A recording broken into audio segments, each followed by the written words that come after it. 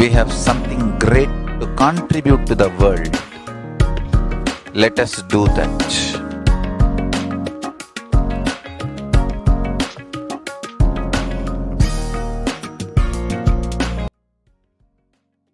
Kailasa is proper customized spiritual service helping you to identify your root patterns of suffering. We have perfected the science of helping every individual from every cultural, religious, nationality background.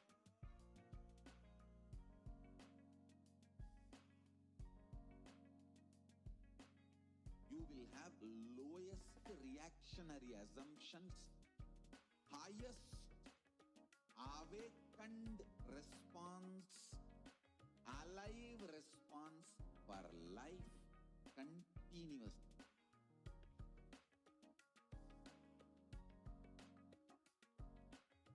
Kailasa is enlightenment ecosystem, literally enlightenment itself in your own home, wherever you are. Proper customized spiritual service helping you to complete with your life negativity. Withdrawal from life, self-hatred, self-denial, self-doubt, so much of tiredness, laziness. We can support you aligning your diet, your attitude, your aptitude, your understanding about life. We can help you with everything.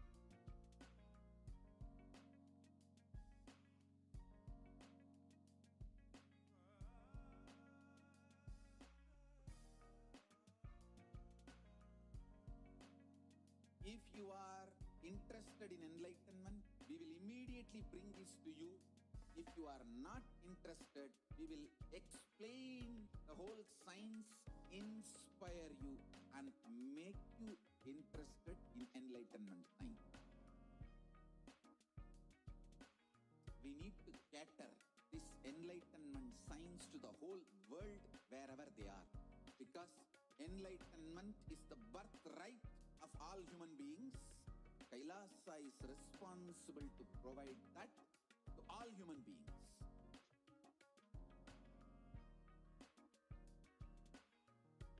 Kailasa is the totality of the knowledge I received from my gurus and practice manifested in my life, perfected by teaching millions of people from all cultures, time zones, backgrounds, genders, nationality, race, from every creed.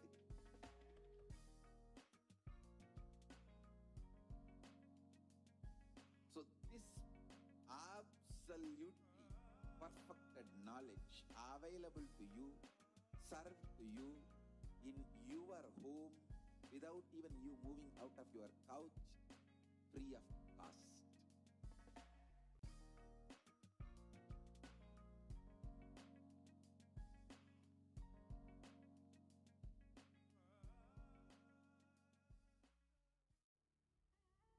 What I mean by the word Kailasa, listen intensely. Enlightenment ecosystem, literally enlightenment itself in your own home, wherever you are. If you cannot come to Kailasa, it's okay. Kailasa can come to you.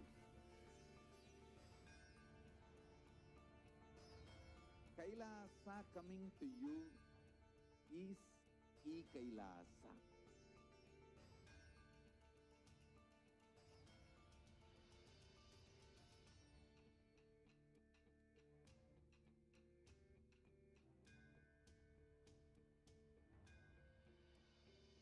I will revive Hinduism.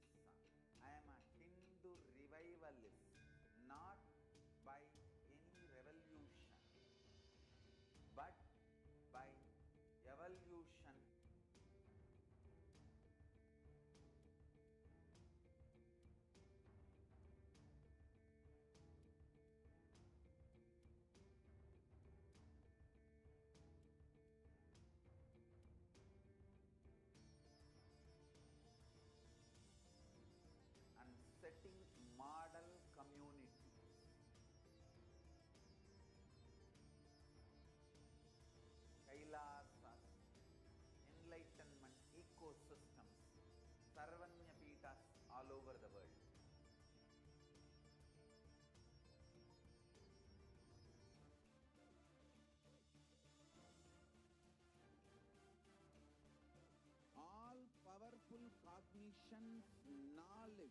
only when you live power manifestation and possibilities manifestation happens.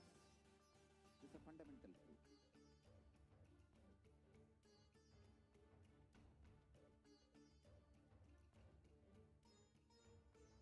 Hinduism cannot live exclusively as one sampradaya. No. All sampradayas of Hinduism is an ecosystem.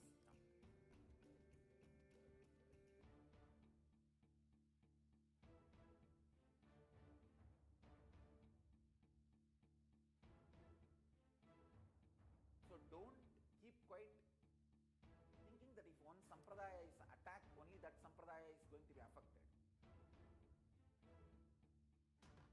All of us are ecosystem.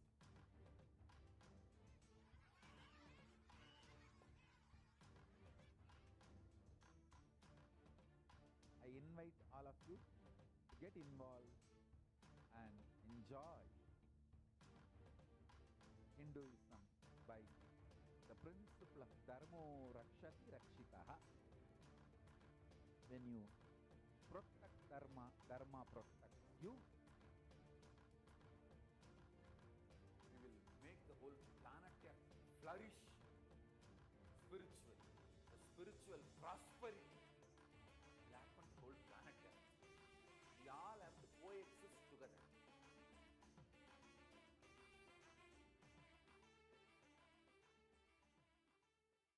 Just be alive for next 3 years. Don't die within next 3 years.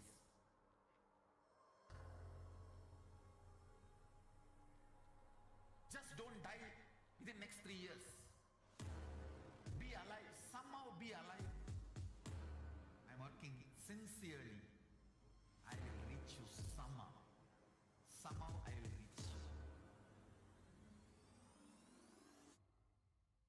It's my commitment to humanity.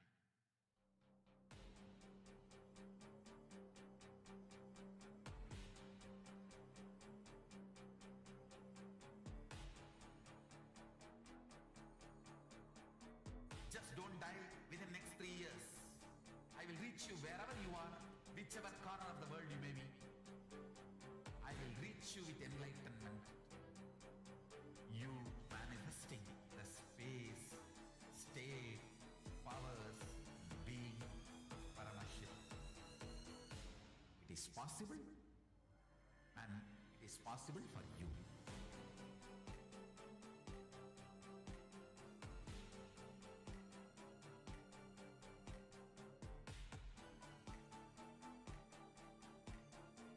Paramashivoham will reach you with enlightenment science. I know he is going to do the job. Just be alive for next 3 years. Nothing else.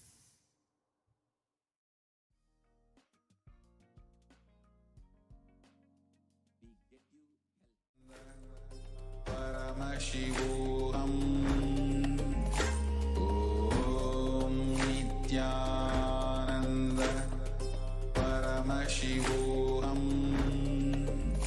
Om Nithyananda Paramashivoham. Om Nithyananda Paramashivoham. Om Nithyananda Paramashivoham. Om Nithyananda Paramashivoham. Om Nithyananda Paramashivoham. Om Nithyananda Paramashivoham. Om Nithyananda Paramashivoham. Om Nithyananda Paramashivoham. We get you health. We get you ability to build beautiful relationships in your life. We get you direct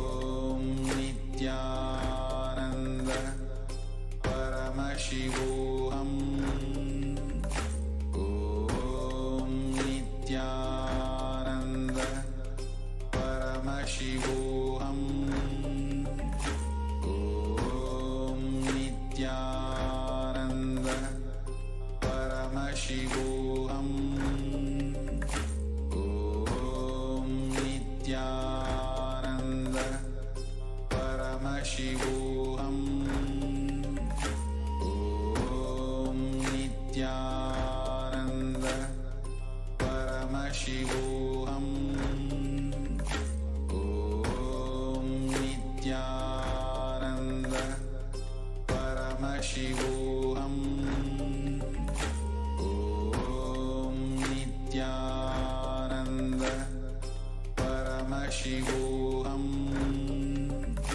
Om Nithyananda Paramashivoham.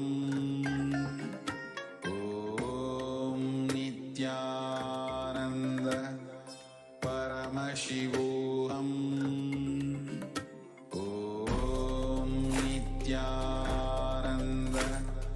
Paramashivoham. Om Nithyananda Paramashivoham. Om Nithyananda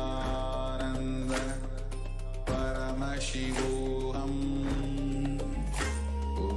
Om Nithyananda Paramashivoham. Om Nithyananda Paramashivoham. Om Nithyananda Paramashivoham. Om Nithyananda.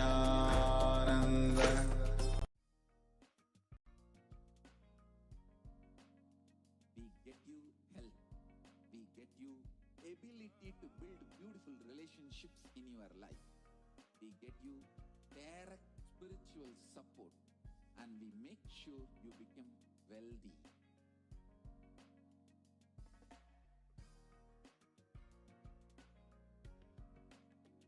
We won't stop giving you just good life. We will literally not stop till you live enlightened life.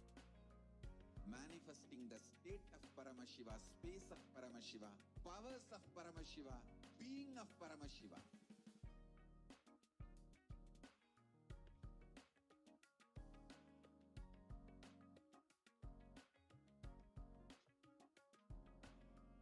Whole world should become Kailasians. I want the whole world to know Hindus have something great to contribute to the world.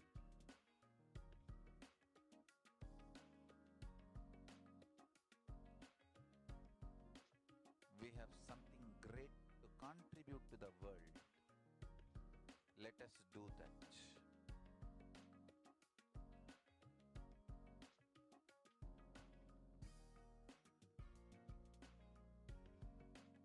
Kailasa is proper customized spiritual service helping you to identify your root patterns of suffering. We have perfected the science of helping every individual from every cultural, religious, nationality background.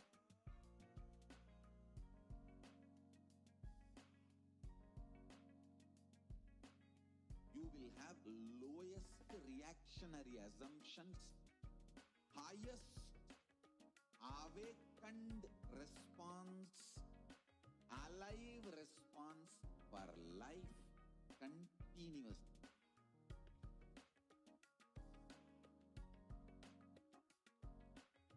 Kailasa is enlightenment ecosystem, literally enlightenment itself in your own home, wherever you are. Proper customized spiritual service helping you to complete with your life negativity. Withdrawal from life, self-hatred, self-denial, self-doubt, so much of tiredness, laziness. We can support you aligning your diet, your attitude, your aptitude, your understanding about life. We can help you with everything.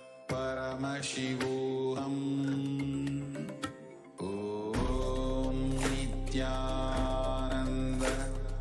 Paramashivoham. Om Nithyananda Paramashivoham. Om Nithyananda Paramashivoham. The Supreme Pontiff of Hinduism is reviving these yogic sciences and transmitting it to the world at a record-breaking pace which is never accomplished before.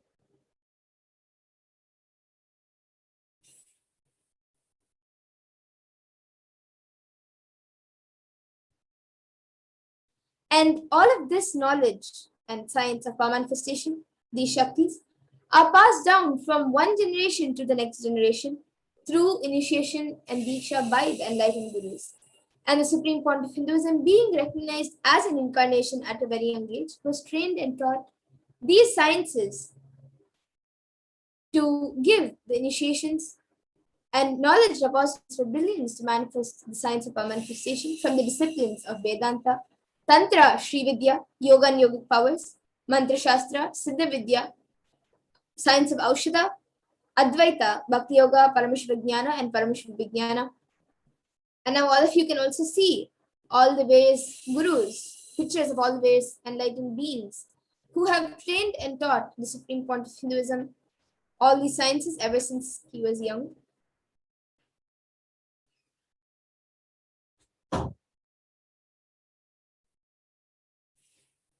And now, for those of you who might be wondering how you can awaken these divine Shaktis in you, let's now look at that.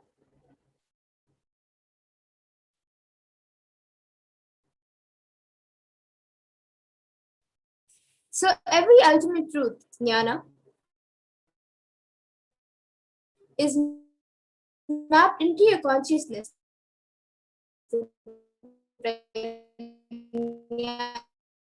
and manifests as a possibility and power of every being, prajnana.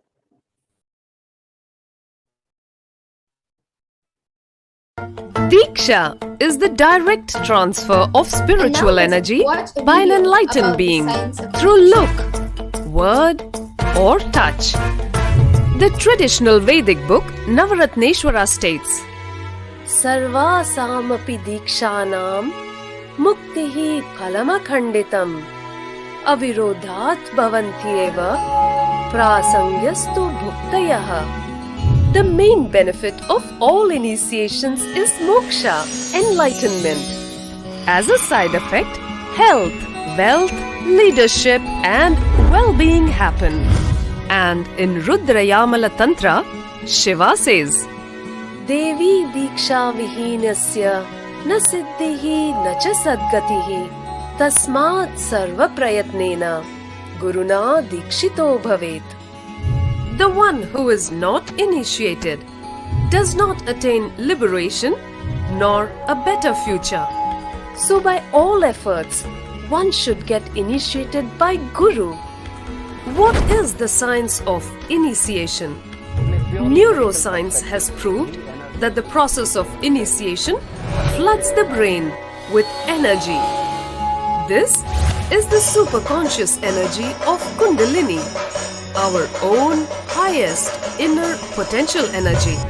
As the Kundalini flows from the thalamus to the cortex, it sets up a powerful energy loop within the brain, which awakens the latent non-mechanical parts which we have never used before. With increasing levels of coherence, the whole brain comes alive, turning into a superconductor of conscious energies that heal, empower, transform our lives, bliss and fulfillment. Initiation creates high awareness, visualization, creativity. It also slows the aging process and improves the immune system. Kundalini awakening, healing experience, levitation, teleportation, materialization.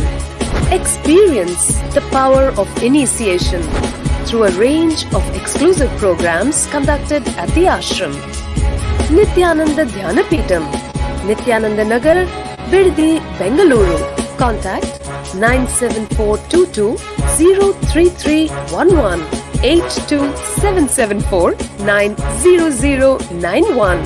Visit www.nithyananda.org.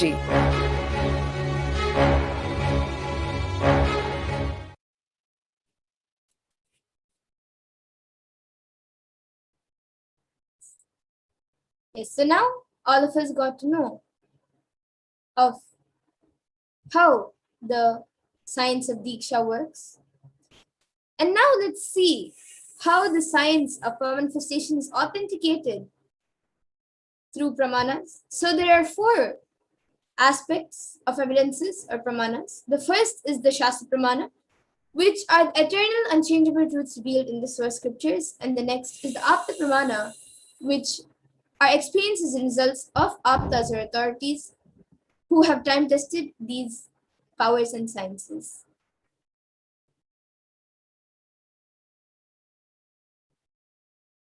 And the next is the Atma Pramana, which is an account from the Supreme Pontiff of Hinduism, this millennium's avatar's personal life, his own experience of the power manifestation, and the Pratyaksha Pramana, which are the empirical evidences from observation and scientific experimentation.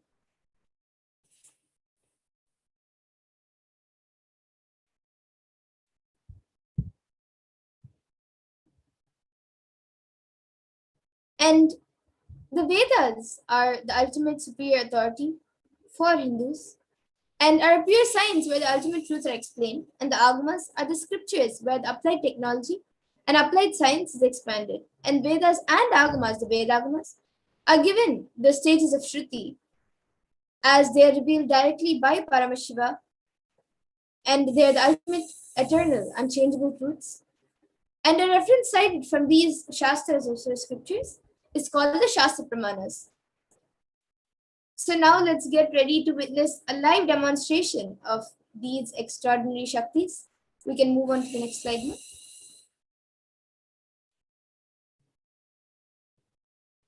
We will be first getting into the power of third eye awakening, which is reading with the eyes blindfolded.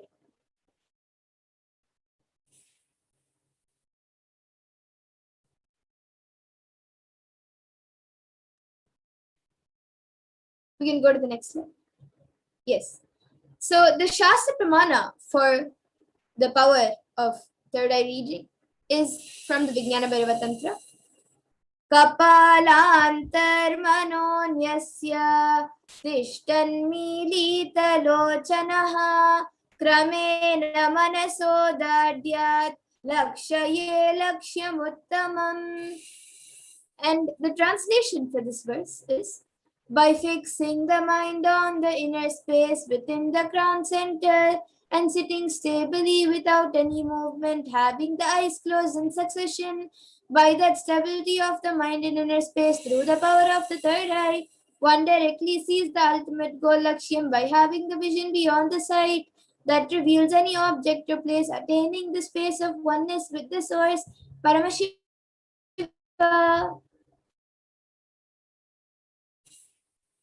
And the next is the Apta Pramana for this power, where Krishna initiates Arjuna into the power of third eye.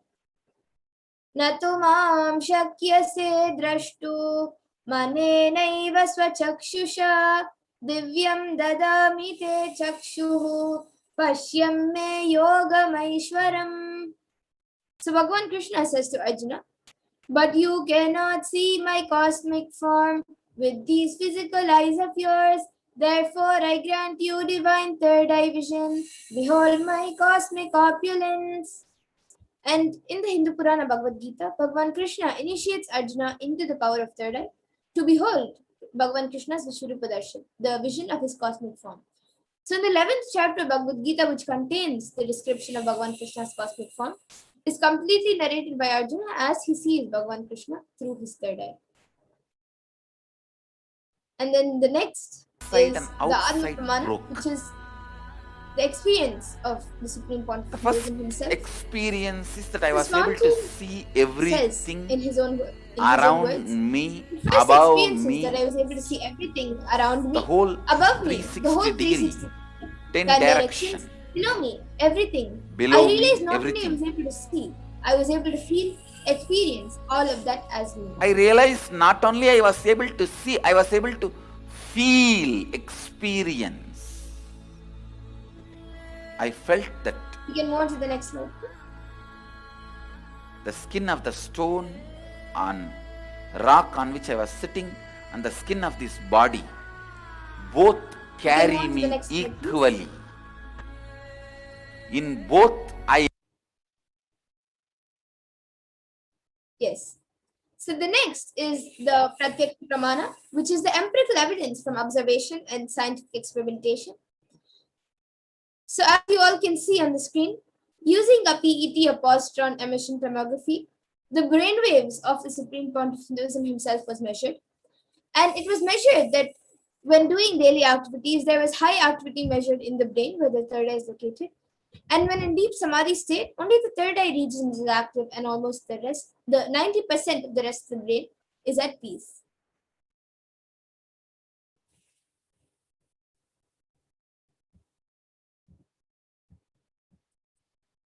And now the Sakshi Pramana, which is a rare sacred science.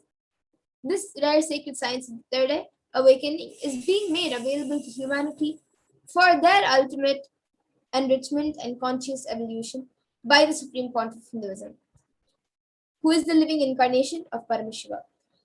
The Supreme Pontiff of Hinduism embodies the most profound yogic states and surpass all the bounds of time, space, and matter. And now he is gifting this pure and great science of third eye awakening, along with many other spiritual sciences, to the world through initiations to millions of people, and everyone through these initiations are expressing these sciences and these powers. So now with this, let us get ready to witness a live demonstration. We will be back in just a few minutes to witness the live demonstration of these extraordinary Shaktis. We will be back. So please stay tuned for witnessing the live demonstration of the power of third eye.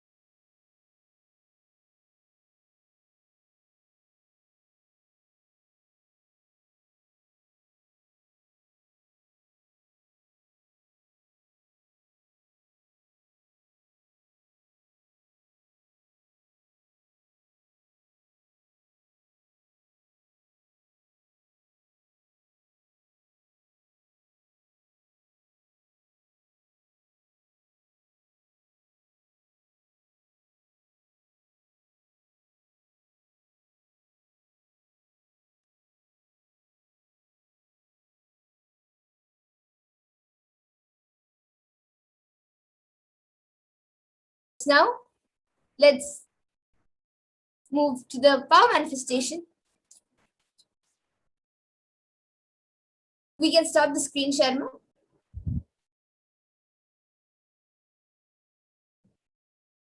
And so today with me, I have Manitya Amritananda and myself, Manitya Madhurananda.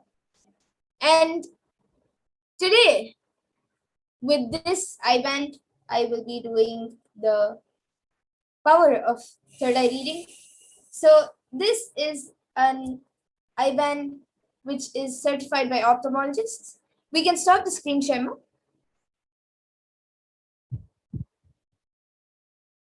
Yes, thank you. So this is a I-band which is certified by ophthalmologists, and it is usually given for people who are not able to sleep properly, who have sleepless nights. So basically it covers all the light around the eyes so they can have a peaceful night. So in front it's just a thick opaque plastic sheet, and behind there's thick black sponge, which also is comfortable on the eyes. So in these two holes my eyes will be going into, and so yeah, so basically this is the I-band which will be put on me, and it will even cover the bridge of the nose with this, so there will be no light entering into my eyes, and without light it's said that you cannot see anything. So now Amrita will be putting on this I-band for me, and once that is done, any of you who are watching us on YouTube can post your comments on YouTube and I will be reading it. It can be a sequence of emojis, a sequence of letters, a sequence of numbers, anything, or it can even be something that doesn't make sense and I will be reading it out. So now Amrita will be putting this I-band on me. You all can see.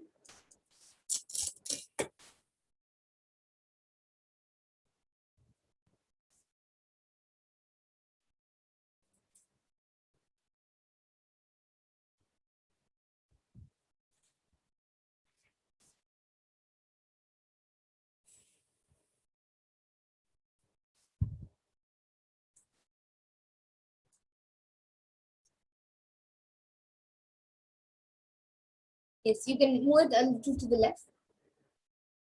To the left, yes. And I guess little down. Yes. So now the I-band has been put on me. And now all of you, I will be turning to my right, left, up and down. So all of you then can see that there's no gaps anywhere around my eyes. So I'll be turning to my right, left, up and down. So all of you can see that there's no gaps anywhere around. And now any of you can post your comments in the YouTube comment section, and Ma Amrita will be projecting the YouTube comment section to me, and I will be reading out the comments. Yes, so I think we already have many comments. We have first from Selvi Crow Isier, who has put Momon, and then we again have her who has posted two I's or two capital L's. Two capital I's or a lowercase L, I guess. And then we again have her who has posted. We have Selvi Crow Isier who has put L. And then we have Prabjot Gill who has put a Namaskar emoji with brown hands, Om emoji with purple background, orange heart, and then I think a mango, an orange, and then a smiley face with two waving hands. And then we again have Prabjot Gill who has put a flower emoji, a pink flower, and then a 3 and a 6 with blue backgrounds, and the 3 and 6 is written in white, and then a flower emoji, and then a 9 with a blue background and a flower emoji, and then I guess it's an infinity symbol with a purple background, and then Namaskar emoji with brown hands, and then we have he has put a fire or a hut. I'm not exactly sure what that is, and then orange heart, and then a Om emoji with a purple background, and then another emoji which I'm not sure what it is. It's like 4 sticks kind of thing with yellow and red, and then ear, I guess, and then hands, and then we have also another emoji like that, and then another person, and then also another person. So one person is with a purple dress, and then the other one is with a grayish blue dress. And then we have Prabjot Gill, who has again put, I know you can do it, read all the emojis with your third eye, ma.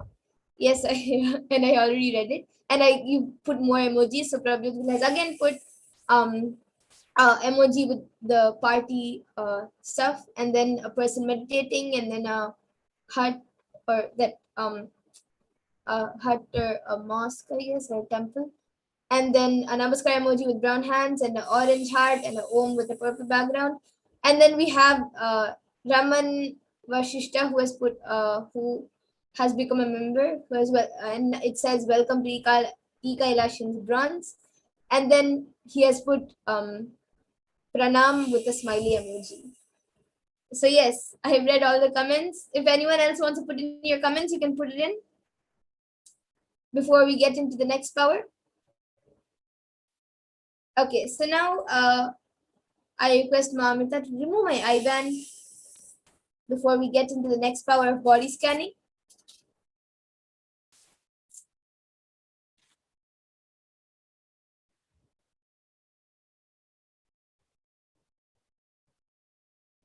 Yes, so yes, I see Prabjot Gill has put that is a temple and the red fire thing. Okay, so next time when you put that emoji, I'll remember that that's a temple. Okay, so now all of you can see that this is IBAN. It is just as it is, as it was before we put it on. And now we will be moving on to the next power of body scanning. I will be back in just a few minutes.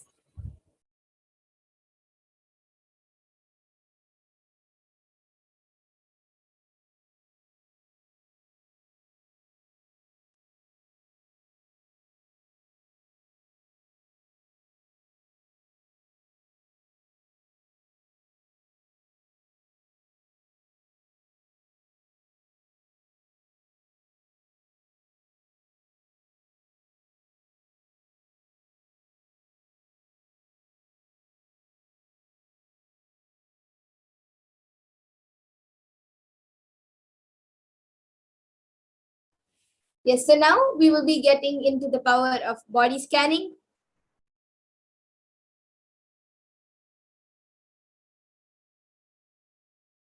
And in this power of body scanning, it awakens the ability to scan any illnesses, diseases, medically diagnosed issues, and provide solutions through the awakened third eye.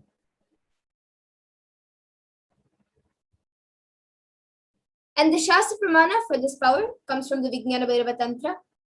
Swadehe jagato vapi sukshma sukshmatarani cha tatvani yani nilayam dhyatvante vyajyate param. So Bhagavan Paramashiva says, cognize deeply that from the subtle to the subtlest consecutive principles of your whole body, Swadeha, or the whole universe simultaneously consist of the essential reality, there being absorbed in their source cause Paramashiva. By the experience of such restful awareness, one becomes complete from all thoughts, and the ultimate universal divine power, Paradevi, Adi Shakti, is revealed, and the supreme power manifestation happens.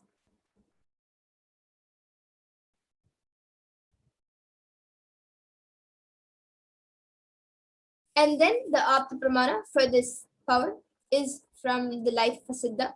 So Terayar was a Siddha and one of the most prominent disciples of Agastya. One day a man suffering from severe headache comes to Agastya for healing, and he uses the power of body scanning to identify the root cause of the headache. And he reveals that there is a small Terai, a type of frog, sitting in the person's brain. Agastya then immediately instructs Terayar, his disciple, to perform an open head surgery and remove the frog. And after the surgery is completed successfully, the person is healed and cured of the headache, and thus he gains the name Terayar.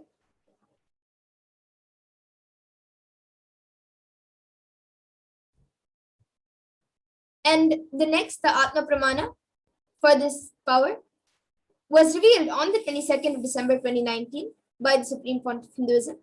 Paraphrasing his words, only when I had the multiple compound hand fracture, I was forced to go for surgery and therefore for medical checkups related to that. And at that time, they detected heavy metal quantity in my different organs. It was revealed that I had been poisoned without their knowledge.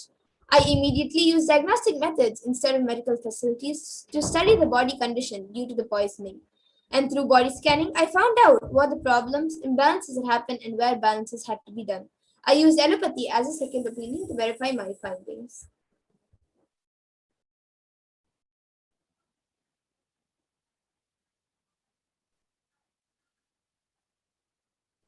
So you can see the various Sakshi Pramanas screenshotted over here. And we will also be witnessing this power of body scanning. Yes, so now whoever would like a body scanning can put your comments in the YouTube comment section. Yes, ma'am, we can stop the screen share.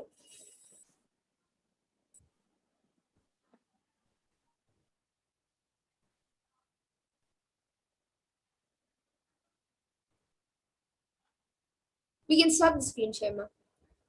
Yes, and now whoever would like a body scanning can put your comments in the YouTube comment section, and myself and Ma Pragnana will be doing the body scanning for you.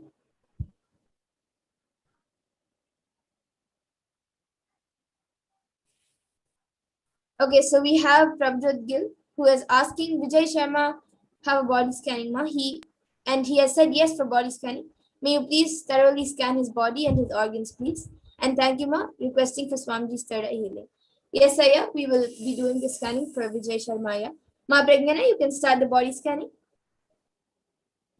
And I see Raman Vashishta who has put, I will like a request for body scanning. Yes, I will be doing a body scanning for you.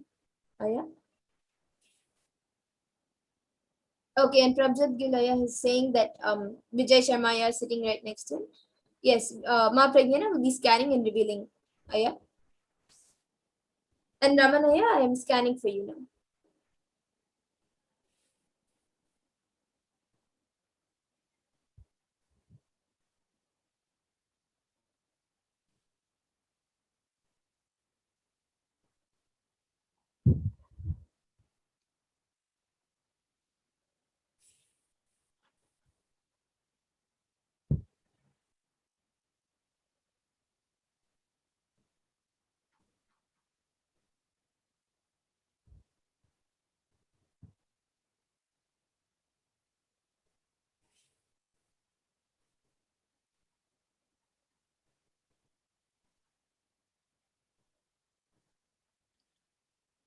So I was able to see that there is some kind of a problem which is making the liver to decay. Yeah. So I was able to see the solution for this.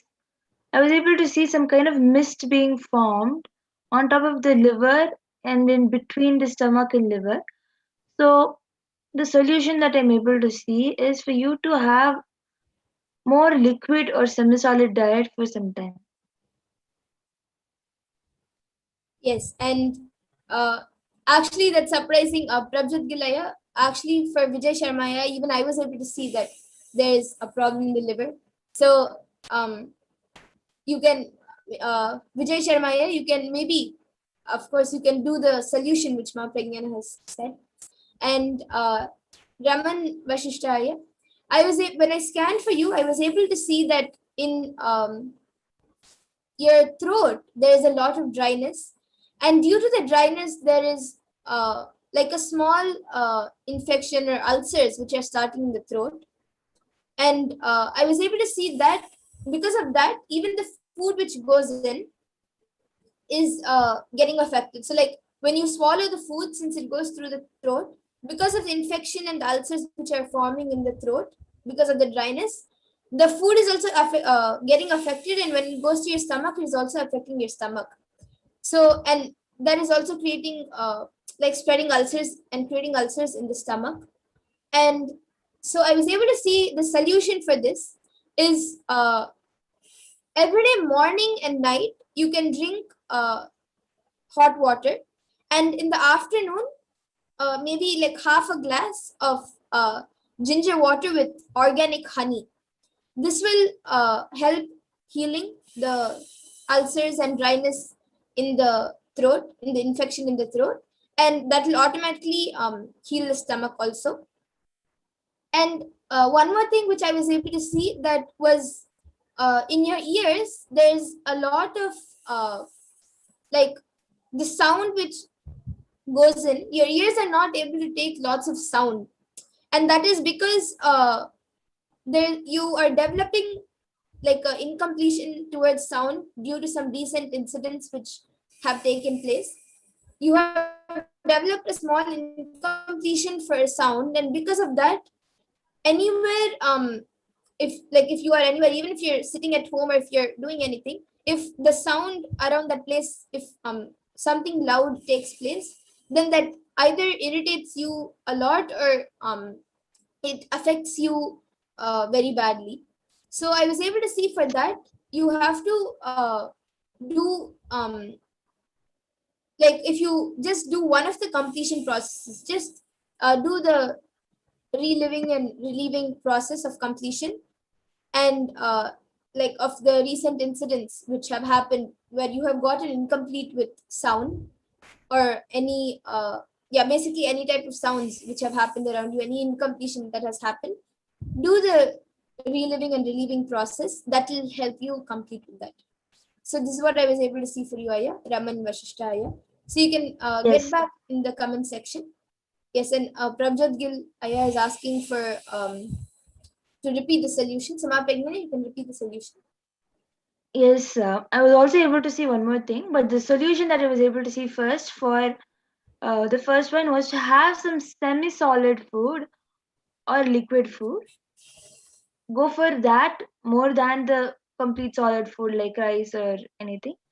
And I was able to see one more thing, that um, last few days lots of irritation is being caused when there is bright light suddenly turned on, or if you enter into a very bright place, there is some kind of an irritation that is forming inside. And it's because of slight headache that the light gives you, but you don't really recognize that headache yet, which will cause migraine in the future. But you can actually remove that stress by relaxing and keeping cold water in your head. Yeah. I was able to see these two solutions. Okay, so Prabjot Gilai, you can maybe get back in the comment section if Vijay Sharma understood the solution for both the problems, and you can also get back in there. And anyone else who would like a body scanning, you can put in your comments every day when we have this power manifestation segment.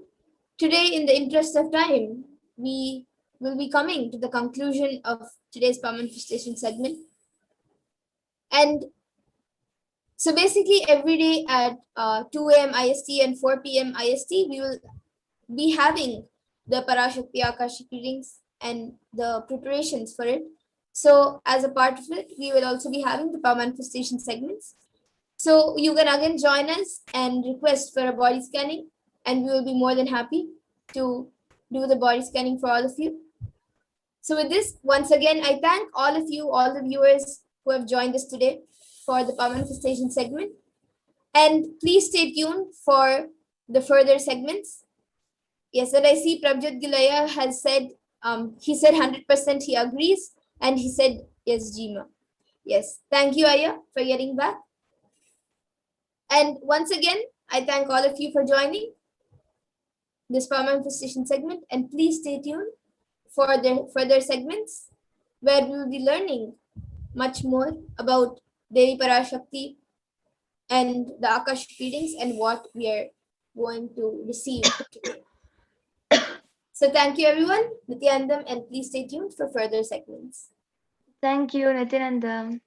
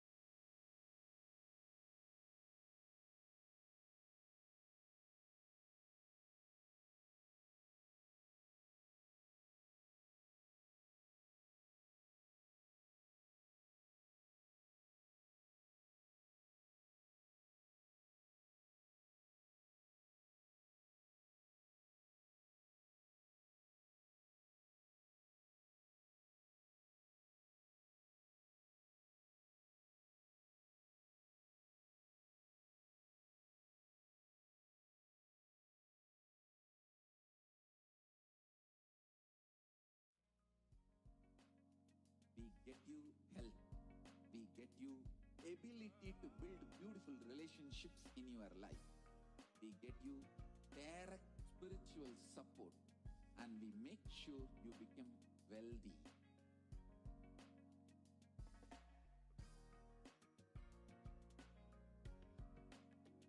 We won't stop giving you just good life. We will literally not stop till you live enlightened life. Manifesting the state of Paramashiva, space of Paramashiva, powers of Paramashiva, being of Paramashiva.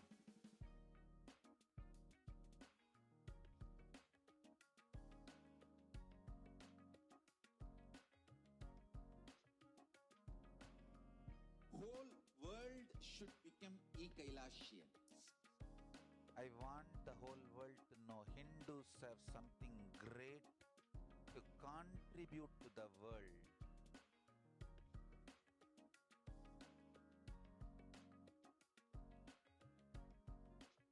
We have something great to contribute to the world. Let us do that.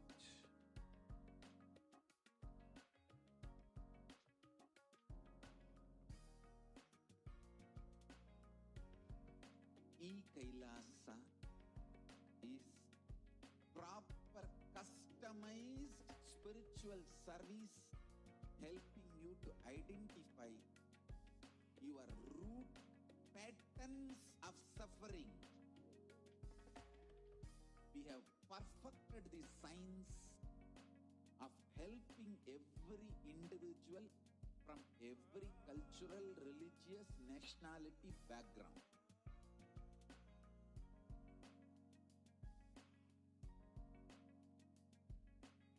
You will have lowest reactionary assumptions, highest awakened response, alive response for life continuously.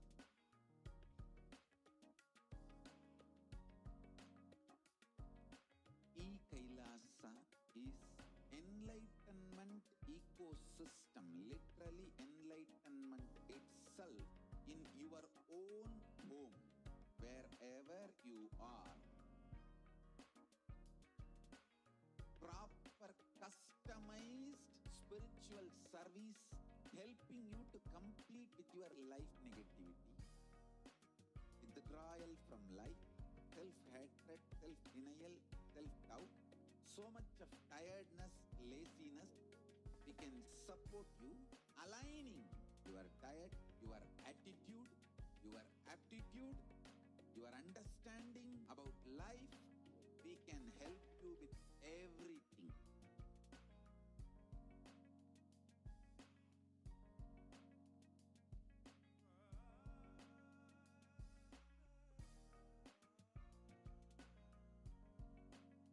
If you are interested in enlightenment, we will immediately bring this to you.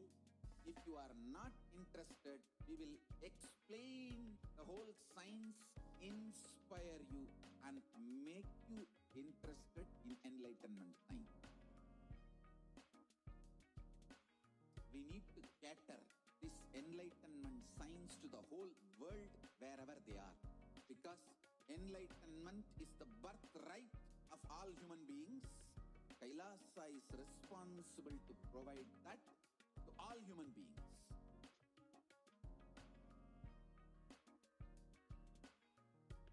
Kailasa is the totality of the knowledge I received from my Guru.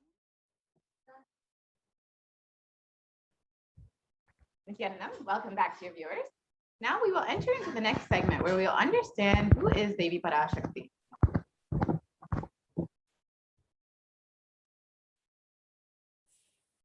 So Devi Parashakti is the divine feminine consciousness. And now we will be looking into the Dhyana Shloka of Devi Parashakti, which comes from the Lalita Sahasranam. We can go to the next slide now. I will be chanting the verse now.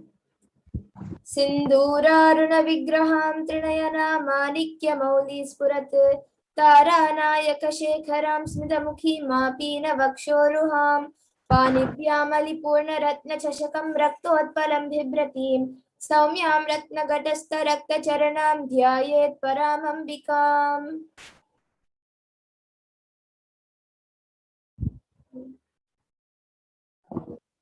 And the translation for this is the Divine Mother is to be meditated upon as a shining in a vermilion red body with the triple eyes, sporting a crown of rubies studded with a crescent moon, a face all smiles, a splendid bust, one hand holding a jewel cup brimming with mead, and the other twirling a red lotus. The next verse is Arunam Karunam Tarangatakshim Dhritapaşankuşapuşpabanachapam Animadhibiravrita Mayukaihirahamityeva Vibhavaye Bhavanim. And the translation for this is, I meditate on the great empress. She is red in color, and her eyes are full of compassion, and holds the noose, the goad, the bow, and the flowery arrow. In her hands, she is surrounded on all sides by powers such as Anima, and she is a self within me.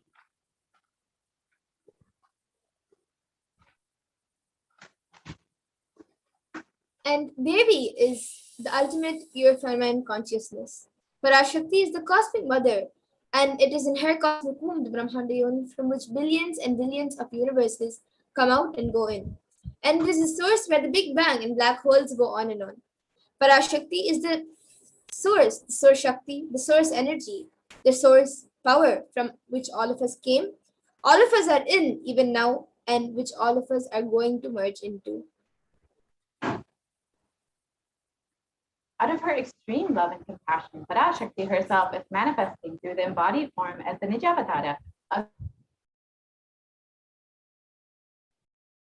the Paramashivoham, gracing us, answering all of our questions, attending to our prayers, giving boons, healing us, revealing our past, present, and future, delivering profound spiritual truths, and ultimately giving us the experience of Paramashivoham itself.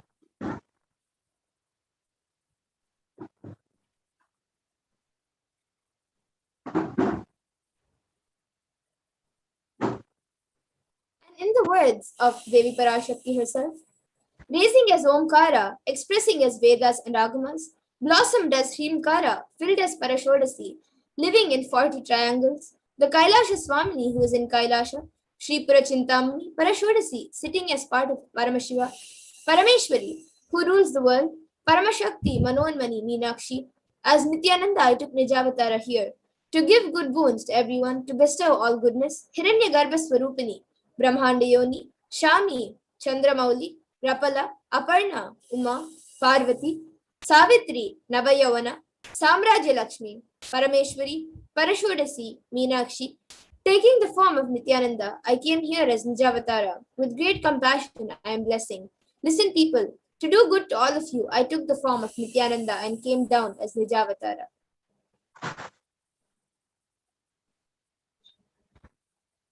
Raising in Omkara, blossoming as Shiva, Shiva manifesting as the source of existence, powers of existence, the expression of existence, from the oneness of Om, blossoming into two as Prakriti and Purusha, blossoming as the three Shaktis, Ichha, Kriya, Jnana, growing as the four Vedas, expanding as the five Panchabhutas, beyond the six Shaktis, filled as the Gotras of the seven Rishis, expanding as 8 directions, existing as the 9 Grahas, blossoming as the 10 Indriyas, being as the 11 Rudra's, creating all the worlds, bringing light to tell and make truth blossom, and to do good, Parashodasi, Meenakshi, in the form of Nithyananda, I came to bless every one of you.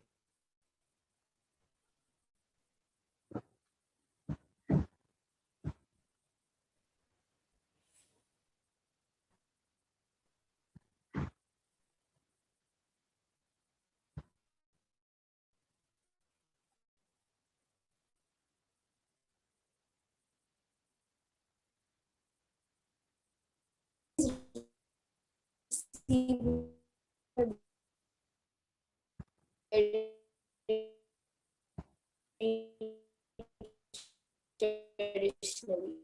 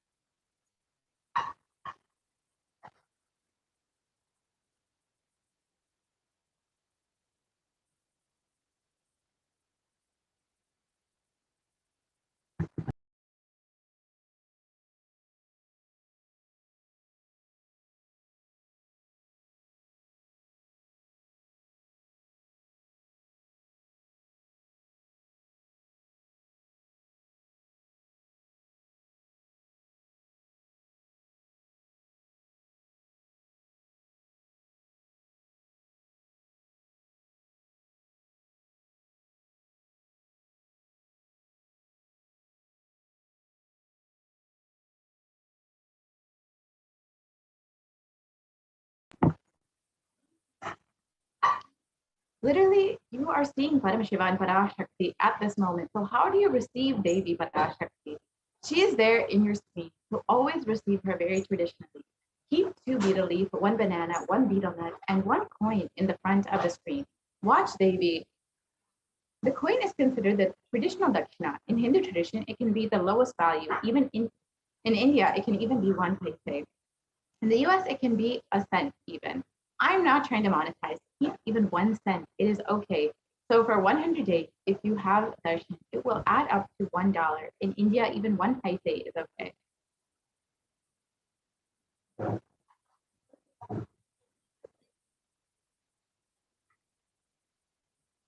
Offer that to Devi, and after darshan is over, do namaskar and eat the banana, betel leaf, and betel nut. Take it as prasadam immediately. Collect the coins and send it to the LA temple. This betel leaf, betel nut may look too small, but in a few days you will see how much it adds to your sentiment that really she is there. You will not take the Devi darshan for granted. Rituals will break your monotonous, unconscious mentality and lifestyle and remind you and raise you to the powerful cognition. It will break your unconscious behavior.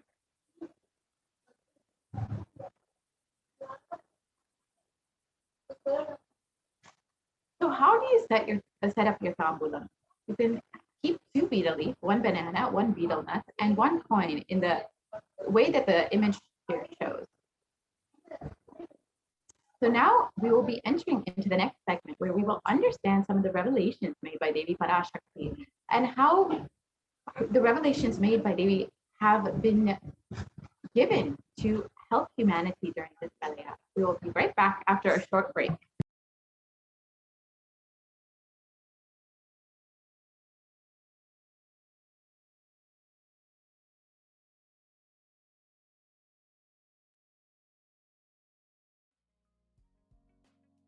We get you health. We get you ability to build beautiful relationships in your life. We get you direct spiritual support, and we make sure you become wealthy.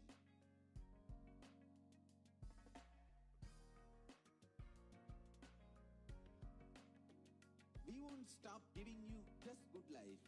We will literally not stop till you live enlightened life. Manifesting the state of Paramashiva, space of Paramashiva, powers of Paramashiva, being of Paramashiva.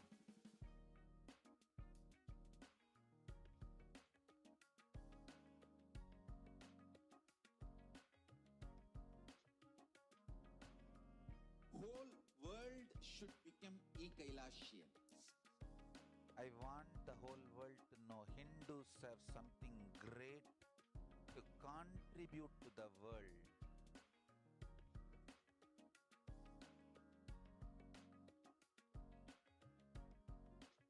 We have something great to contribute to the world. Let us do that.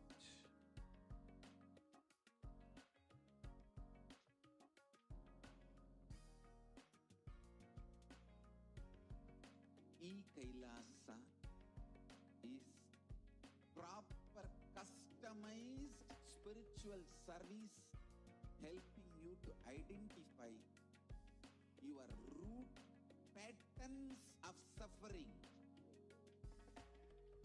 We have perfected the science of helping every individual from every cultural, religious, nationality background.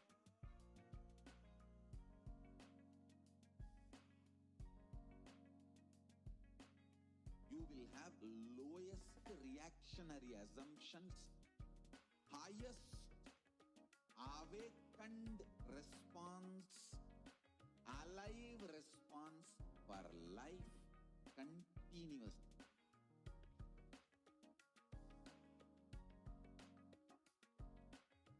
Kailasa is enlightenment ecosystem, literally enlightenment itself in your own home, wherever you are. Proper customized spiritual service helping you to complete with your life negativity. Withdrawal from life, self-hatred, self-denial, self-doubt, so much of tiredness, laziness, we can support you, aligning your diet, your attitude, your aptitude, your understanding about life. We can help you with everything.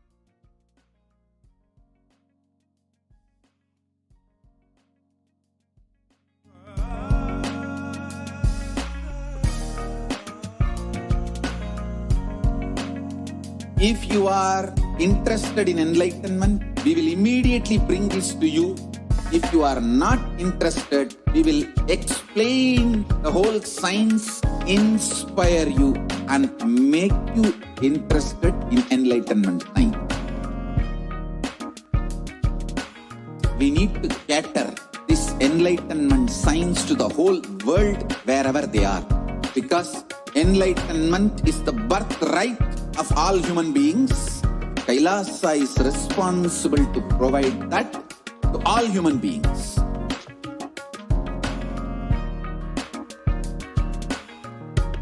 Kailasa is the totality of the knowledge I received from my gurus and practice manifested in my life, perfected by teaching millions of people from all cultures, time zones, backgrounds, genders, nationality, race, from every creed.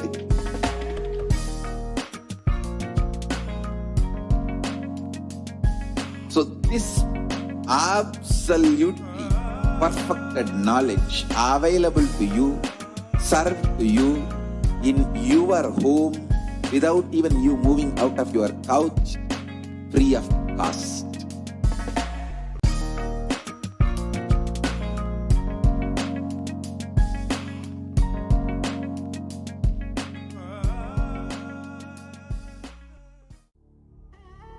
What I mean by the word Kailasa, listen intensely. Enlightenment ecosystem, literally enlightenment itself, in your own home, wherever you are. If you cannot come to Kailasa, it's okay. Kailasa can come to you. Kailasa coming to you is Kailasa.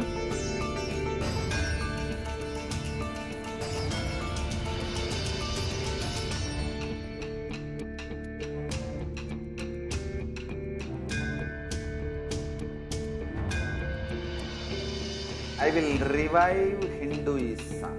I am a Hindu revivalist, not by any revolution, but by evolution.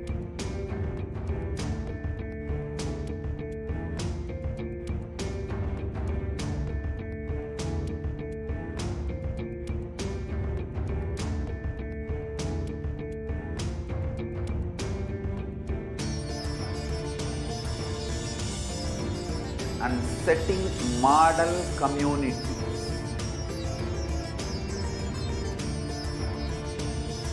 Kailasas, enlightenment ecosystems, Sarvanya Pitas all over the world.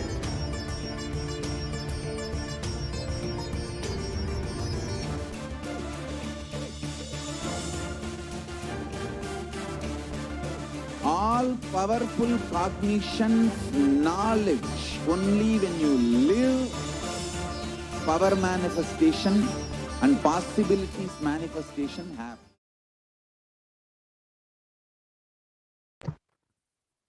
Nithyanandam, welcome back to your viewers. Now we will be entering into the next segment where we will understand Devi Parashakti's revelations on Hindu Yoni Yoga. Ma, can we project the slides on Hindu Yoni Yoga?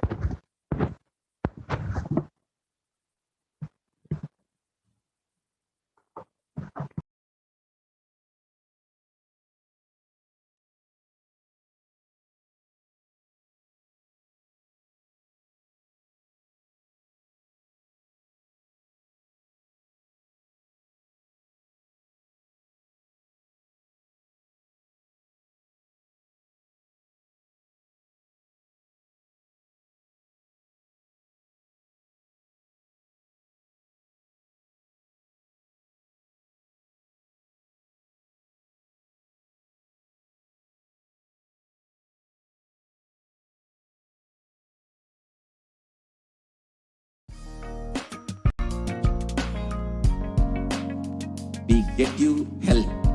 We get you ability to build beautiful relationships in your life. We get you direct spiritual support, and we make sure you become wealthy.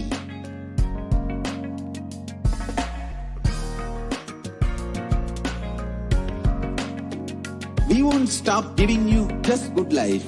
We will literally not stop till you live enlightened life. Manifesting the state of Paramashiva, space of Paramashiva, powers of Paramashiva, being of Paramashiva.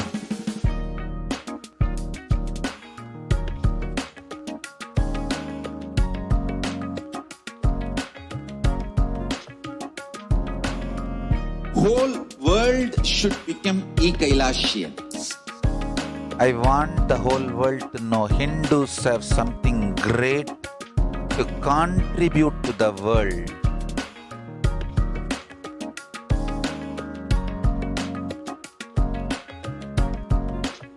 We have something great to contribute to the world. Let us do that.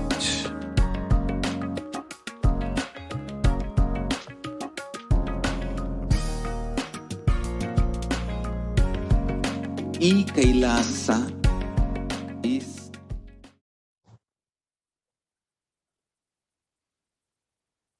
Now we will understand Devi Parashakti's revelations made on the 14th of April, 2021. Corona is destroyed, but it will take 4 years for the political conspiracies done by humans to end. I will protect my devotees, disciples, and Kailasa Vasis. No suffering will come for my devotees, but it will take 4 years for the conspiracy of Corona to end. It will come to an end only in 2025. It is a conspiracy, a human conspiracy.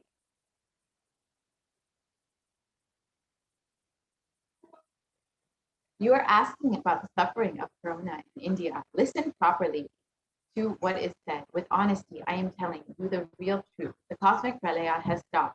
The Corona second wave that is happening now is bioweapon. What is happening is bio-war.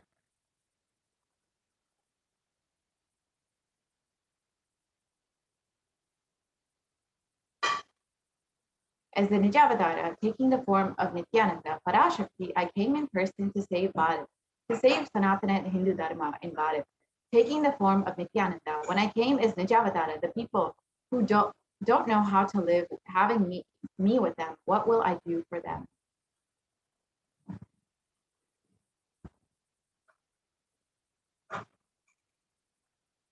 Worlds cannot be sacrificed for the sake of conspiracies done by some ignorant thieves who got stuck in Maya.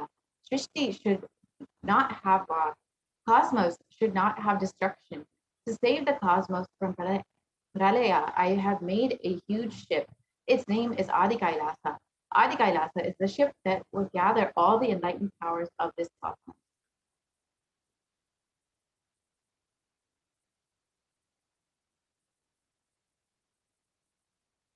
And save the people from the pralaya through the tricks of traitors, rule of the enemies, without any other way out. Time came for the sailor itself to leave. That is why the sky is boiling and moving towards huge destruction. People, even if the children do mistakes in ignorance by getting stuck in Maya, as it is Parashakti, Paramashakti, Parashodasi, Manonmani.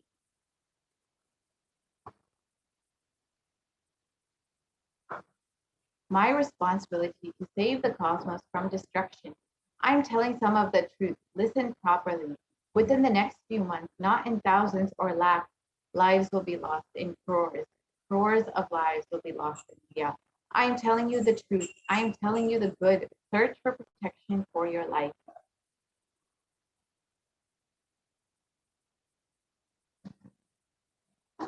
So let us look into how Devi Parashakti's revelations have been coming true over the past few weeks. First revelation we'll look at is how Devi revealed that people will not die in thousands or lakhs, but lives will be lost in crores. And reports officially on Saturday show that 350,000 new infections of coronavirus have been reported, and The deaths continue to rise. At one hospital in Delhi, the capital, doctors said that patients are in critical care and have died after oxygen pressure dropped. The doctors blame the deaths on the city's acute oxygen shortage.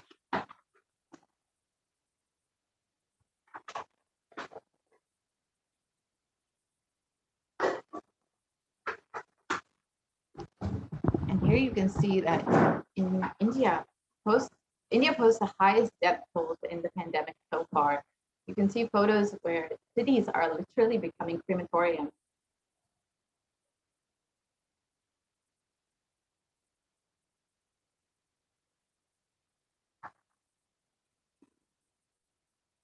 Here are more photos of bodies burning by the thousands.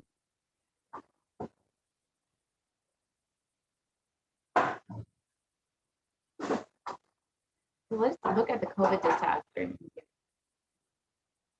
Let us look at the revelation by the Supreme Council of Hinduism on the 23rd of May, 2021. All devotees and disciples, whoever listens to me, whom I don't need to convince, this is a personal message I am giving to all of you. Devi has very clearly revealed to me.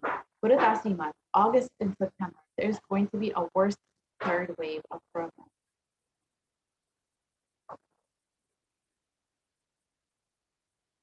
I saw in the vision dead bodies thickly floating on Ganga, not just on Ganga alone. There are 4 rivers coming from Kailasa, Ganga, Yamuna, Brahmaputra, and all 3 of those rivers.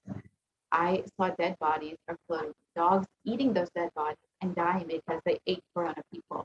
And the poor people who don't have food eating those dogs' dead bodies and they dying. I saw this whole cycle.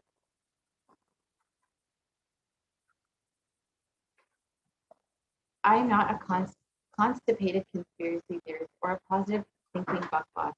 I see reality as it is and revealing it to all of you as it is. So let us look further into these revelations. Here are photos of exactly as the Supreme Pontiff revealed. The bodies in Ganga floating uncounted, unidentified. Sorry, Mom, can we go back to the next slide? And behind these bodies on the rivers is a COVID shadow. India's holiest river, Ganga, is swollen with COVID victims. Hundreds of corpses have been found floating in the river or buried in the sand of its banks. You can see, as Devi revealed to the Supreme Pontiff, there was thousands of bodies, unidentified, uncounted, just floating in Ganga with no proper rituals done and without any cremation. The next wave is attacking the kids. The next wave is attacking the kids more. That is what is terrorizing, frightening. I can't reveal more detail.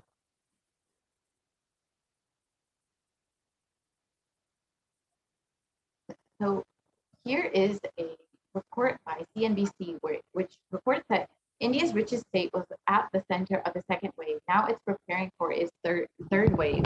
The western state of Maharashtra has so far reported more than 5.4 million cases of COVID, including over 82,000 deaths from COVID-19. Some predict a third wave could hit India potentially between September and October. And this is exactly as the Supreme Pontiff revealed. That's in Puritasi month between September and October, the third wave will hit.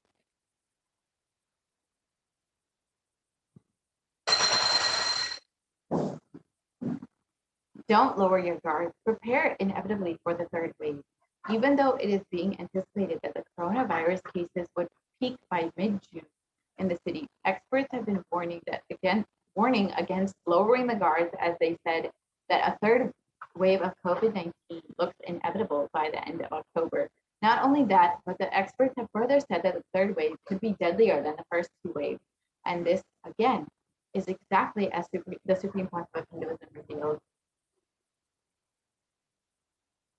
And Maharashtra prepares for the third wave as it hits 8,000 children in one district, with more than 8,000 children catching the coronavirus in the month of May in Maharashtra's Ahmednagar.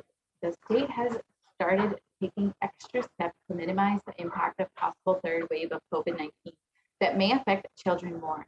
In Maharashtra's Sangli city, a COVID-19 ward is being prepared, especially for children. Currently, 5 children are being treated here, and the facility is being prepared for more patients. Again, as the Supreme Court of Hinduism reveals, the third wave will be affecting children.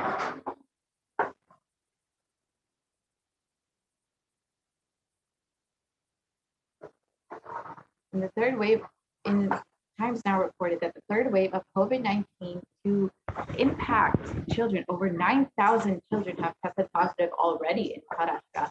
With fears of the second wave of COVID-19 still lingering, the experts have suggested that the third wave will severely impact children. If the virus changes its course of nature, the children will be largely impacted. Reports suggest that the virus has already impacted children across the country in the second wave.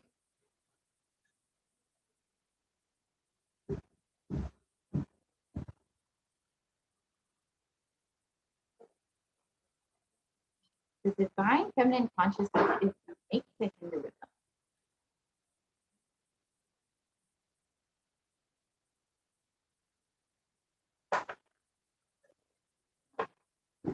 Yes, we can move to the next slide, please.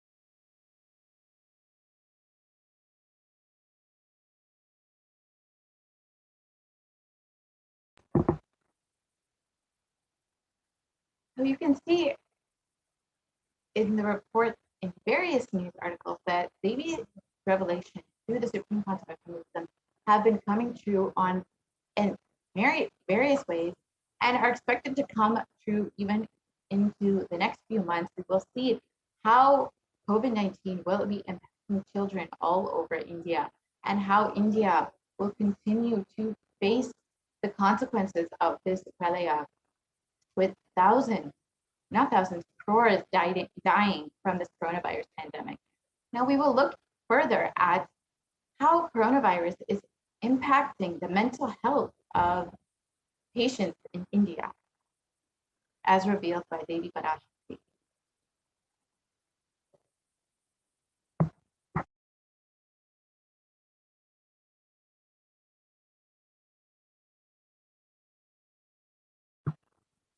Yes, ma'am. We can go to the other slide.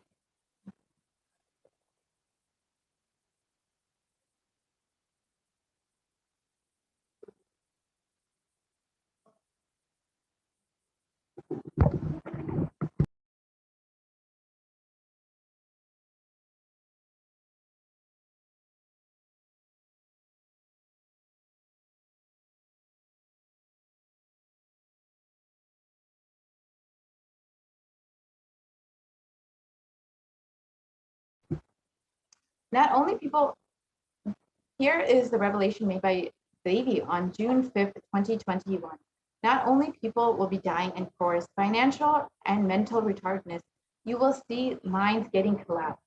Freedom from all this suffering is the life of living enlightened. First, prevent yourself from this deadly corona. Oh, people, do the job of saving your life as first priority.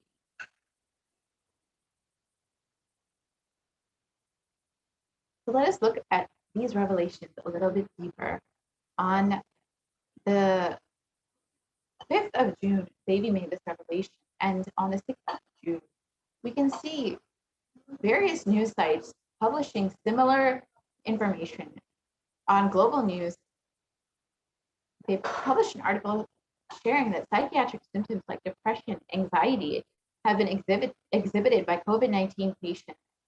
And according to the new study, neurological symptoms like depression and anxiety are also showing to be common in those who have contracted COVID-19, even more in mild cases.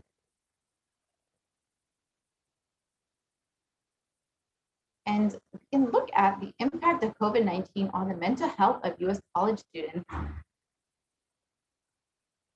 Move to the next slide, please.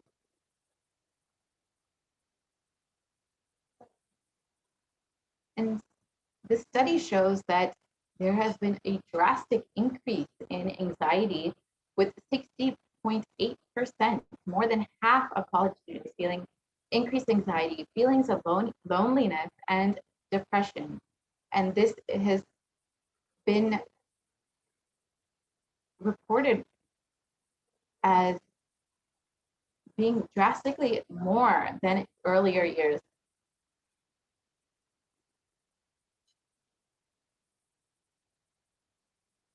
And rates of anxiety and depression among college students continue to soar, researchers say.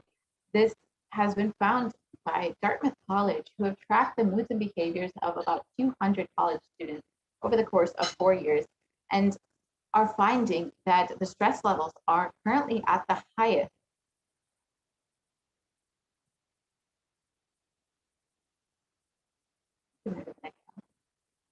So as this article shows, that coronavirus pandemic is affecting the rates of depression and anxiety, making them soar, and have shown no signs of coming down, as per research done by Andrew Campbell at the Dartmouth College.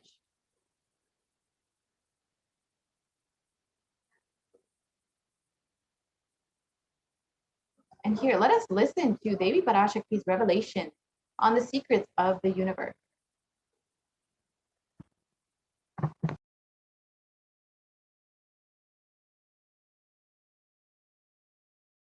Intensely, I will reveal the secret of the universe and its expansion. Life, consciousness in you does not end while your body drops dead. It moves from different universes, vertical time zones, lives in different time zones as per its free will, knowledge, desire, but ultimately to get enlightened, complete liberation, Paramashivoham, your soul has to come back to this karma bhumi, the Bhumandala. This Bhumandala and the Jati ecosystems, the caste ecosystems, Hindu, Jnana, Sannyasa, Yoga, Grihastha, multiple spiritual ecosystems are created for the souls to come back and rebirth and grow more and more towards enlightenment easily, quickly, in accelerated speed and space. Now, too many souls from the cosmos is landing into this Bhumandala to be part of Kailasa and to manifest Kailasa. That is the reason the rate of expansion of the universe has been accelerated. An intense ecosystem for great enlightened beings and incarnations to land is being manifested by me through my Nijavatara Nithyananda and this Kailasa. all the blessed fortunate beings will be attracted to Kailasa and experience liberation. Kailasa is the space where Sanatana Hindu Dharma, cosmic science is nationalism. This cosmic law is the country law. Sanatana Hindu Dharma is nationalism. These cosmic truths will be the truths of the country, society, ecosystem. Society, country, judiciary, ecosystem, all this of Kailasa will be aligned to the cosmic law, the cosmic energy, universal existential truths. Because Kailasa, cosmic ecosystem is manifesting. Expansion of the universe has been accelerated. Universe is celebrating the happening of my Nijavatara Nithyananda and this Kailasa.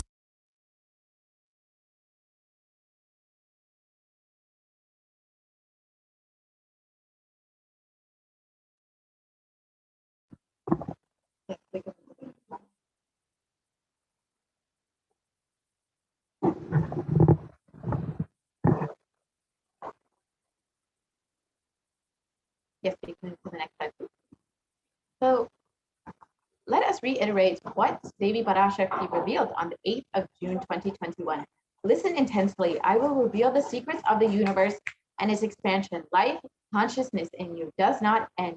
While your body drops dead, it moves from different universes, vertical time zones, lives in different time zones as per its free will, knowledge, and desire. But ultimately, to get enlightened, complete liberation, Paramashivoham, your soul has to come back to this Karma Bhumi, this Bhumandala.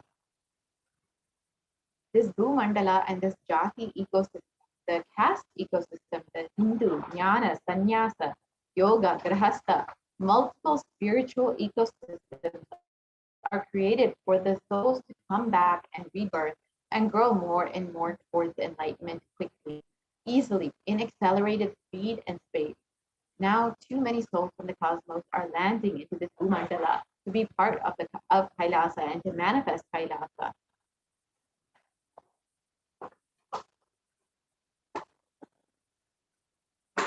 That is the reason the rate of expansion of the universe has been accelerated. An intense ecosystem for great enlightened beings and incarnations to land is being manifested by me through my Nijavatara, Nithyananda, and this Kailasa. All the blessed, fortunate beings will be attracted to Kailasa and experience liberation.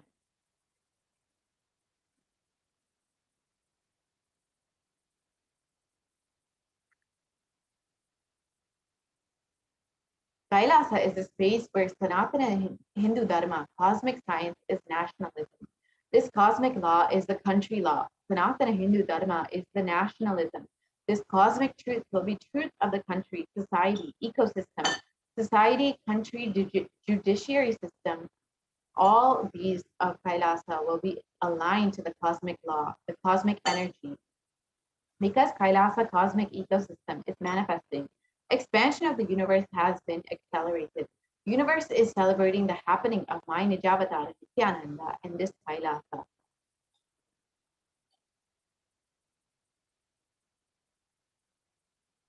So here we can listen to recent research showing that the universe is not just expanding, but its expansion is accelerated, just as Devi Parashakti revealed.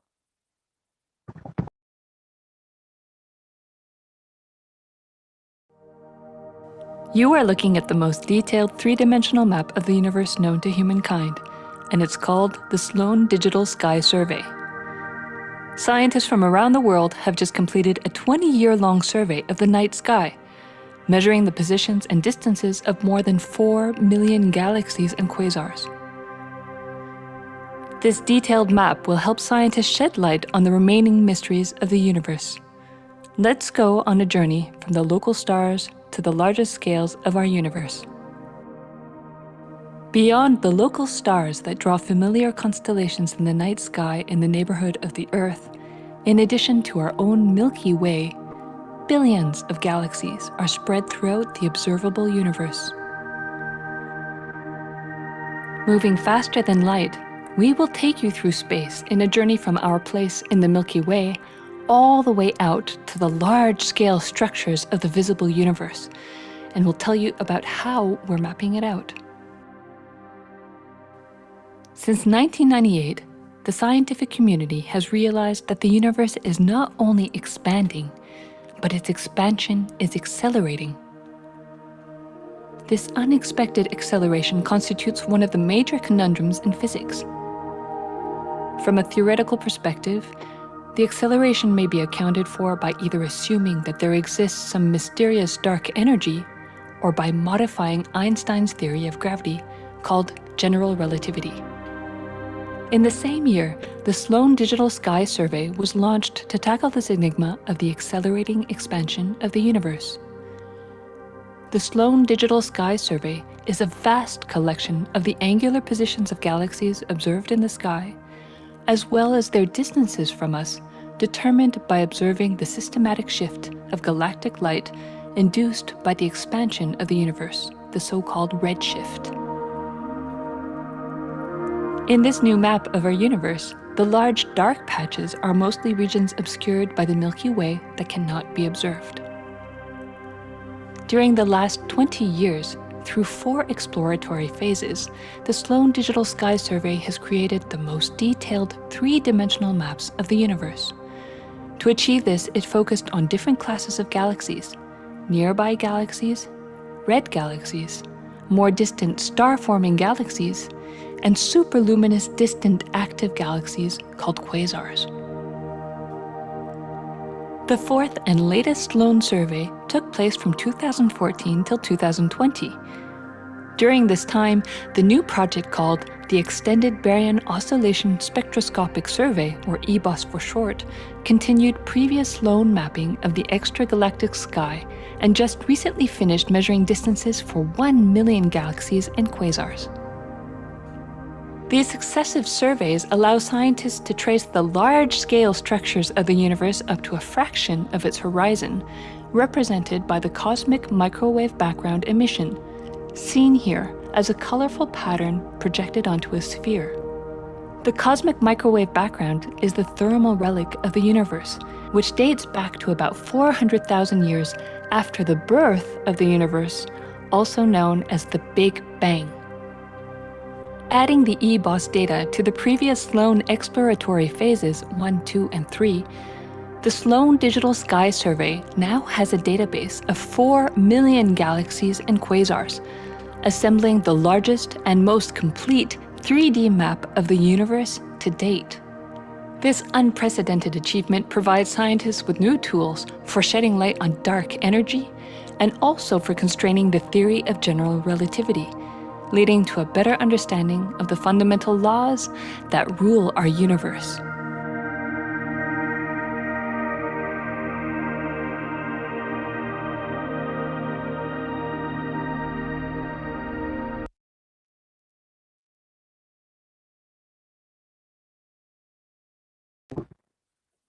Yes.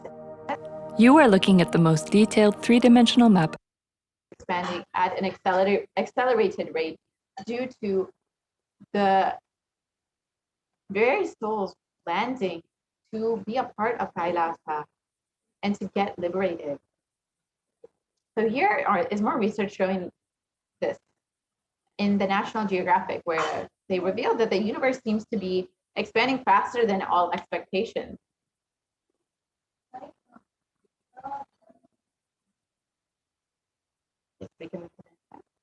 And fresh evidence suggests that the universe is expanding faster today than it did in the infancy, a difference that has set off a search to understand what the cosmic forces could be at play. So this is exactly what Devi revealed.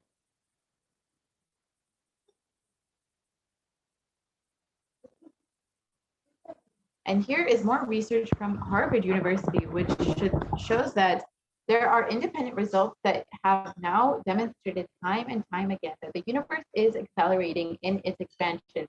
So even if we took so exactly as Devi Parashakti revealed, the universe is continuing to expand at an accelerated rate due to the numerous souls landing in the earth for reaching Kailasa.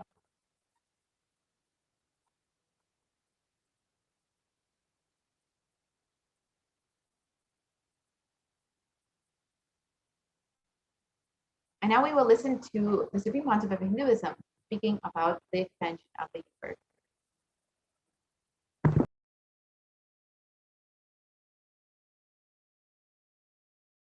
Listen, the key information, the key line I wanted to bring all your attention through this video is universe is not just expanding, its expansion is accelerated.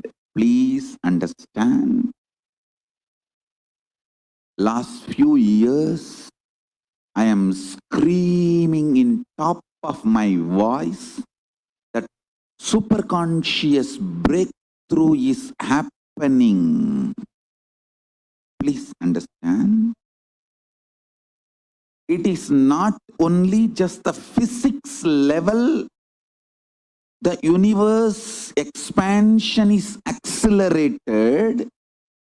It's a dark energy, the dark matter, in that level, the unmanifest, in avyakta, unmanifest level itself, the expansion is accelerated intensely. Please understand. The expansion is accelerated intensely in the dark energy, in the dark matter, unmanifest, avyakta swarupa of Paramashiva. See, Paramashiva's manifest form only is this world which we are all enjoying, experiencing. There is an unmanifest form of Paramashiva, dark matter. What we call dark energy, dark matter. The triggering of expansion, not just expansion, acceleration of expansion is happening from that dark energy, dark matter. Because scientists are using the word dark energy, dark matter, I am using the same word. But if you ask me to give a right word, I will say Swatta Sutta Swayam Prakasa Jyoti. I will call it a superconscious energy, superconscious matter. See, because the human eyes can't cognize, human beings are calling it as a dark matter. But because human eyes can't cognize, but third eye can cognize, I am calling it as a Swayam Prakasa Jyoti. Jyoti, light, superconsciousness is the word rishis, enlightened beings will use. But unfortunately, scientists have their own limitation. With the two eyes, when you see something which is not seen, you call it as dark. So as three eyes, when you see something and you know it cannot be seen by the two eyes, you call that as Jyoti. Revealed the same. Sutta Swayam Prakasa Jyoti. Jyoti Mandala. What? We will enter into the next segment. We show us Jyoti of Arunachala. What exists as unmanifest of Paramashiva is one and the same. Please listen. this acceleration of expansion is from the unmanifest, avyakta sarira of Paramashiva, the unmanifest space of Paramashiva. From that, the acceleration of expansion is happening. Now, the superconscious breakthrough is imminent. It has to happen. It is happening. I have been sent to planet Earth to facilitate this only.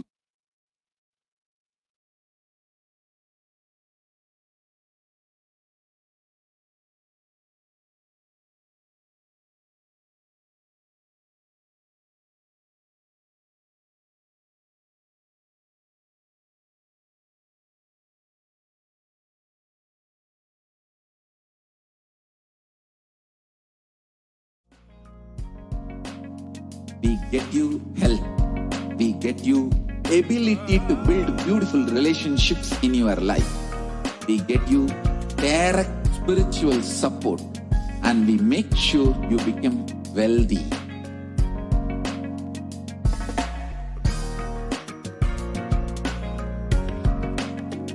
We won't stop giving you just good life. We will literally not stop till you live enlightened life. Manifesting the state of Paramashiva, space of Paramashiva, powers of Paramashiva, being of Paramashiva.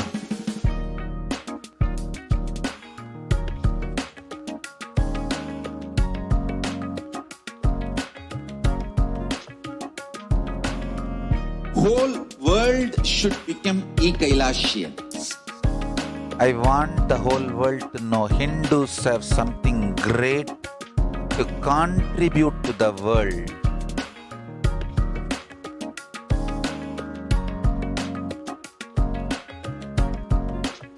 We have something great to contribute to the world.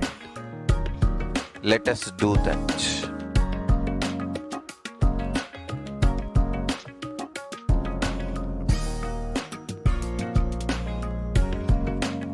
Kailasa is proper customized spiritual service helping you to identify your root patterns of suffering.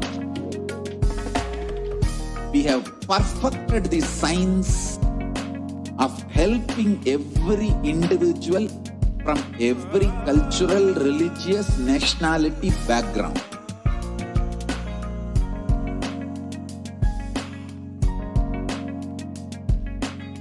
You will have lowest reactionary assumptions, highest awakened response, alive response for life continuously.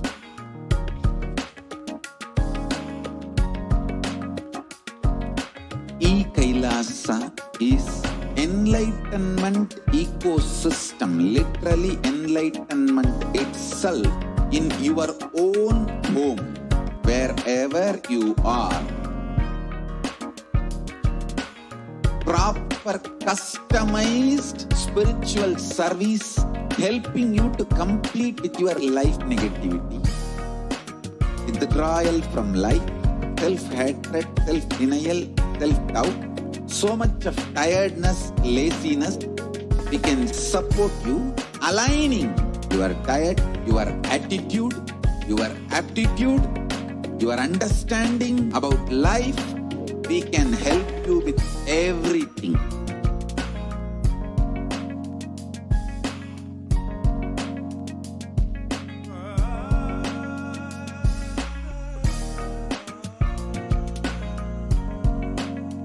If you are interested in enlightenment, we will immediately bring this to you.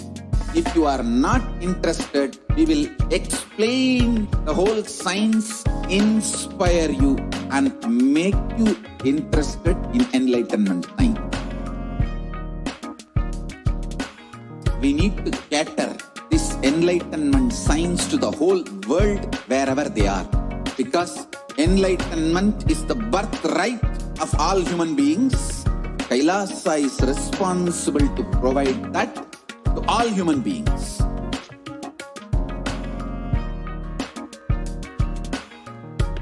Kailasa is the totality of the knowledge I received from my gurus and practice manifested in my life, perfected by teaching millions of people from all cultures, time zones, backgrounds, genders, nationality, race, from every creed.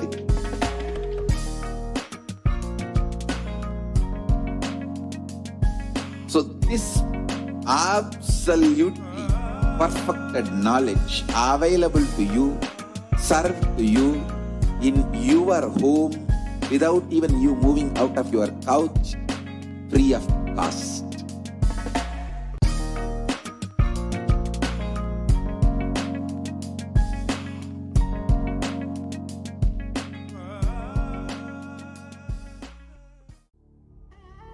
What I mean by the word Kailasa, listen intensely.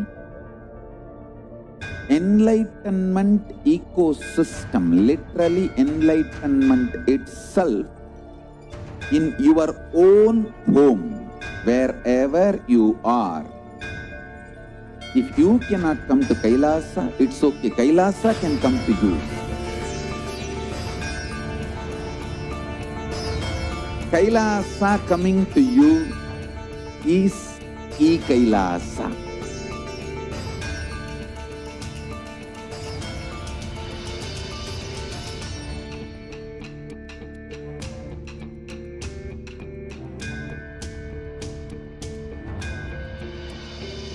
I will revive Hinduism.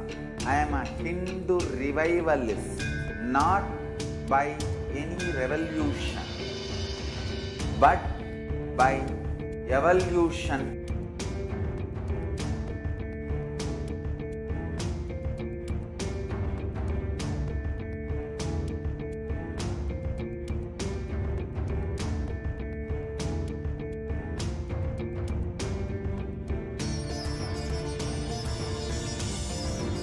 And setting model communities.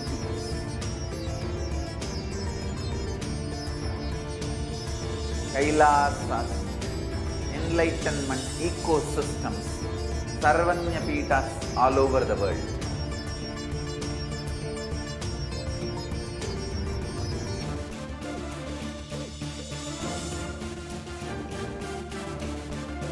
All powerful cognition, knowledge, only when you live power manifestation and possibilities manifestation happens. This is a fundamental truth.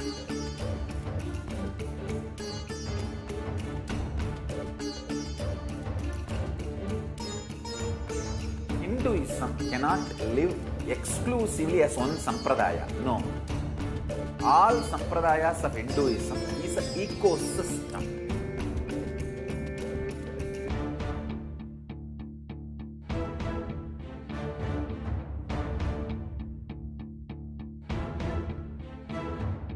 So don't keep quiet thinking that if one sampradaya is attacked, only that sampradaya is going to be affected.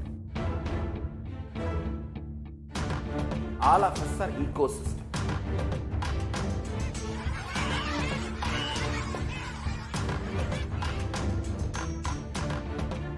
I invite all of you to get involved and enjoy Hinduism by the principle of Dharmo Rakshati Rakshitaha. When you protect Dharma, Dharma protects you. We will make the whole planet flourish spiritually. The spiritual prosperity will happen to the whole planet. We all have to coexist together.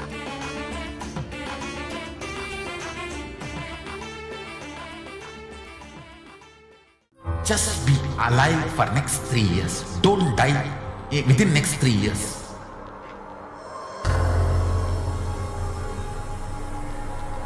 Just don't die within next 3 years. Be alive, somehow be alive. I'm working sincerely. I will reach you somehow. Somehow I will reach you.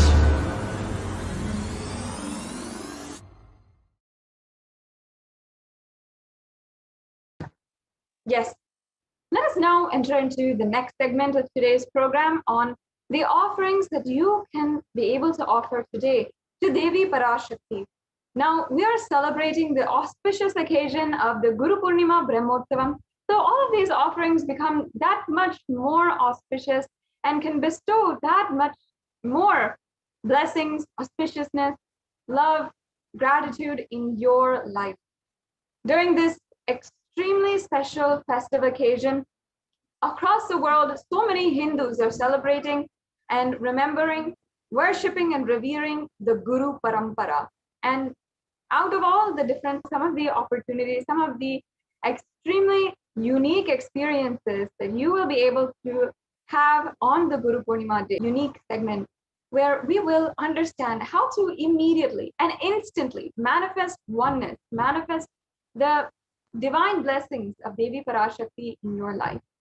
Now, offering is a divine gift of pure love, devotion, and oneness, and it consists of two parts. One is giving, and the other is accepting. And only when the divine accepts what one offers, the offering becomes complete. An offering is not made out of fear or greed. When an avatar lands, the offerings are purely a part of the grand Leela played out for the only purpose of enlightenment.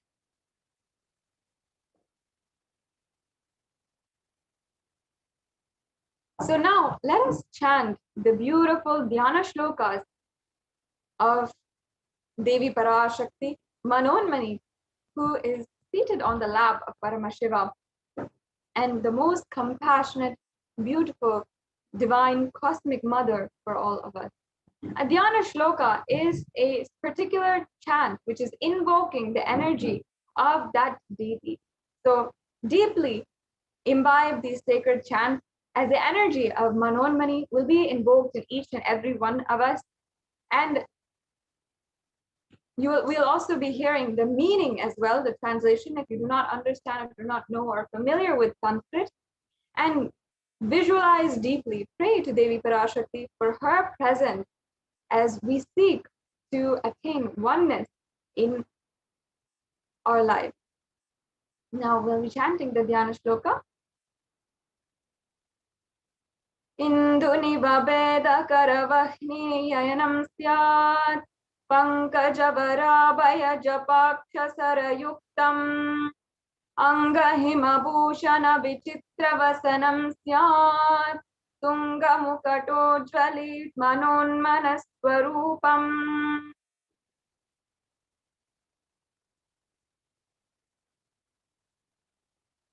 Moon-like face holding the Vedas on hand and fire in eyes, with the lotus flower bracing and blessing hands in one hand with the japamala, beautifully decorated with jeweled ornaments and wonderful clothes and shining bright crown. Her name is Manonmani.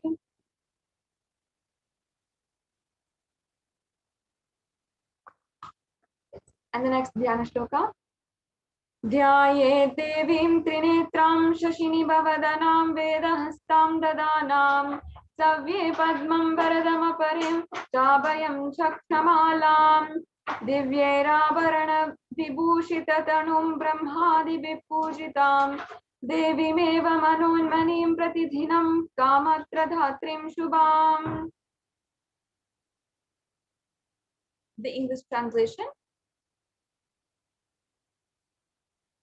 I meditate on Devi with three eyes glowing like a moon and holding the Vedas, lotus and gracing with blessing and gracing hands. She is wearing beautiful ornaments and she is worshipped by Brahma and other many gods and showers auspicious boons for all actions every day.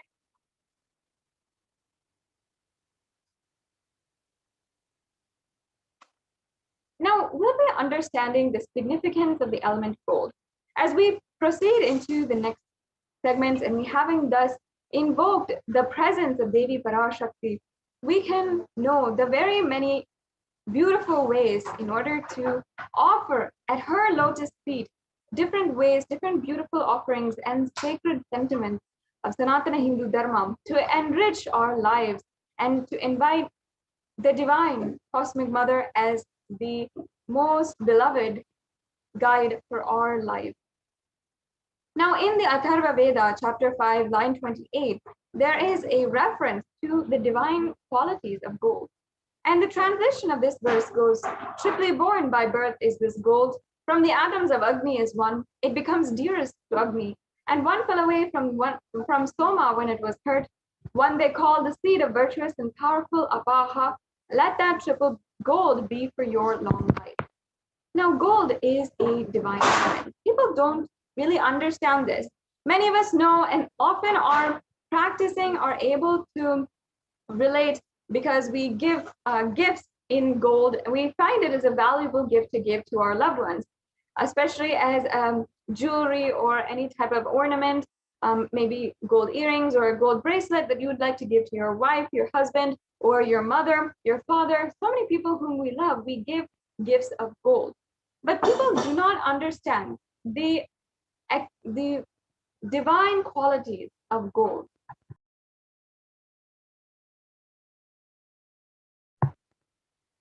It actually purifies anything, and it has the properties inside of it in order to make sure that anyone who is wearing the gold or anyone who is in its vicinity, who is seeing it, are able to imbibe the enlightenment energy and the spiritual healing energy. And gold is actually present in all of the different scriptures, agamas, the Vedas, Shrutis, Smritis, Itihasas, and Puranas. In all Hindu scriptures, it is abundantly displayed that gold is the most auspicious and purest metal, which purifies our being. In the Hindu civilization, everything was built in gold and exchanged in gold. Ritual feasts were offered in gold. And one was to be saved from the life-threatening illnesses. Gold was offered as a ritual fee. Gold was in abundance and used for weighing equivalent amounts of commodities, including cows. And kingdoms were built with huge doors of gold. The streets would have huge columns and huge archways made of gold, and horses and cows were also dressed in gold. And all the animals, every living being, lived in coexistence in the whole civilization. Every living being was seen as the highest potential, the infinite potential, in radiating the consciousness of Paramashiva. So therefore, they were literally always decked and adorned with the gold jewelry. And the Hindu civilization is known to have thrived on the banks of rivers of gold. The Indus River is called the Hiranyamaya, the river of gold in the Rig Veda. And the river Saraswati was called Hiranyavartani in the Atharva Veda. So like this, gold has actually been recognized as a supreme element. And there are so many different researches, institutions that have seen and researched the different properties of gold. And that is why it is given the highest amount of value if we see even in an economy wise. However, still society and science even is yet to catch up with the super conscious qualities, the ability for gold to hold and be a superconductor for enlightenment energy. And that is what our Vedic rishis, the ancient scientists of the Hindu civilization, understood and mapped into the science of rituals and the science of deity worship that we practice and we covet and hold so dear in our life. And that is why today we can have the opportunity, the blessing to be able to offer different ornaments in gold to our Ishta Devata, to Devi Parashakti. So now let us proceed and enter into the various blessings we have today, the different offerings that you can do. We can go on to the next slide now. And there is a huge array, meaning from one end, from if you would like to just donate any amount that you'd like to do today, out of your pure gratitude, there is different offerings that you can make. And if you feel, I would like to offer my gratitude and sincerely offer the precious gifts at the feet of the Devi Parashakti, then we have also different offerings that you can do as well. So we'll now start with the different array of offerings that we have. And please understand that it is such a beautiful experience of oneness with the divine through these offerings, through each and every one of these offerings. And that is why we hold them so dearly and ensure to chant all the different pramanas and share with each and every one the sacred references of each and every one of these offerings. So here we have the first offering, the E-Hundi offering. And many of us know, Hindus, we all have that extremely special feeling inside of us when we're going to the temple. And maybe it is our birthday, or it is our wedding anniversary, or any special day in our life. Maybe we're starting school, we're starting college, or we're starting a new job. We're going to the temple, and it is out of our purest love for our Ishtadevata, our favorite deity. And to invite them, to request their blessings and invite them to give their guidance, be present in our lives. We often offer a few coins, any amount that we want, and donate it into the hundi. So today, to complete that experience, we have the E-Hundi offering. And here, Devi Parashakti literally removes all the different types of fear, all the different types of doubts inside of you, and accept your devotion, the pure devotion, just that. And that is the essence of the E-Hundi offering. And in fact, there is a beautiful verse from the Lalita Sahasranama which describes Devi, as it says, Bhakti Priya, Bhakti Gamya, Bhakti Vashya Bhayapaha, Shambhavi Sharadaradhya, Sharvani Sharmadayini. Devi is fond of true devotion and is realized through true devotion. She can be won over through true devotion, and she removes all fear. This beautiful verse recognizes how Devi is one to remove all the different fears in the minds of a devotee. If you are seeking to drop any fears in your life, you have such a burden on your heart and you just want to drop that, the feet of Devi Parashakti, and request, please take care of this. I do not want it any longer. You can simply offer this, and Devi Parashakti will literally bestow and ensure that all the fears are removed. It is stated that Devi is actually loves to be worshipped in autumn, but this does not mean the autumn which comes every year when the falls are, when the trees are changing color. This actually means the autumn of our life, meaning the time in our lives when thoughts turn more and more inward and are becoming more and more about our existential presence, our purpose in our life. At that time, the role of the divine is known and understood clearly. And it's at that time the need of Devi worship becomes stronger. So if you feel that this is that time for you as well, the time when your thoughts are coming more and more inward, you are questioning your very existence on planet Earth and why you need to live. What is the purpose of your life? Devi Parashakti is the ultimate cosmic mother who guides, and her compassionate guidance and wisdom takes us along the way and ultimately liberates us entirely. You can offer your gratitude and devotion to Devi Parashakti through this E-Hundi offering.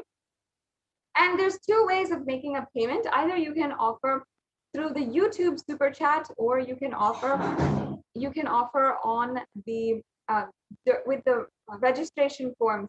And don't worry if you're having any questions about this. We will go through this at the end of this, a general donation that you can make. The next offering is the Sankalpa offering, and this verse is from the chapter 12, verse 34, where it literally describes Devi Parashakti. I'll just be chanting the English translation. The goddess enchants this universe, and she herself gives birth to this universe.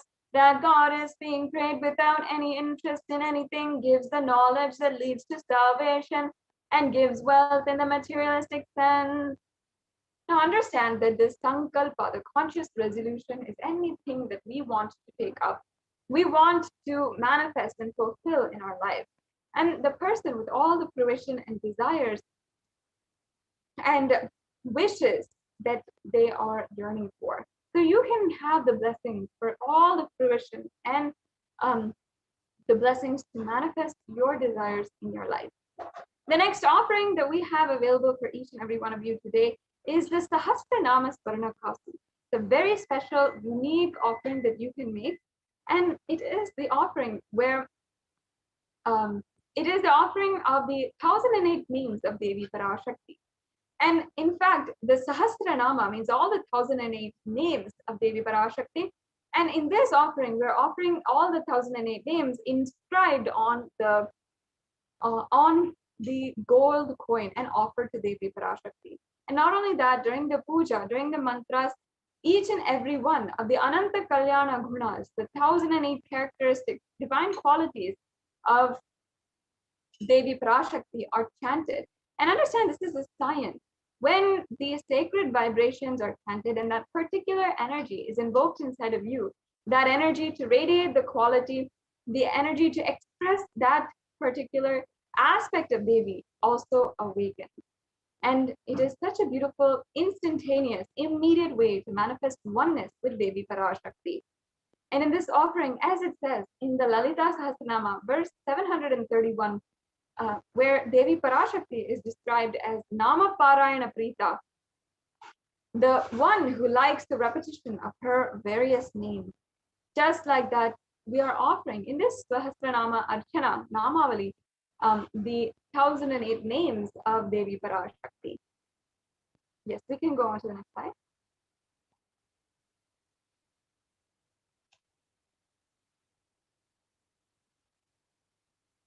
The next slide, please.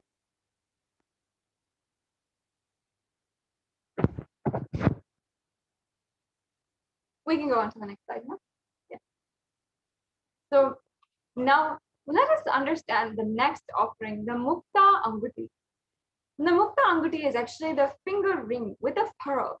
And pearl is very much known to be a beloved gemstone or beloved offering of Devi Meenakshi, the incarnation of Devi Parashakti, and literally the manifestation of all of Devi Parashakti's perfection as a sovereign queen, as a ruler, an administrator, as a divine ruler. And it's from her civilization that the entire Hindu civilization began. It is worship of the matriarch and the matriarchal society. Devi Parashakti was the very queen, the sovereign queen of all of the 56 deshas. She had conquered the 8 directions and literally brought all of the Hindu civilization at that time, 56 kingdoms under one rule, and that was her rule. So let us just remember Devi Meenakshi with this chant from the Meenakshi Pancharatna. Muktaharanala Satkirita Ruchiram Purnendu Vakta Prabham Chinjannu Purakinkini Manidharam Padma Prabhavasuram Sarvabhita Palapradam Girisutam Vani Rama Sevitam Meenakshi Pranatosmi Santatamaham Karunyavaram Nidhim. In the English translation, I bow down to the goddess Meenakshi, whose crown has garlands of pearls and face shining like a full moon, who wears anklets that are studded with gemstones and has small bells, who is shining like the splendor of a lotus and who grants all wishes, the daughter of the mountain, who is worshipped by goddess Vani and Rama, and I remain ever bowing to the goddess Meenakshi, the ocean of compassion. In this verse, it is describing how Devi Parashakti loves the pearl, and that is one of her favorite gemstones. And simply by offering this Mukta Anguti, the finger ring with the pearl, we receive the blessings of Devi Parashakti, her energy as Devi Meenakshi manifesting in our lives to complete all of the different ambitions that we have in our lives. Devi Parashakti, as the sovereign queen, had literally manifested the highest of highest ambitions to be the sovereign queen ruler of all the 56 deshas, to marry Paramashiva himself and to together rule the entire kingdom of Madurai and the whole civilization at that time, and to conquer ultimately the space of Kailasa and manifest the space of Kailasa. Just like that, you can fulfill all of your ambitions in your life, all of your business endeavors, your career, everything that you'd like to fulfill, just with this one offering and the blessings of Devi Meenakshi. Now, if you'd like to go ahead and make any of these payments, if you'd like to have and start the process for offering these offerings, then you can go to tiny.cc/baby-offerings and be able to make an offering today. The next slide, please.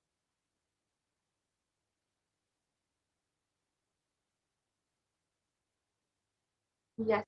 The next offering is this Varana Padma Pushpa, another very beautiful offering. And in fact, in the Kamikagama, it actually refers to the Padma Pushpa, the Swarna Padma Pushpa. Here it says that all the Kalasas should be. So what does this lotus flower actually signify in the Hindu tradition? The lotus is a flower with such beauty, elegance, lightheartedness, that even in all of the muddy waters, in the worst kinds of polluted waters, it can bloom and have that radiant quality and resilient quality. It is known for its resilience and radiance. And just like that, the lotus flower actually represents Devi Parashakti and is even referred as Shakti in so many different scriptures. And just like that, Devi Parashakti has the same qualities, where in all adverse situations, anything that is going on in the surroundings, she still radiates that beautiful, divine, elegant beauty and strong powerfulness. At the same time, beautiful, lighthearted, cheerfulness, and bliss. So as you can see, the golden lotus, we can go on to the next slide now. The golden lotus is the very offering that you can do in order to be blessed with that ultimate state. And in fact, all of the different scriptures have so many references for this golden lotus.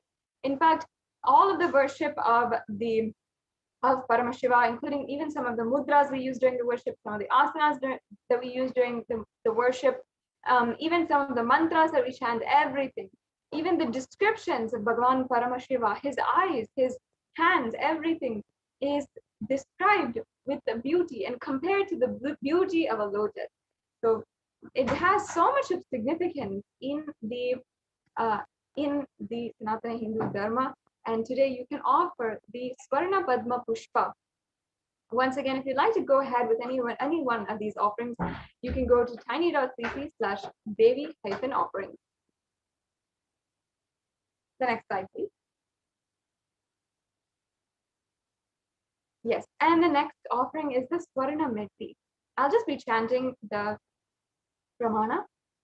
Nakadiditi samchanana tamo guna padadvaya prabha jala parakrita saroruha. The English translation. You whose brightness from toenails destroys the darkness of ignorance from the minds of your devotees who prostrate at your feet. You whose brightness from your 2 feet overpowers that of the lotus flower. The next slide, please. So you can offer this Swarna Metti, the golden toe ring. Now the toe ring is actually a very traditional piece of jewelry that Hindu traditional women wear, the married Hindu women wear. And especially for Devi, it is so significant. Actually, the toenails of Devi are said to have the power to literally remove all of the ignorance in our minds. Anyone who prostrates at her feet, if you're just touching her toenail, if you're just grazing your head with her toenails, then you will simply have such beautiful, constant gratitude in your space, and you'll be able to receive the blessings to even go through, face even the most difficult aspects of your life. Gold toe ring is so significant that in the Hindu tradition, all the Hindu women, upon having been married, we're representative of Devi Parashakti herself. And literally, they're seen, each and every woman in the Hindu tradition is seen as Devi Parashakti herself. And that is why we adorn the toes and we adorn and worship the feet of Devi Parashakti, and even all the Hindu women as well are worshipped in the tradition. So because Devi Parashakti, if we just prostrate at her feet and we surrender at her feet, she removes all the ignorance, all the suffering, everything. We have the special significance of the Swarna Meti. Yeah. And the next offering, another extremely exquisite, special offering for each and every one of you today, is the Swarna Mangtika. Now, the Mangtika has a really special significance. Understand that the Mangtika actually represents nectar, which is overflowing. And at the top of the crown of the head is the Sahasrara Chakra. The Sahasrara Chakra is a very powerful energy center, which when unlocked, literally unleashes so much of gratitude, bliss inside of you. And it is represented by the 1,000-petaled lotus in all of the different Hindu scriptures. And the Sahasrara Chakra, thus when opened, actually has the power to be so fulfilling. In fact, that is the very enlightenment experience. And it's described as the enlightenment experience because this huge energy center is opening. And in fact, in the Lalita Sahasranamam, Devi Parashakti is described as Shuddha Sarabhi Varshani, meaning she who makes the nectar flow in all of the nerves from the Sahasrara. She who gives the very pleasant experience of the ultimate. So she is the very one who opens each and every one of our Sahasrara Chakra and gives us the ultimate pleasant experience of the enlightenment and oneness experience. So the Mangtika is actually the very representation of that opening of the liberation of the Sahasrara Chakra. And not only that, but it's so open, so ripe that literally the nectar is flowing from the flower and it is coming down the head, coming down from the Sahasrara Chakra. That is what we decorate and ornament the head with the Mangtika. Usually it is a hairline jewelry coming from the center of the hairline and coming from the very center of the head until the forehead. It's such a beautiful aspect of the Hindu tradition that literally is mapped to the enlightenment science. And in this offering of the Swarna Mangtika, you can literally be blessed with the very same experience. Devi Parashakti blessing you, opening your Sahasrara Chakra, and you can achieve the blissful state of overflowing gratitude and the space of complete completion.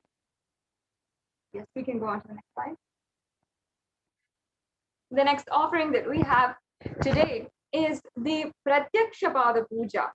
Once again, during this auspicious time of Guru Purnima, the Guru Purnima Brahmotsavam happening, and hopefully each and every one of you are seeing the Guru Purnima Brahmotsavam festival occasion happening, the Uttamottama Mahapaksha Guru Puja, which is happening every single day from Nithyananda Paramashivam Devalayam. It is this time that all of the grahas, all of the different planetary energies are aligning in order to bless us and align us more and more towards the Guru. So offering ourselves at the feet of the Guru during this time is extremely significant. During this time, if we just offer just a small bit during this time, even if you're offering just any kind of offering, we can receive that much more from Paramashiva. And all of the grahas, all of the different planetary energies, everyone in the whole universe is supporting you to do this action at this moment. So at this time, it's really beneficial for each and every one of us to offer the Pratyakshapada Puja. So make sure that even if perhaps you cannot do it, Guru Purnima day is just right around the corner. In a few days, you can start planning and manifesting this offering in your life some way, somehow.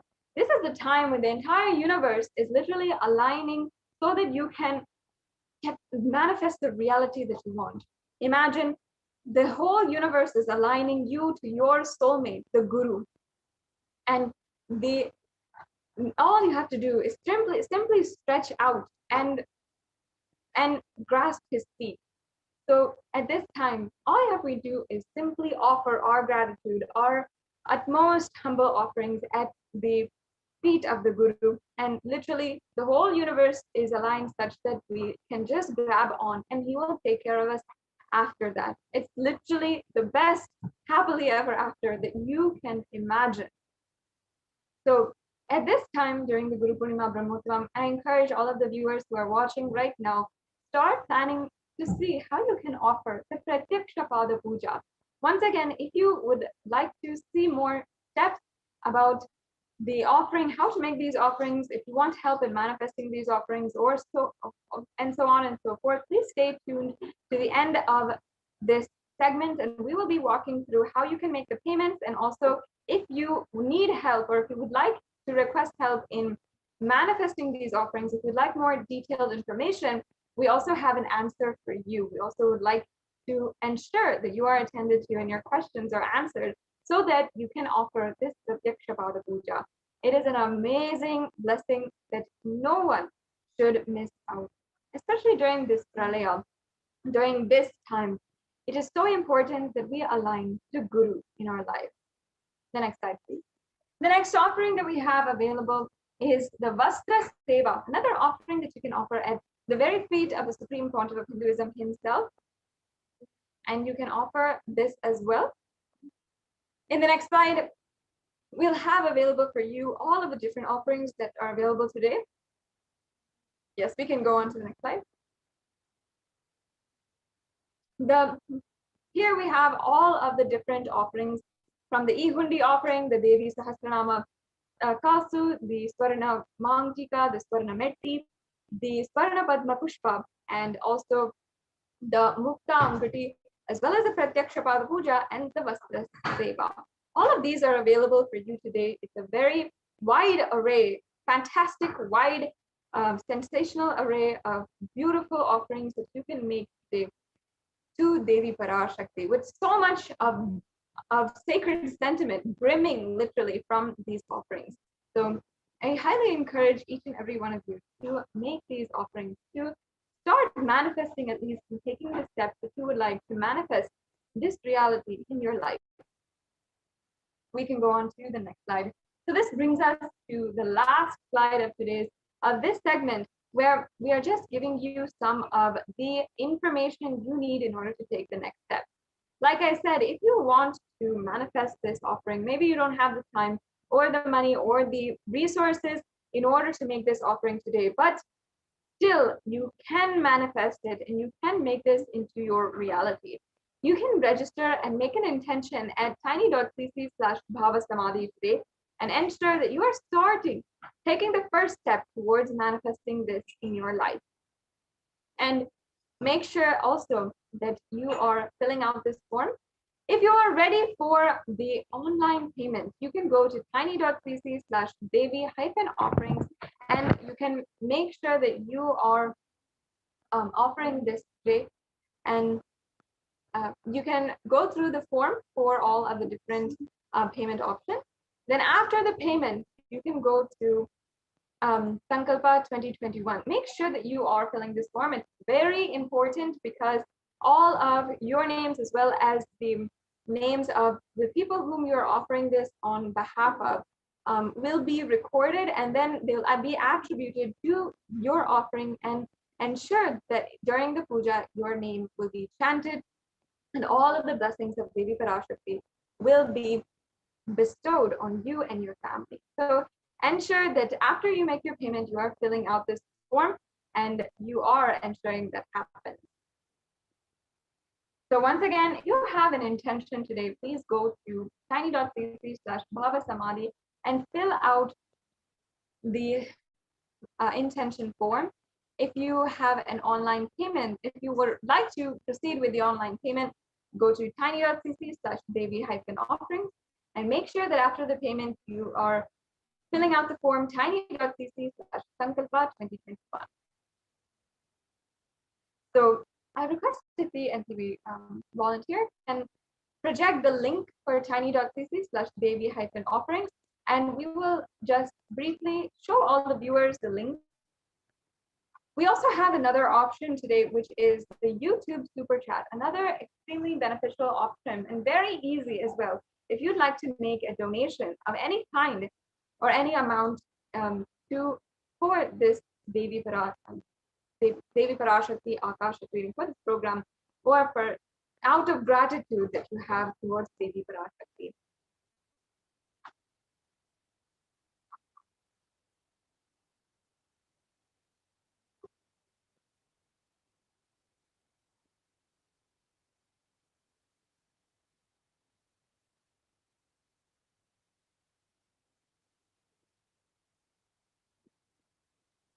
Yes, so we'll be right back with you, and we'll be ensuring that we can show each and every one of you the various payment links and the forms that you have to fill out. You can make sure that you do this, and it is very easy steps to be able to make the offering and manifest complete oneness with Devi Parashakti today.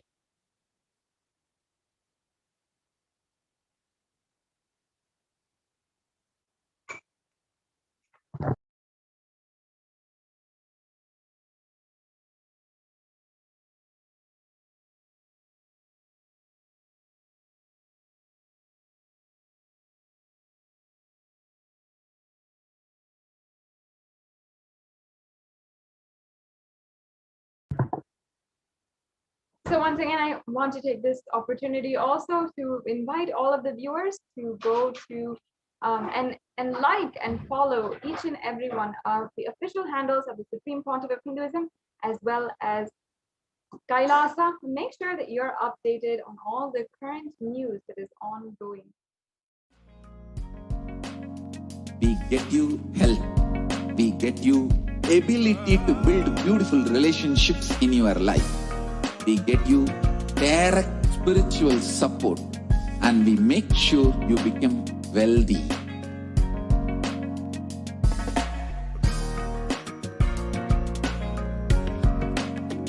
We won't stop giving you just good life. We will literally not stop till you live enlightened life. Manifesting the state of Paramashiva, space of Paramashiva, powers of Paramashiva, being of Paramashiva.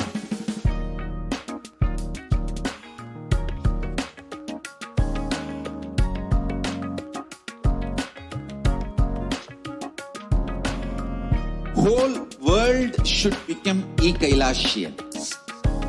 I want the whole world to know Hindus have something great to contribute to the world.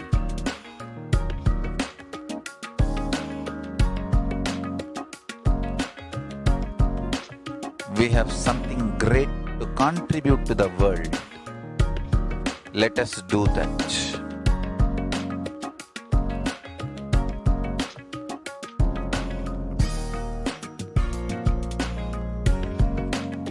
Kailasa is proper customized spiritual service, helping you to identify your root patterns of suffering.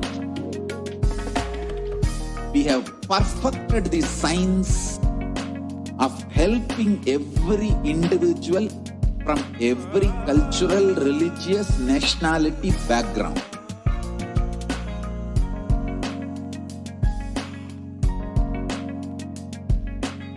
You will have lowest reactionary assumptions, highest awakened response, alive response for life continuously.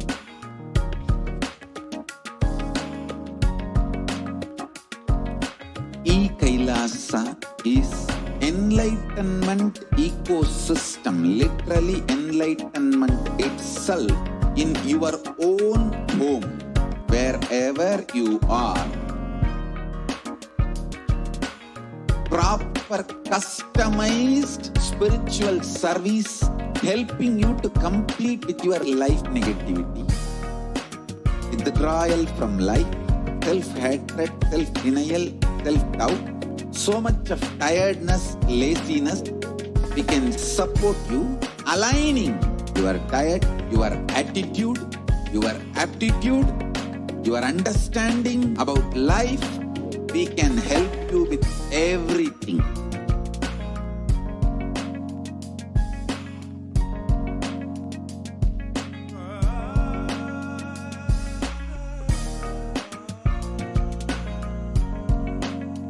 If you are interested in enlightenment, we will immediately bring this to you. If you are not interested, we will explain the whole science, inspire you and make you interested in enlightenment science.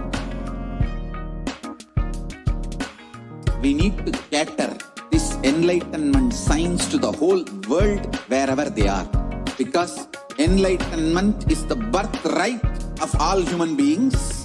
Kailasa is responsible to provide that to all human beings.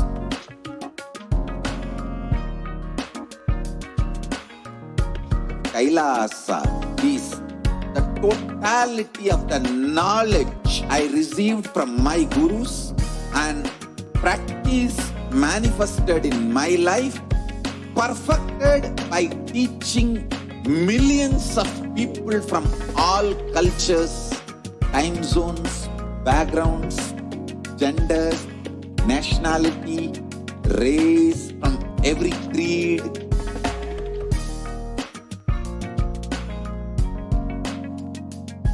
So this absolutely perfected knowledge available to you, served to you in your home without even you moving out of your couch, free of cost.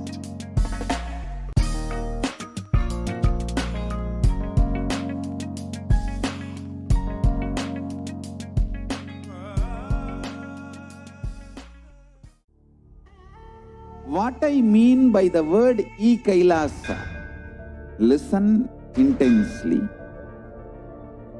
Enlightenment ecosystem, literally enlightenment itself, in your own home, wherever you are. If you cannot come to Kailasa, it's okay. Kailasa can come to you. Kailasa coming to you is Kailasa.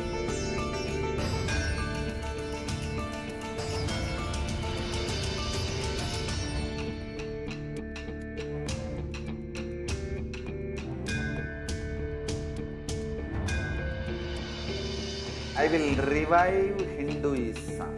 I am a Hindu revivalist, not by any revolution, but by evolution.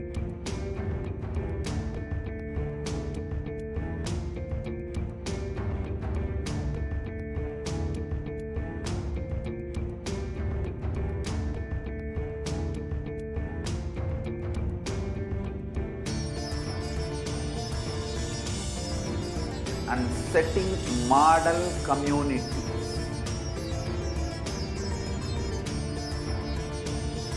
Kailasas, enlightenment ecosystems, Sarvanya Pitas all over the world.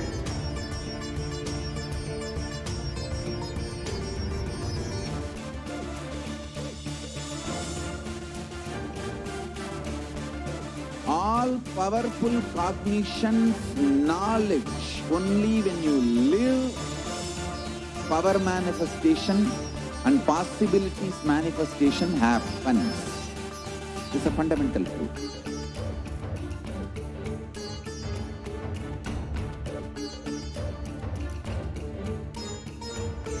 Hinduism cannot live exclusively as one sampradaya. No. All sampradayas of Hinduism is an ecosystem.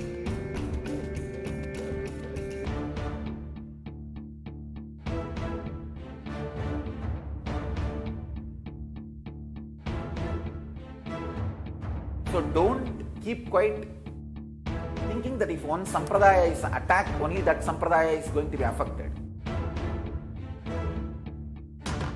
All of us are ecosystem.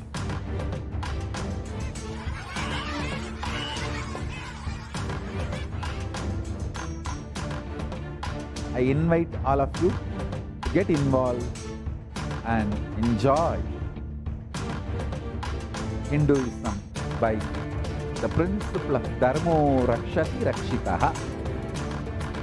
When you protect Dharma, Dharma protects you. We will make the whole planet flourish spiritually. The spiritual prosperity will happen to the whole planet Earth. We all have to coexist together.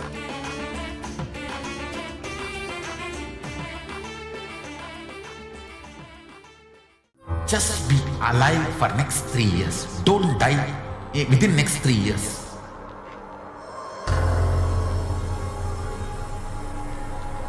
Just don't die within next 3 years. Be alive. Somehow be alive. I'm working sincerely. I will reach you somehow. Somehow I will reach you. It's my commitment to humanity.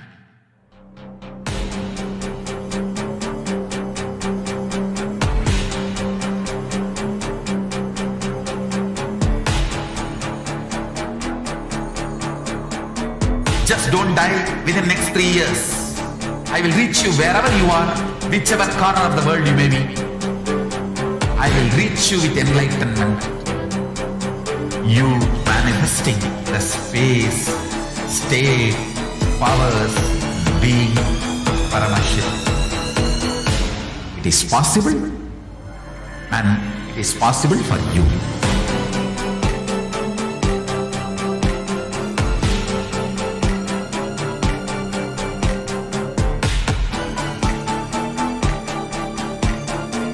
Paramashivoham will reach you with enlightenment science. I know he is going to do the job. Just be alive for next 3 years. Nothing else.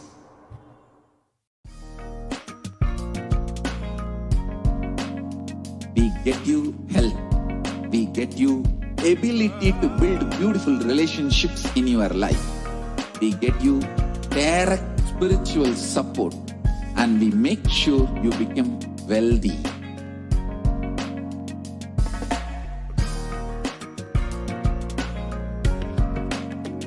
We won't stop giving you just good life. We will literally not stop till you live enlightened life. Manifesting the state of Paramashiva, space of Paramashiva, powers of Paramashiva, being of Paramashiva.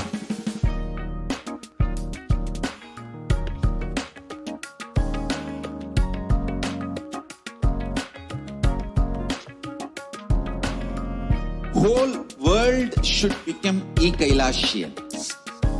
I want the whole world to know Hindus have something great to contribute to the world.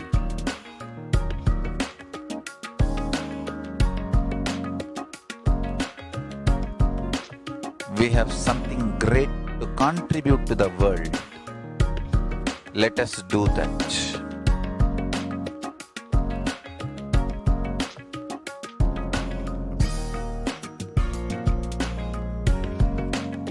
Kailasa is proper customized spiritual service helping you to identify your root patterns of suffering. We have perfected the science of helping every individual from every cultural, religious, nationality background.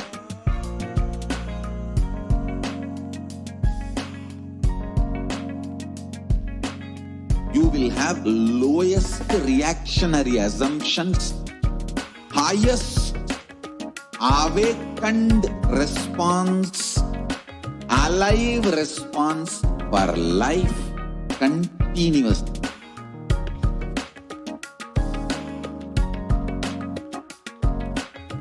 Kailasa is enlightenment ecosystem, literally enlightenment itself in your own home, wherever you are.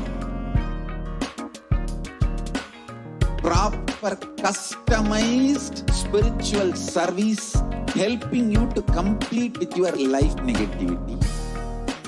Withdrawal from life, self-hatred, self-denial, self-doubt, so much of tiredness, laziness, we can support you aligning your diet, your attitude, your aptitude, your understanding about life. We can help you with everything.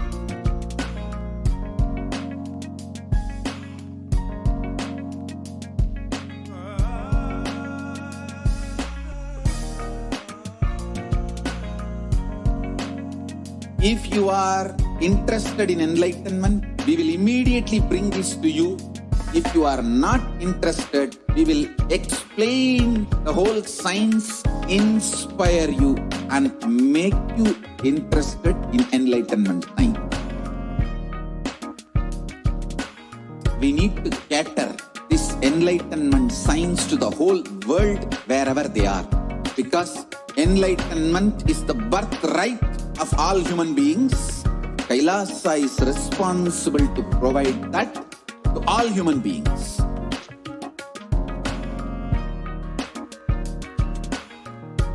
Kailasa is the totality of the knowledge I received from my gurus and practice manifested in my life, perfected by teaching millions of people from all cultures, time zones, backgrounds, genders, nationality, race, from every creed.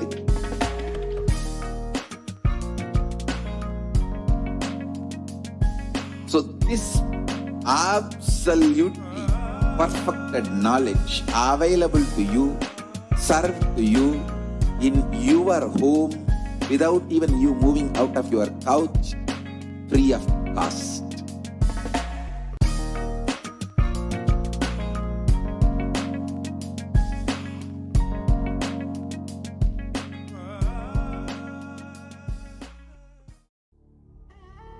What I mean by the word Kailasa, listen intensely.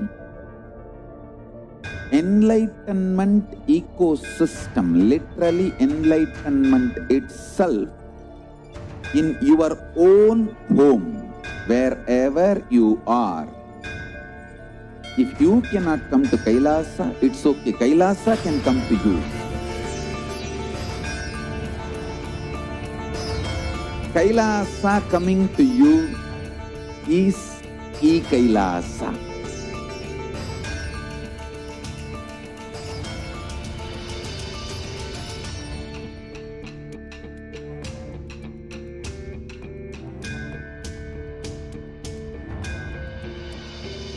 I will revive Hinduism. I am a Hindu revivalist, not by any revolution, but by evolution.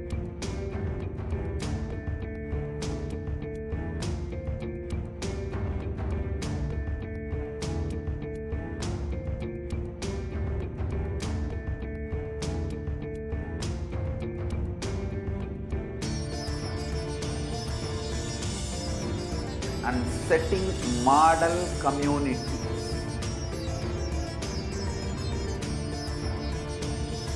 Kailasas, enlightenment ecosystems, Sarvanya Peethas all over the world.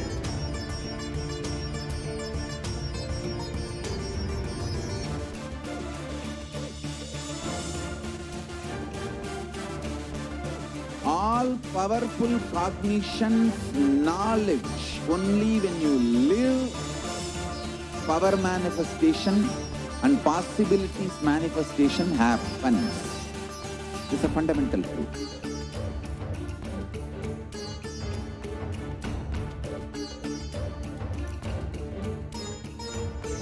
Hinduism cannot live exclusively as one sampradaya. No. All sampradayas of Hinduism is an ecosystem.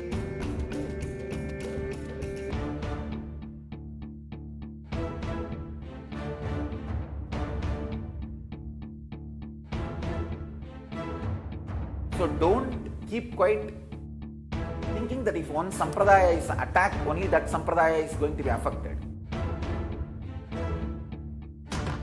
All of us are ecosystem.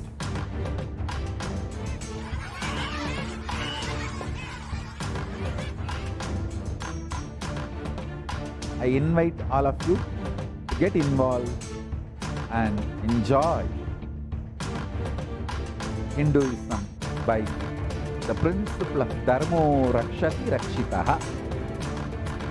When you protect Dharma, Dharma protects you. We will make the whole planet flourish spiritually. The spiritual prosperity will happen to the whole planet Earth. We all have to coexist together.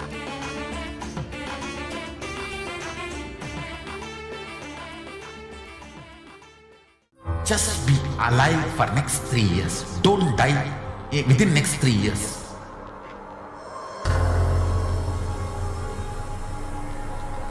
Just don't die within next 3 years.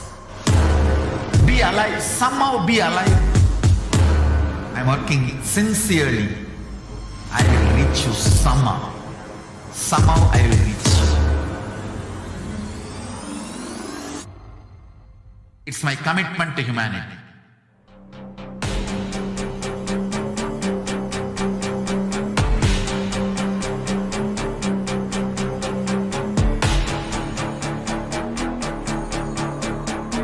Just don't die within next 3 years. I will reach you wherever you are, whichever corner of the world you may be. I will reach you with enlightenment. You manifesting the space, state, powers, being Paramashivoham.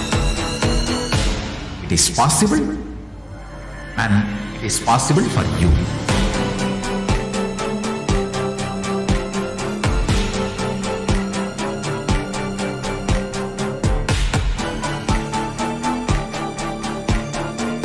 Paramashiva will reach you with enlightenment science.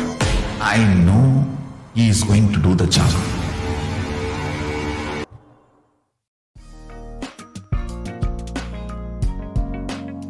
We get you health. We get you ability to build beautiful relationships in your life. We get you direct spiritual support, and we make sure you become wealthy.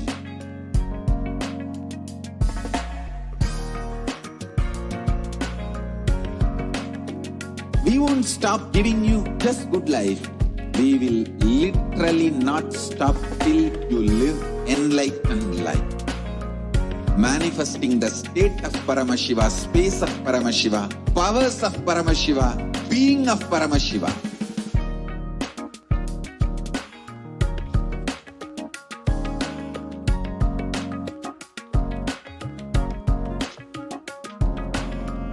Whole world should become Kailasians.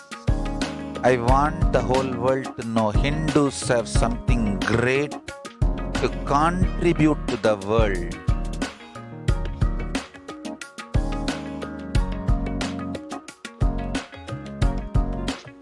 We have something great to contribute to the world. Let us do that.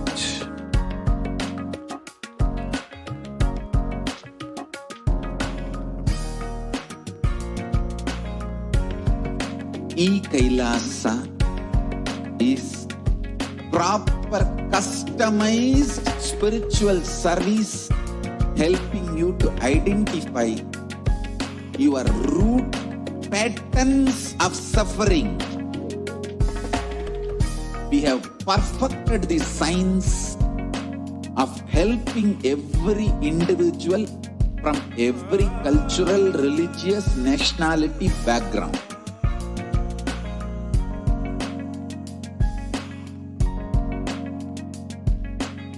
You will have lowest reactionary assumptions, highest awakened response, alive response for life continuously.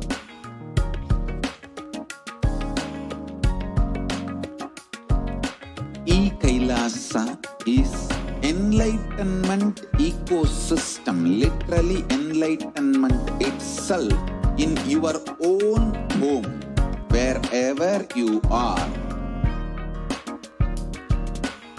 Proper customized spiritual service helping you to complete with your life negativity.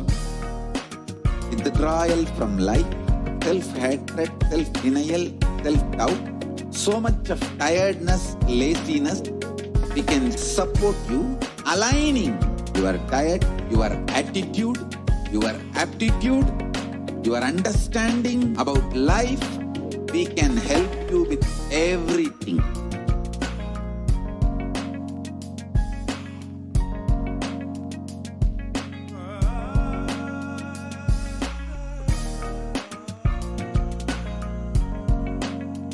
If you are interested in enlightenment, we will immediately bring this to you. If you are not interested, we will explain the whole science, inspire you and make you interested in enlightenment.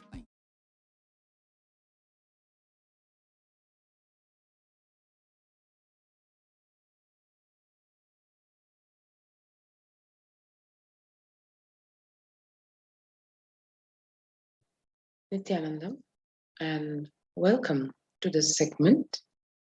First, before we start, we'd like to share with one all the great happening, the great news of the United Nations recognizing once again the persecution of the Supreme Pontiff of Hinduism and literally the genocide, the femicide that the women followers of Kailasa and the Supreme Pontiff of Hinduism have been facing till date. This actually is practically like the current happening of the persecution of Hindus that has been happening for over 2 millennia, and as it happens currently in the form of the Hindus, the Hindu followers of the Supreme Pontiff of Hinduism, facing the same persecution today as we speak. And in a historical happening, the United Nations recognizing this, and as one can see here, the United Nations or Human Rights Office of the High Commissioner has on their website the report on femicide from all over the world. Femicide meaning the act, the crime of killing a woman just on the basis of her gender, for her being a woman. The Special Rapporteur on Violence Against Women, Its Causes and Consequences has published this report. And across the world, various countries, organizations, human rights institutions, inputs, studies, analysis have been taken. And as one can see, the Kailash Union International Human Rights Council also the report pertaining to the persecution of the Supreme Pontiff of Hinduism has been published in this very same forum by the United Nations. And we will be going into the details of what this report said, what are all the persecution, especially the crime of femicide, which has been recognized, which has been brought to the attention of the world, awareness given to the world. We will be going over the details of this in the upcoming here. What is the genesis? Not only the contributions of the Supreme Pontiff of Hinduism in this, but also the millennia of persecution, ethnocide, genocide, mass murders, rapes that have been plaguing the sacred land of Bharat, the Hindu civilization to say specifically. What really Hinduism stands for or carries at its core, that on the one hand can literally liberate humanity and usher in the utopian world of crime-free, prosperous society with happy, blissful individuals expressing their ultimate potential and living fulfilled lives. What does Hinduism carry in its core to exhibit that? And on the other hand, these very attributes, how they attract the vested interests to exterminate Hinduism so that their selfish vested interests can be fulfilled. We'll look into both of these in the next few seconds.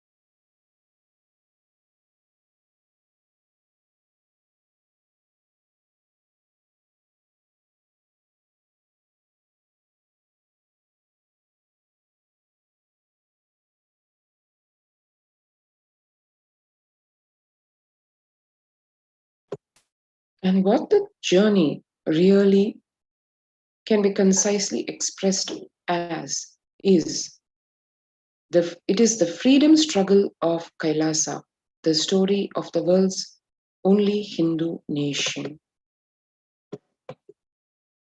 The Kailasa's vision and mission, if we see, what is Kailasa? Kailasa is the only macrocosmic ancient Hindu civilizational nation to serve the religious and spiritual needs of 2 billion Hindus and the whole of humanity. Kailasa creates a safe haven to live, practice, express, and radiate the peaceful lifestyle of extraordinary powers as per Hinduism, regardless of race, gender, caste, or creed. Kailasa is the homeland and civilizational nation for Hindus on par with Israel for Jews, Vatican for Catholics, Tibet for Buddhists. Kailasa was created with determination to not just preserve and protect Sanatana Hindu Dharma and share it with the entire world, but also to share the story of persecution that is yet unknown to the world. Towards this goal, Kailasa is dedicated to the preservation, restoration, and revival of an enlightened culture and civilization based on authentic Hinduism. The mission of Kailasa is a nation created by dispossessed Hindus from around the world who lost the right to practice Hinduism authentically in their own countries. Though the Kailasa movement is founded in the United States and spearheaded by members of the Hindu Adi Shaivite minority community, it is created for and offers a safe haven to all the world's practicing, aspiring, or persecuted Hindus, irrespective of race, gender, sect, caste, or creed, where they can peacefully live and express their spirituality, arts, from denigration, interference, and violence. The vision of Kailasa is enlightened living for all of humanity, which is rooted in the fundamental principle of Advaita or oneness, the idea that all beings can live in peace and harmony, and that all human beings are equal and divine and can reach their highest potential irrespective of their color, nationality, gender, religion, sexual orientation, caste, creed, or race. And now we will just take a glimpse of what Hinduism is all about. Hinduism represents the world's most ancient yet progressive indigenous spiritual tradition. It is an open framework model of civilization that stands for non-violence, vegetarianism, worship of nature, organic lifestyle, temple-based living, yoga, manifesting spiritual powers, and the inherent divinity of every being. Hinduism comprises many indigenous spiritual traditions coexisting peacefully for millennia. The Hindu Holocaust, the persecution of Hinduism. The Hindu Holocaust is a stark epitome of a science, of a campaign of race extermination. Through a systematic, egregious, and ongoing ethnic cleansing, forced relocation, double killing through genocide and genocide denial over the last 5,000 years on the most ancient living civilization on the planet. Denied by the historians, untold by its victimized survivors, the Hindu Holocaust is one of the biggest crimes against humanity in world history. Hindus have time and again suffered religious persecution in the form of forceful conversions, massacres, demolition and desecration of temples, confiscation or destruction of property, incitement to hate, imprisonment, torture, murder, destruction of universities and schools, and crimes against women and children. The systematic elimination of Hindus. Hinduism was once practiced freely in over 56 nations across the continent, from Afghanistan, India, Nepal, Burma, Sri Lanka, all the way to Singapore, Malaysia, Cambodia, Indonesia, and in 200 states, 1700 samsthanas or provinces, 10,000 sampradayas or traditions.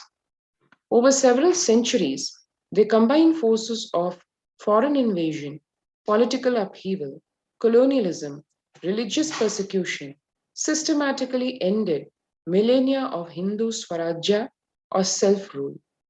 Today, Hindu temples remain in few countries, but the Hindus who worshipped in them have been ethnically cleansed. The double killing, which is the Holocaust, and the denial of the Holocaust. Hindus are the victims of the double killing of the Holocaust and denial of the Holocaust. Denying the largest Holocaust, which has been shockingly going on since 5,000 years of history, will continue to go on in the future unless cognized first and corrected thereafter. The denial of the Holocaust through distortion of history and ideological indoctrination is the last act of a crime in the Holocaust and the beginning of the next crime. The strategy is to first obfuscate and obliterate a people, then obfuscate and obliterate their memory, and finally seek to obfuscate and obliterate the memory of the obfuscation and obliteration itself. This strategy has been successful because today nobody knows or speaks of the unbroken continuum of the annihilation of Hindus.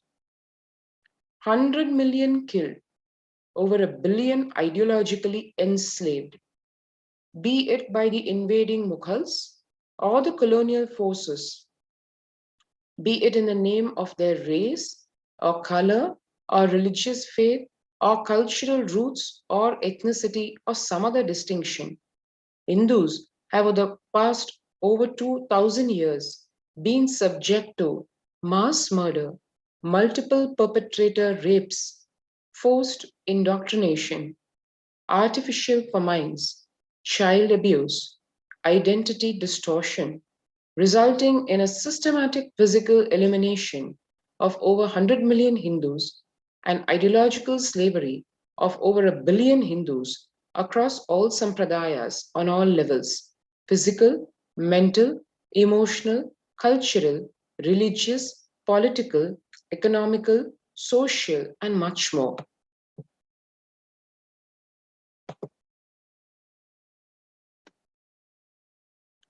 And to see in one glimpse the massive destruction that Hinduism has faced in all its fields, the number of massacres, the man-made inflicted famines, temples destroyed, imposition of slavery, and the universities and libraries that have been destroyed. Just if we see 1971, the Hindu genocide in Bangladesh, 30 million Hindus displaced, 3 million Hindus massacred. The 1947 India partition, 14 million Hindus displaced, 2 million Hindus massacred. 1950 riots of East Bengal, 4.5 million Hindus displaced, 5 lakh Hindus massacred. 1000 to 1525 CE, the massacres during the Mughal invasion consumed the lives of 400 million Hindus who were just brutally massacred. When we see the man-made, created famines, 1700 to 1950, 80 million starved to deaths. 1100 to 1700, the Mughal era, 18 million starved to death. 1783 to 84, in the Kailasa famine, 11 million starved to death. 1100 to 1600, the 11 famines, 10 million starved to death.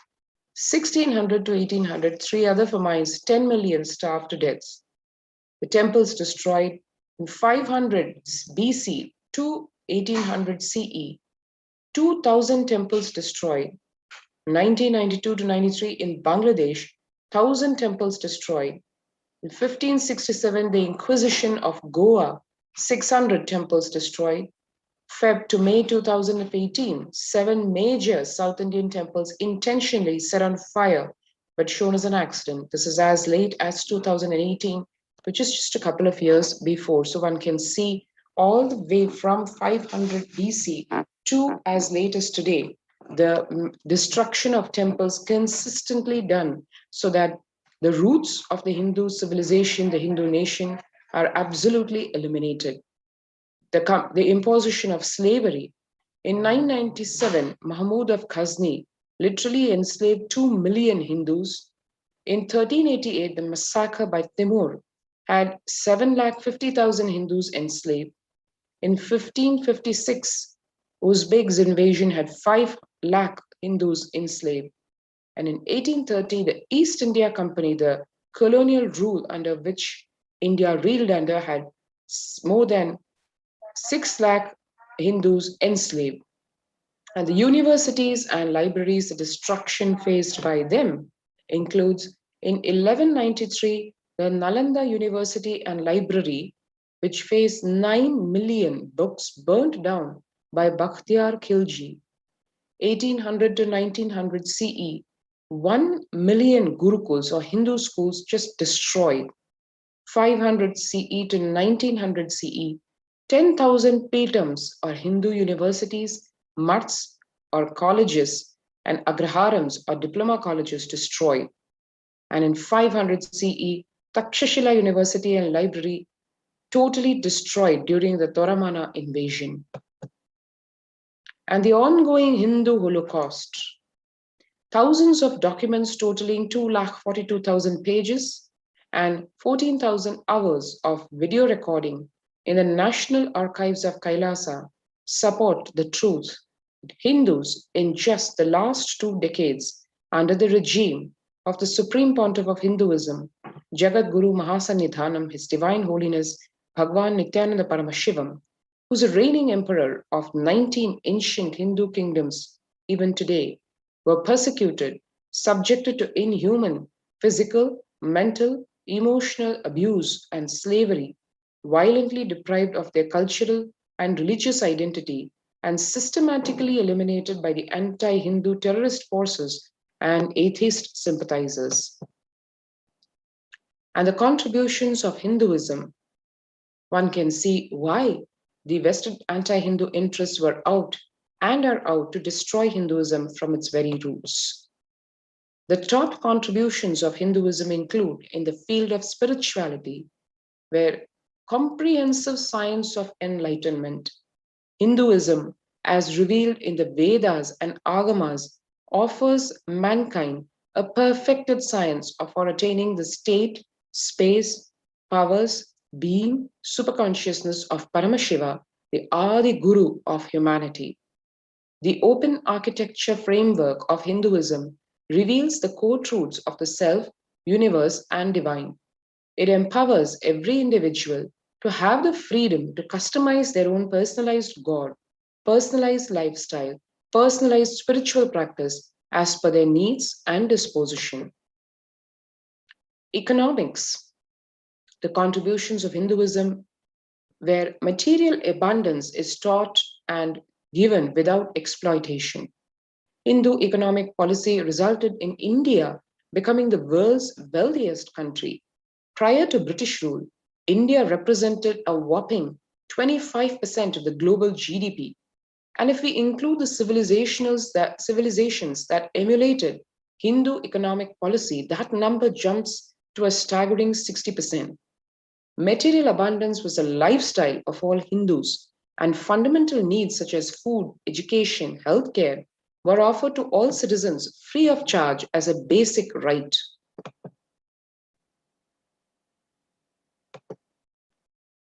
Hinduism's contributions towards governance. The roots of modern democracy is in Hinduism, which established a decentralized republican system of governance that emphasized democratic principles and self-rule at the local village level.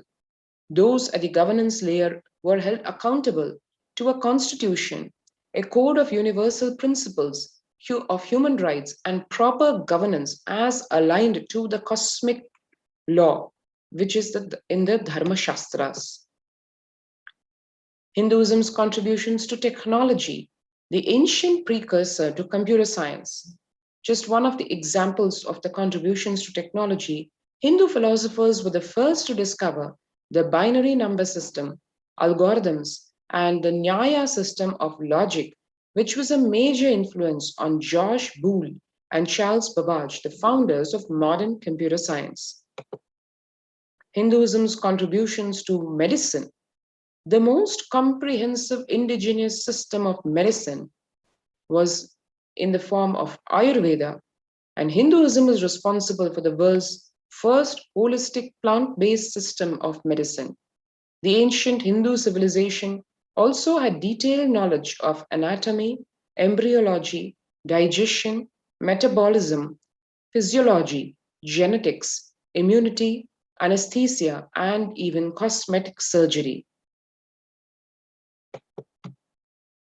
Hinduism's contributions to yoga, preparing the human body for enlightenment. Yoga is a comprehensive system of physical, mental, and spiritual practices designed to give human beings a superconscious breakthrough. Practices like asanas, pranayama, japa, dharana, dhyana tune the body to the space of oneness or union with Paramashiva, the primordial cosmic principle. Hinduism's contributions to mathematics. Basic to advanced mathematics, Hindu civilization innovated the modern numeral and decimal system. The concept of zero, arithmetic, trigonometry, algebra, combinatorics, and the basic elements of calculus and accurately calculated the value of pi. Hinduism's contributions to physics. Breakthrough discoveries millennia before Newton. Hindu philosophers conceived of the atom, the laws of motion, and quantum superposition thousands of years ago, in addition to accurately calculating the speed of light. Hinduism's contributions to astronomy, a deep understanding of the cosmos, enabled the Hindu civilization to develop an elaborate understanding of astronomy, including a heliocentric model for the solar system millennia before Galileo. It also developed a theory of gravity, accurately calculated the Earth's orbit around the sun, and created precise star and planet charts thousands of years before European astronomers. Hinduism's contributions to architecture, monuments that stood the test of time. Hindu civilization built elaborate, highly durable structures that exhibit fractal geometry, well-planned cities with complex drainage systems, and huge rock-cut temples carved from a single stone. Hinduism's contributions to art, the perfect harmony of form and substance. Hindu culture recognized 64 traditional arts, including dance, painting, singing, instrumental music, sculpture, and many other forms of expression. Each art form embodied aesthetic beauty while conveying the deep spiritual truths and motives. Hinduism's contributions to linguistics. The world's yet most complex language is Sanskrit, which has a vast vocabulary and adaptable grammar so that words can express any nuance of an idea. Sanskrit possesses technical and philosophical terms unknown in any other language. Modern Indian scholars of Sanskrit note that many of the new concepts of nuclear physics or modern psychology are easy for them to grasp since they correspond directly to the familiar notions of Sanskrit terminology. Hinduism's contributions to literature, a storehouse of knowledge and culture.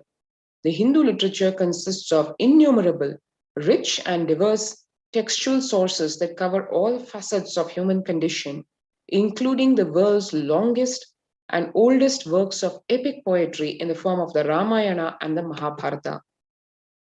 And now, in the next few portions of this segment, we will understand what the Hindu Holocaust was all about.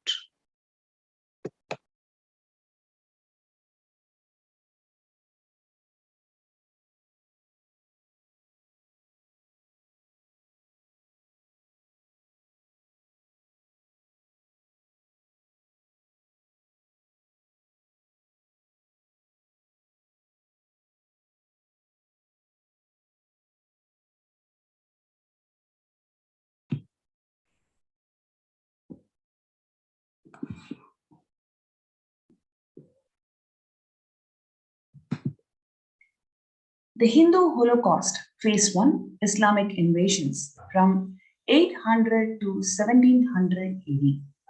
The physical destruction of Hindu civilization. The Mohammedan conquest of India is probably the bloodiest story in history. The Islamic historians and scholars have recorded with great glee and pride that the slaughter of Hindus, forced conversions, abduction of Hindu women and children to slave the markets, and destruction of Hindu temples carried out by the warriors of Islam during 800 AD to 1700 AD. Millions of Hindus were converted to Islam by sword during this period. Millions more were raped and murdered and dismembered. Over 200 million Hindus were slaughtered by Muslim invaders, 100,000 temples were destroyed, and 1 million deities and scriptures were destroyed. If the infidels, upon receiving the call, neither consent to it or agree to pay tax, it is then incumbent on the Muslims to call upon the God for assistance and to make war upon them, because God is the assistant of those who serve them and the destroyer of his enemies, the infidels. And it is necessary to implore his aid upon every occasion. The Prophet, moreover, commands us to do so. And having so done, the Muslims must then, with God's assistance, attack the infidels with all manners of warlike engines, and must to set fire to their habitations, and must inundate them with water, and tear up their plantations, tear down their grain, because by all these means they become weakened, and the resolution will fail, and their force will be broken. These means are therefore sanctified by the law. The rape of a continent. Abdul Bassam, describing the Islamic law prescribed for Hindus, is conveyed to allow them khilji by his qazi or a legal advisor. He says that Hindus are like mud. If silver is demanded from them, they must with great humility offer gold. If a Mohammedan decides to spit on a Hindu's mouth, the Hindu should open it wide for the purpose. God created the Hindus to be the slaves of Mohammedans. The Prophet had ordained if the Hindus do not accept Islam, they should be imprisoned, tortured, and finally put to death, and their property must be confiscated. To keep the Hindus in abasement is especially a religious duty because they are the most inveterate enemies of the Prophet.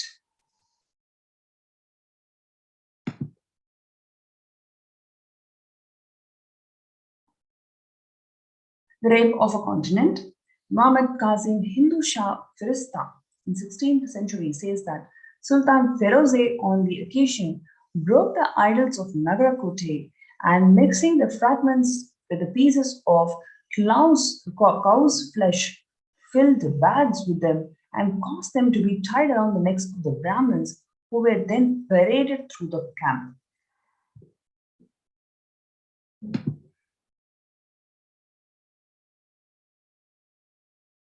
The Hindu prisoners were divided into 4 sections and taken to each of the 4 gates of the great Katkar. There, on the stakes they were carried, the prisoners were impaled. Afterwards, their wives were killed and tied by their hair to these spades. Little children were massacred on the bosoms of their mothers, and their corpses left there. Phase 2, British occupation. That's from 17th century to 1947 AD, where he says that I have seen a great people starving to death before my eyes, and I am convinced that this exhaustion and starvation are due not, as their beneficiaries claim, to overpopulation and superstition, but to the most sordid and criminal exploitation of one nation by another in all recorded history.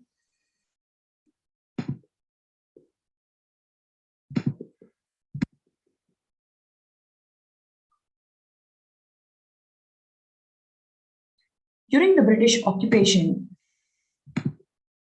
$45 trillion were looted from India over 200 years. 45 million Hindus were dead due to famines and imposed poverty by British policies and reprisal killings for 1857 mutiny. And over 680 native kingdoms were usurped by the British Raj.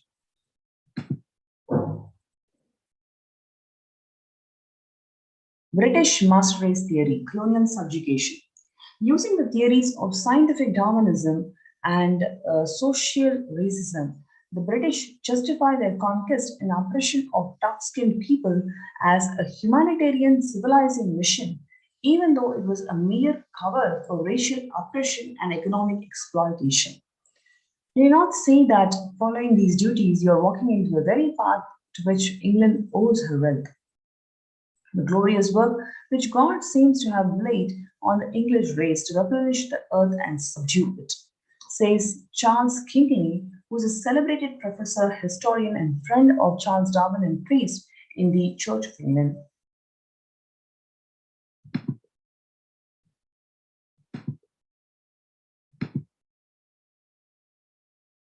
The colonial subjugation, 200 years of intense racial hatred towards Hindus. The Hindus are full of dissimulation and falsehood, the universal concomitants of oppression, the vices of falsehood. Indeed, they carry to a height most unexampled among the other races of men.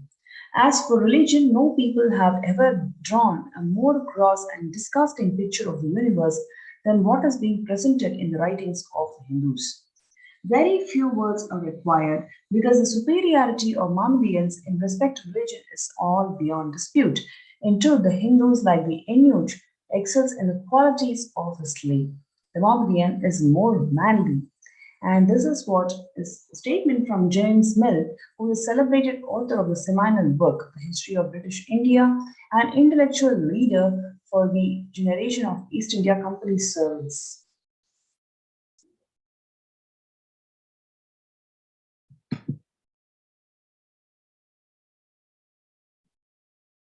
Filippo, who is an Italian traveler and merchant, who describes the Goa Inquisition in 16th century as the fathers of the church forbade the Hindus under terrible penalties the use of their own sacred books and prevented them from all exercise of their religion.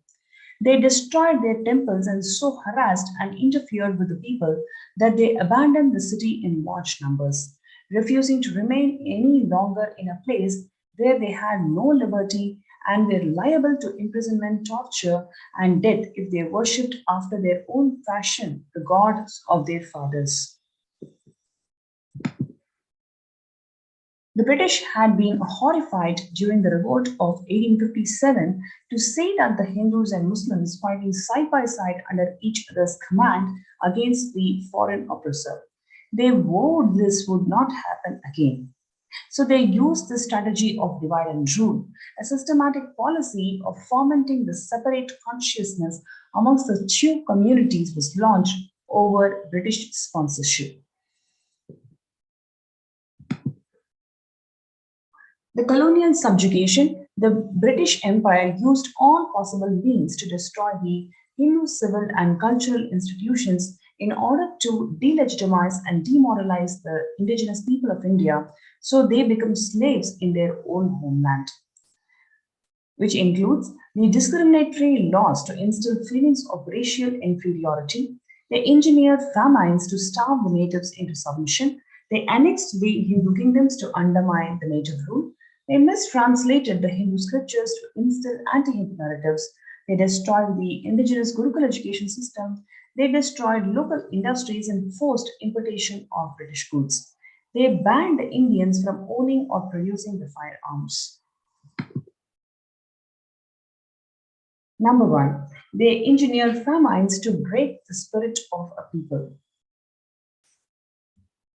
Winston Churchill, he says that, I hate Indians, they are beastly people with a beastly religion. The famine was their own fault for breeding like rabbits. Harsh British tax and export policies and poor infrastructure management caused multiple famines in India, claiming tens of millions of lives. Indians were forced to eat leaves, grass, and human flesh, and parents threw their starving children into the rivers and wells, while others committed suicide to escape their living hell.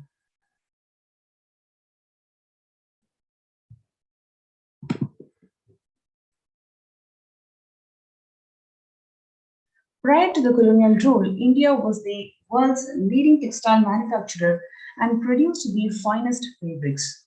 The British engaged in a systematic campaign to destroy the local handloom industry through harsh taxation and export policies that forced India to import British made textiles and banned the Indian textiles from being sold in foreign markets. Within a generation, the Indian weavers were tuned into beggars and their indigenous skills were lost forever,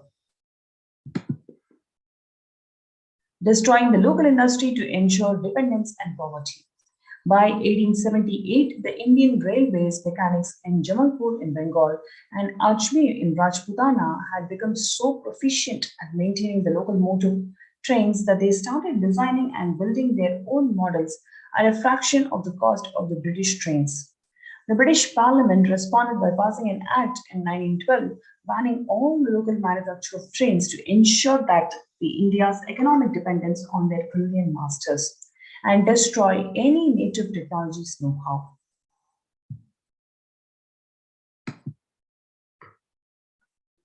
Seizure, taxation, and the ruin of Hindu temples. It was strange but a determined piece of policy when throughout the country the pagoda lands were resumed by the East India Company and allowances were granted in their place. Now let us contemplate the result of this plan. From one end of the country to another, the pagodas were ruined and unmaintained. The revenues of Tripati are on a gradual decline and will decline in the lapse of years as a natural death. Some of the most celebrated temples in country were worse off, but these are still, alas, many more strongholds of the rebels. False anti-Hindu narratives. British rulers perpetuated the narrative that the Indians were generally illiterate and education was restricted to high caste Hindus, but their own surveys revealed that every village had at least one school and the Sudras and other low caste children constituted 70 to 84% of the students. In contrast, a century of direct misrule of India has left the population with a dismal 12% of literacy rate.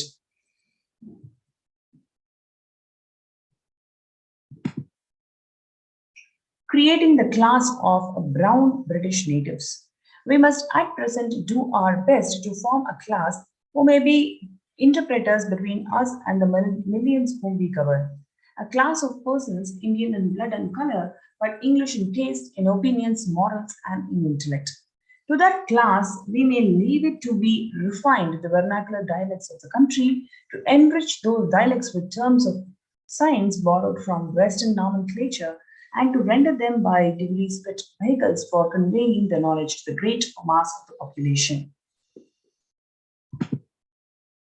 Despite their best efforts to adopt the English language, clothing, and mannerism, the anglicized brown British native clerks of India were often viewed with contempt and ridiculed as Bengali babus by their white masters for their ornate speech, self-importance, and fawning attitude towards any Westerner they met.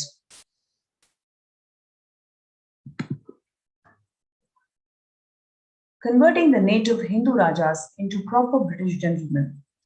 Concerned at the rising awareness of nationalism after the Indian Mutiny of 1857, the British realized that to strengthen their hold in India, not just being a handful, needed to widen their political and psychological management of India and the Indians.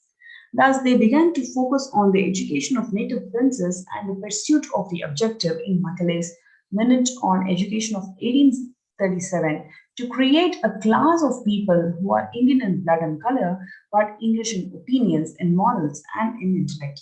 That became the cornerstone of their strategy.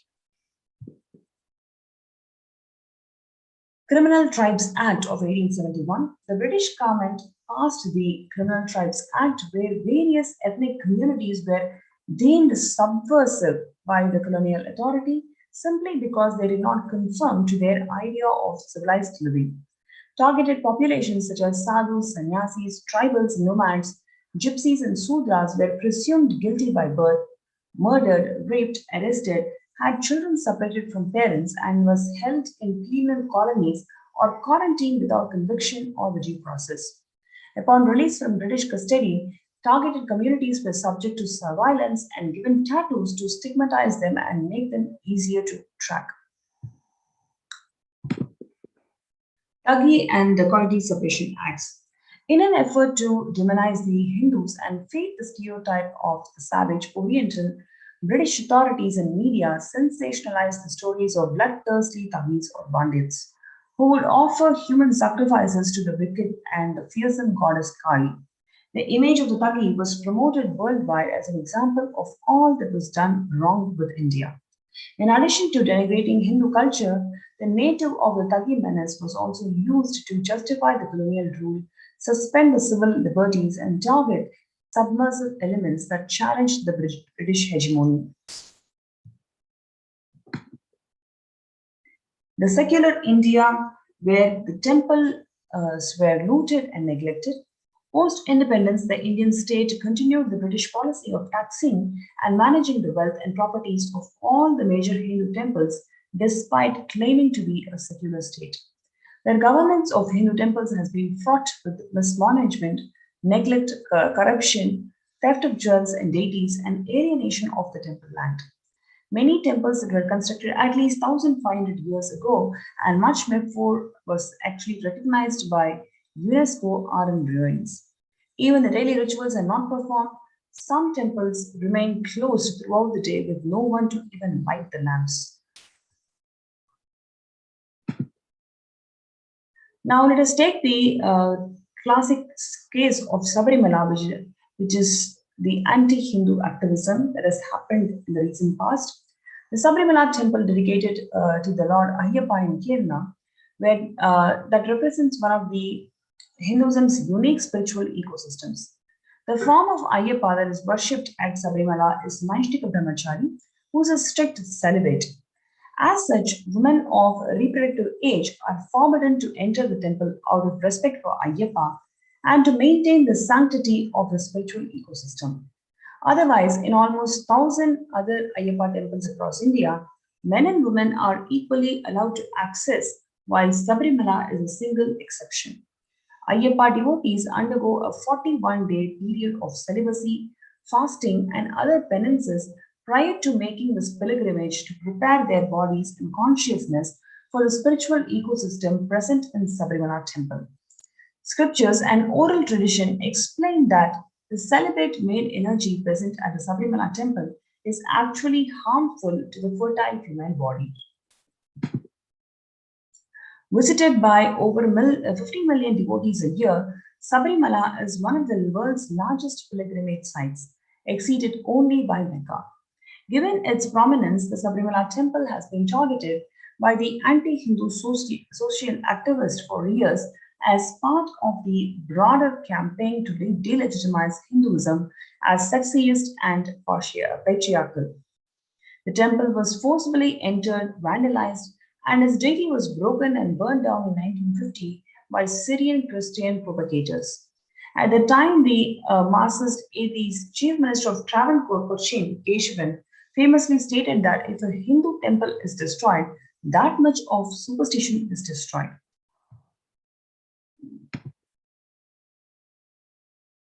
Now, the media narratives that are used to stereotype and demoralize the Hindus, the use of propaganda against an enemy supported by such military, economical, or political measures as may be required. Such propaganda is generally intended to demoralize the enemy, to break his will, or to fight and resist, and sometimes to render him favorably disposed to one's position. The media narratives used to stereotype and demoralize the Hindus. Bollywood and other mainstream media outlets consistently portray Hindu gods and gurus as cartoonish, dishonest, corrupt sex fiends in a similar manner to British imperial propaganda. India today denigrates the Hindu sari, while praising the Muslim hijab, the glaring double standards only make sense in the light of the anti-Hindu colonial stereotypes perpetuated in modern India. The relentless campaign of the psychological warfare waged on Hindu minds by British and their brown successors post-independence have resulted in a Hindu population that is completely demoralized, delegitimized, and without a sense of identity except to pathetically ape the West. This is a textbook case of internalized racism where we can very clearly see Indians spend billions annually on fairness cream to lighten their skin to be more like their former British masters. A 2014 marketing study found that 90% of Indian girls cite skin lightening as the highest need.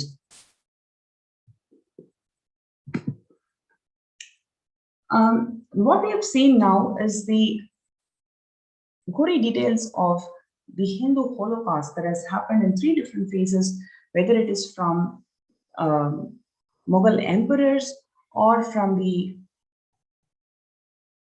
British invaders, and post-independence, it is the Neo-Hindutva groups, how the Hinduism has suffered at the hands of the anti-Hindu elements. And now this has been recognized by the United Nations in the second report that's been published recently. In the next segment, we'll have the glimpses of that report. Stay tuned and we'll be right back.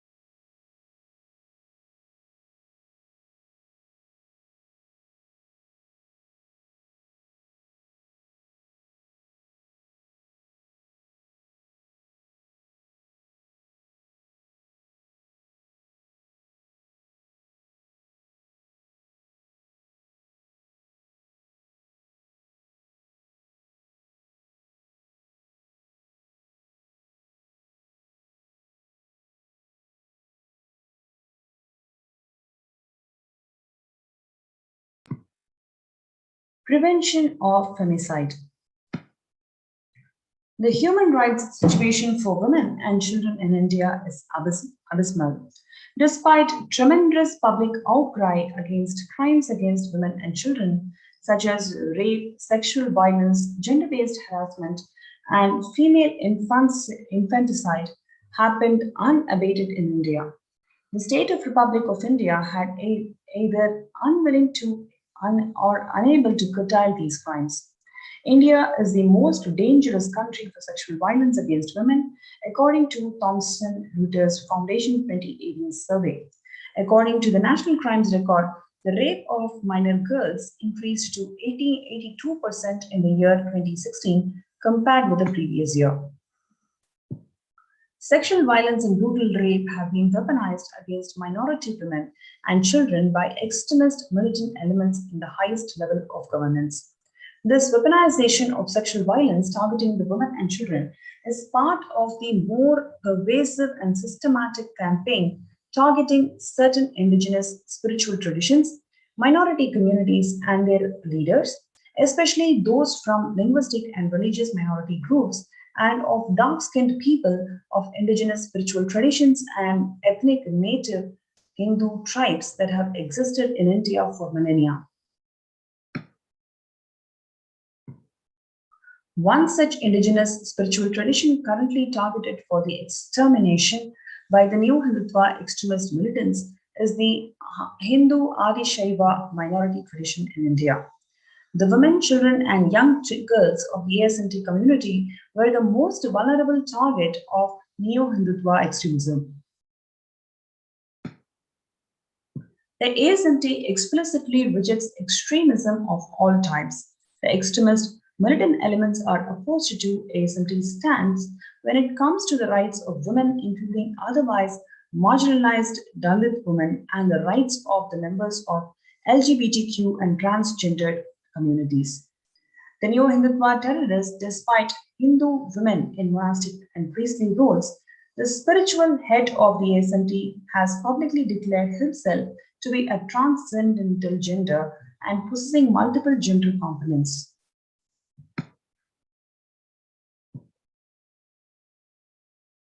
The neo-Hindutva extremist elements see that the LGBTQ and the rights are immoral. The ASMT freely ordains women into sannyasa, recognizes 11 genders, and performs specific temple rituals for gay marriage as more than 5,000-year-old indigenous spiritual scriptures. The ASMT represents one of the most progressive ideologies and is a target of persecution by the neo-Hindutva extremists. In the last decade, especially in India, there has been an alarming trend in the mainstream media and the social media of sensational screening and manufacture of misinformation and hate speech that is marginalizing the minority communities, targeting women with the use of image morphing and deepfake videos. In 2010, a fabricated video of ASNT actress Ranjita was repeatedly and sensationally broadcasted by Sun TV and various media channels to defame her character and to delegitimize her guru, the Supreme Pontiff of Hinduism, Jagat Guru Mahasanidanam, His Divine Holiness Bhagwan Nithyananda Paramashivam.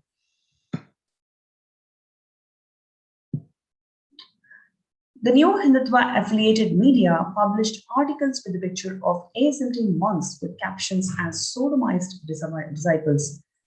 The media targeted ASNT minor girls by publishing their pictures in national newspapers with vulgar captions. The media published fake interviews of ASNT actress Ranjita for defaming her. Nakir and Gopal and other media heads pressurized Ranjita to commit suicide and circulated false news of the same in media as a rumor. This smear campaign is just not limited to ASNT women, the ASNT female monks, but this most vulnerable target of this persecution are the ASNT girls and female children, especially those minor girls who pursue religious studies to become nuns.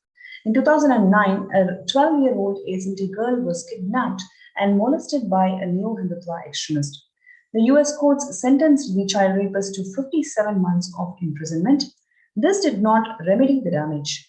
The child rapist filed severe vexatious litigations in India and the US. In the US, these false allegations by the child rapist, such as calling the child a liar and her parents and the community as part of the brainwashing of the cult, were all completely rejected by the court with a penalty for defamation with cost.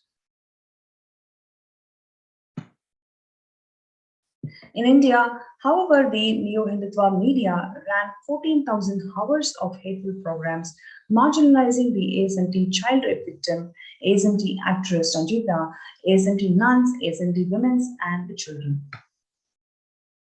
In India, courts are not upheld by the government, and the media is able to sway the public opinion and even to sway the opinion of the judges.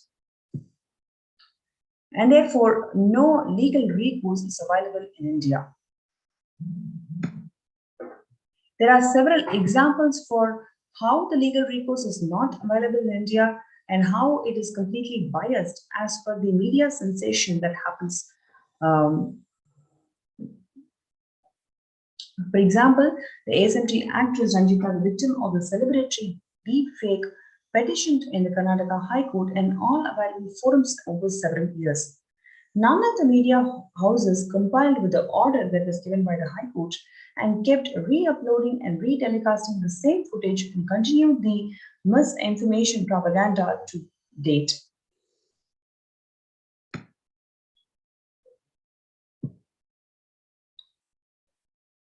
No legal recourse available in India. The NSBA as a self-regulatory body is a toothless and is known to disregard in its own guidelines and orders, even when the member channels ridicule and shame the dead celebrities. Indian courts are unwilling or unable to protect the ASMT women, especially nun and children. The Indian media kept marginalizing the ASMT nuns and girls with defamatory sexualized allegations. In 2017, a US court penalized a neo-Hindutva media to the tune of $5 million for civil conspiracy and defamation targeting the ASMT community. This is the largest penalty against any Indian media. But this did not remedy the damage as the other media channels and journalists continued the smear campaign.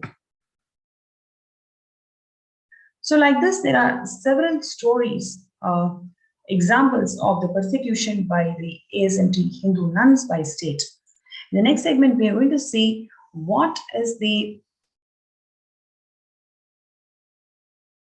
revelations of Devi Parashakti in protecting the humanity from Pralaya. So far, we have seen the glorious Hindu civilization and the persecution by the anti-Hindu elements over different phases, and how the Supreme Pontiff of Hinduism has revived the authenticity of Hinduism through various initiatives with this community, and for that same reason, how this community has been persecuted by the anti-Hindu elements.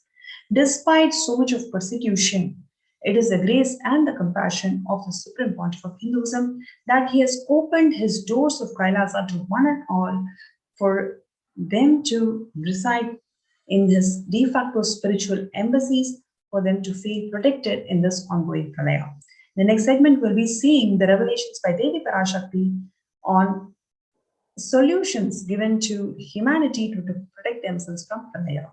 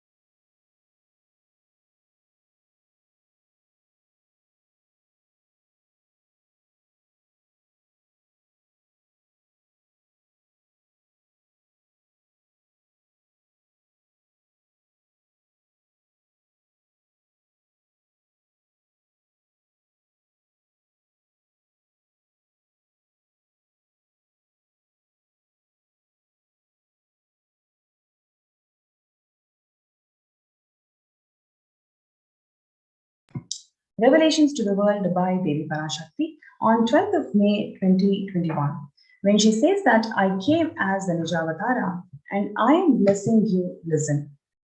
People, listen.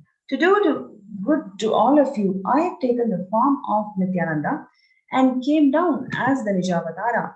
The people of India, listen, carefully listen. Time after time, Bharadam is a Jnana Bhumi where enlightened beings come. We cannot make the Jnana Bhumi as infertile. Enlightened beings have to come. They have to live, it has to flower. Few hypocrites, because they are stuck in delusion, we cannot sacrifice the world. Cosmos cannot be destroyed. The ship I did to save the cosmos from being destroyed, that is called Adi Kailasa. The ship I did to protect beings from Pralaya is Adi Kailasa.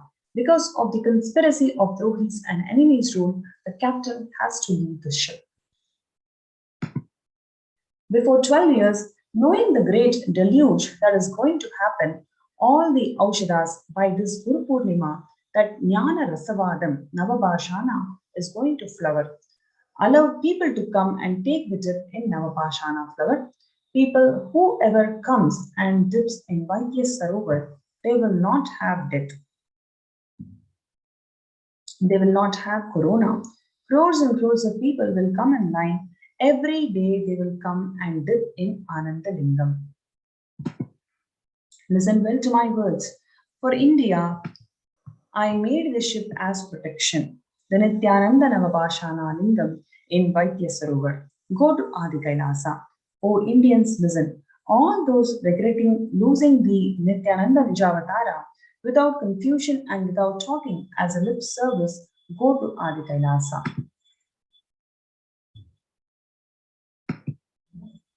Crores of people will come there looking for health, Navapashana water feast, and medicine to get health, protection, and enlightenment, to protect India from the great destruction.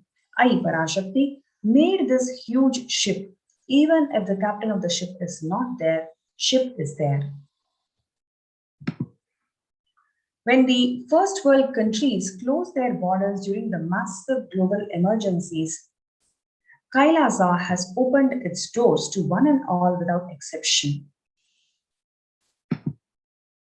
So, what we are going to see in the next segment is the hard work that the Supreme Pontiff of Hinduism, Jagadguru Mahasanidanam, His Divine Holiness Bhagwan Nithyananda Paramashivam, has done to make this ship happen. In today's segment, we saw the relentless Hindu persecutions that the Hindus suffered and the efforts of the Supreme Pontiff of Hinduism to bring back the legitimacy of this, bring back the legitimacy of Sanatana Hindu Dharma to in Hindus, and for which he was persecuted for more than a decade. Despite all this persecution, what has he left to the community that persecuted him? It is this huge boon of getting protected from corona through this Adi Kailasa ship. So let us see next what it takes to build this huge AK ship, Adi Kailasa ship, that this Devi Parashakti has revealed, that which is going to protect people from corona.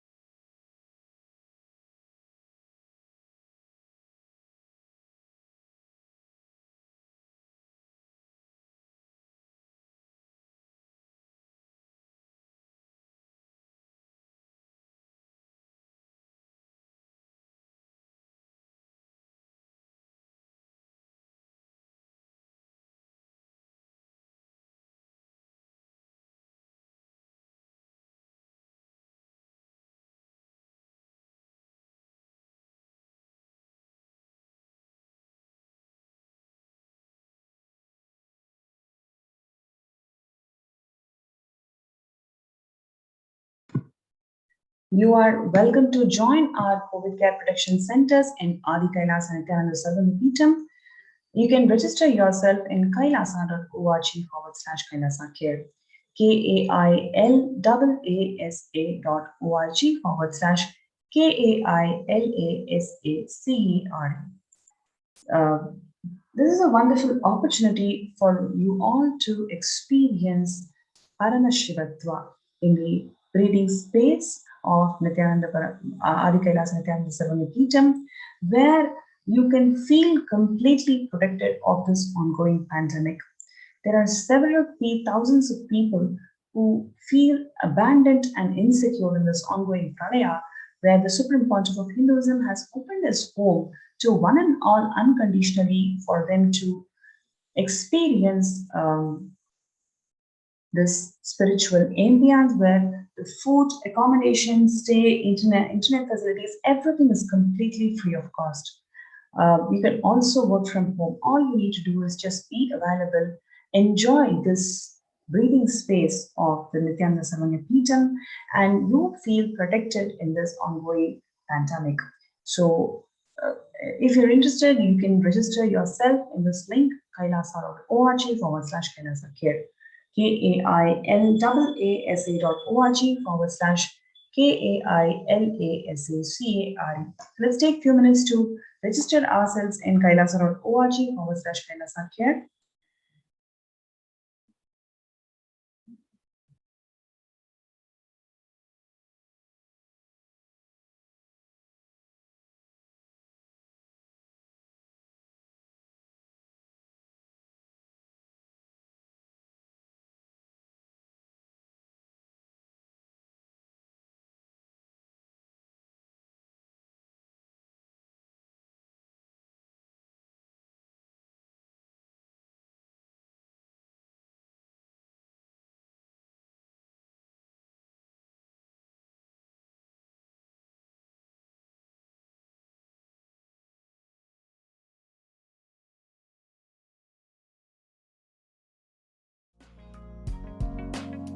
We get you health.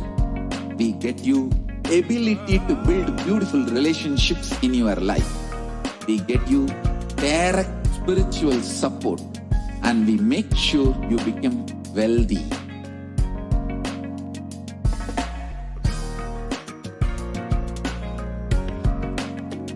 We won't stop giving you just good life.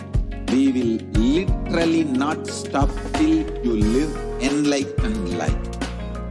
Manifesting the state of Paramashiva, space of Paramashiva, powers of Paramashiva, being of Paramashiva.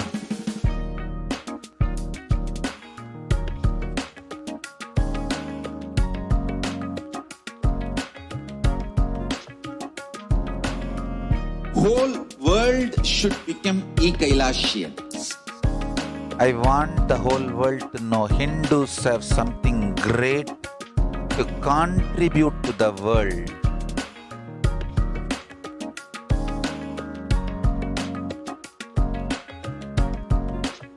We have something great to contribute to the world. Let us do that.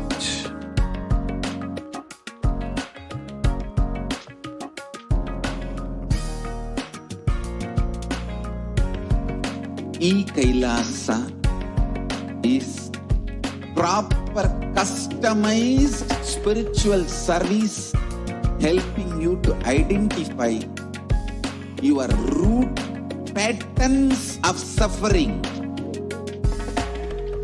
We have perfected the science of helping every individual from every cultural, religious, nationality background.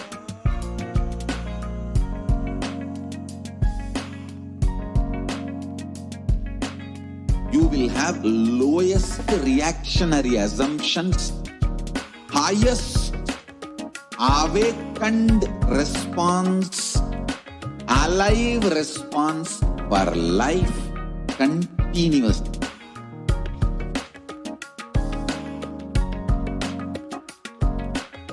Kailasa is enlightenment ecosystem, literally enlightenment itself in your own home. wherever you are.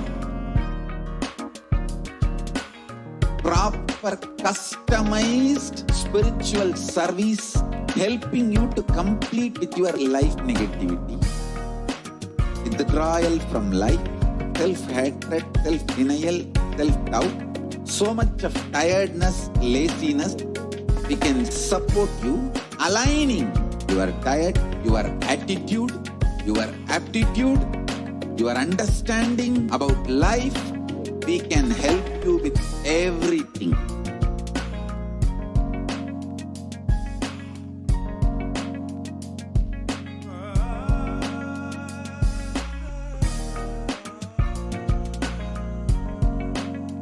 If you are interested in enlightenment, we will immediately bring this to you.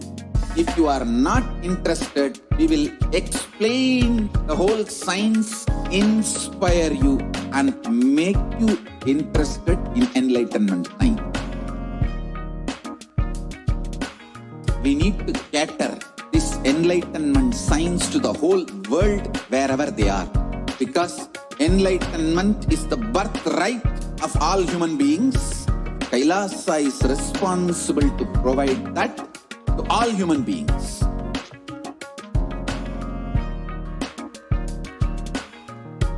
Kailasa is the totality of the knowledge I received from my gurus and practice manifested in my life, perfected by teaching millions of people from all cultures, time zones, backgrounds, genders, nationality, race, from every creed.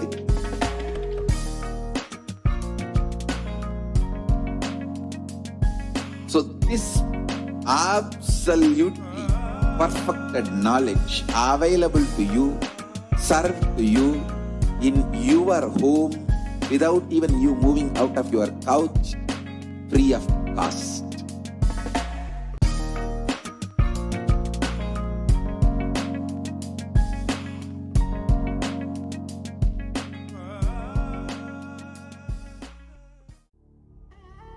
What I mean by the word Kailasa, listen intensely. Enlightenment ecosystem, literally enlightenment itself, in your own home, wherever you are. If you cannot come to Kailasa, it's okay. Kailasa can come to you. Kailasa coming to you is Kailasa.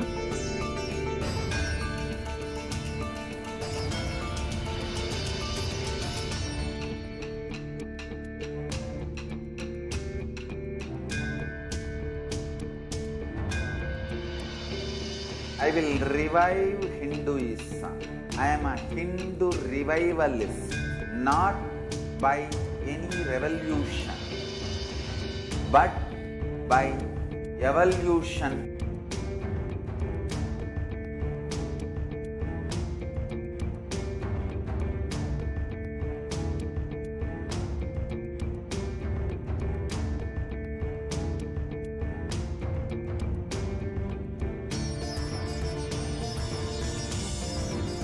And setting model community.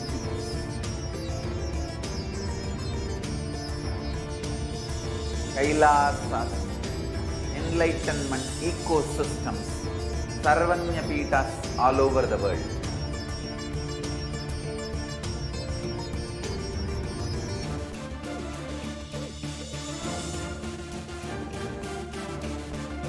All powerful cognition, knowledge, only when you live, power manifestation and possibilities manifestation happens. This is a fundamental truth.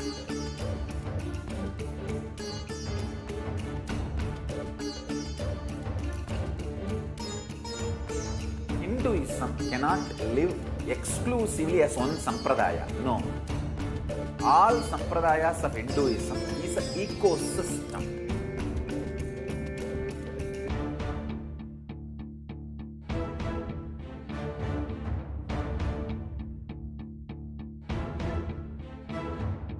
So don't keep quiet thinking that if one sampradaya is attacked, only that sampradaya is going to be affected. All of us are ecosystem.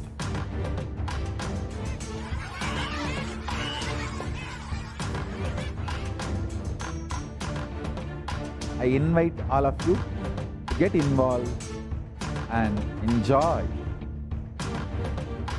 Hinduism by the principle of Dharmo Rakshati Rakshitaha. When you protect Dharma, Dharma protects you.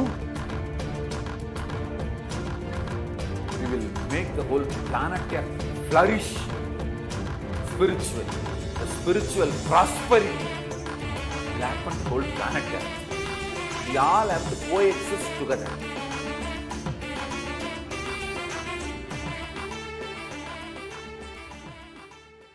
Just be alive for next 3 years. Don't die within next 3 years.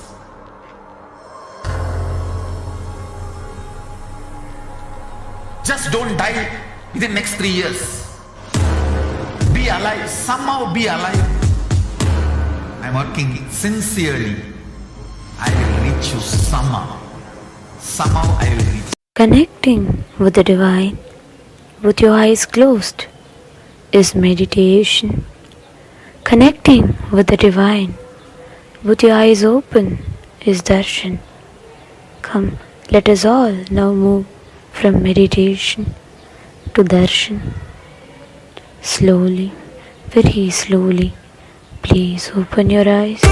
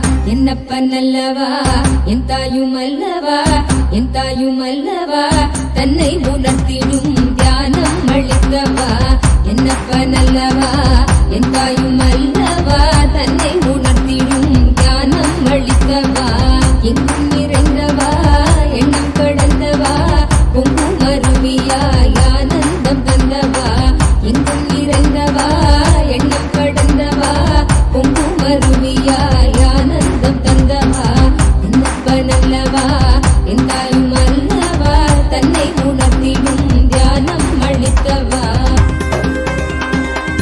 ஏழாம் உடல்கள் தாண்டி நித்திய வாழ்வும் கண்டிட கேடான காலம் தன்னை வென்று நீலை நின்றிட ஏழாம் உடல்கள் தாண்டி நித்திய வாழ்வும் கண்டிட கேடான காலம் தன்னை வென்று நீலை நின்றிட சீரான பாவம் பழி நீங்கி பெரும் வாழ்வினை கொண்டாட நித்யானந்த ஸ்புரணம் தன்னை நெய்தவா சீரான பாவம் பழி நீங்கி பெரும் வாழ்வினை கொண்டாட நித்யானந்த ஸ்புரணம் தன்னை நெய்தவா என்னப்பனல்லவா என் தாயுமல்லவா தன்னை உணர்த்திடும் தியானம் அளித்தவா என்னப்பனல்லவா என் தாயுமல்லவா தன்னை உணர்த்திடும் தியானம் அளித்தவா ஏழாம் உடல்கள் தாண்டி நித்திய வாழ்வும் கண்டிட கேடான காலம் தன்னை வென்று நீலை நின்றிட ஏழாம் உடல்கள் தாண்டி நித்திய வாழ்வும் கண்டிட கேடான காலம் தன்னை வென்று நீலை நின்றிட சீரான பாவ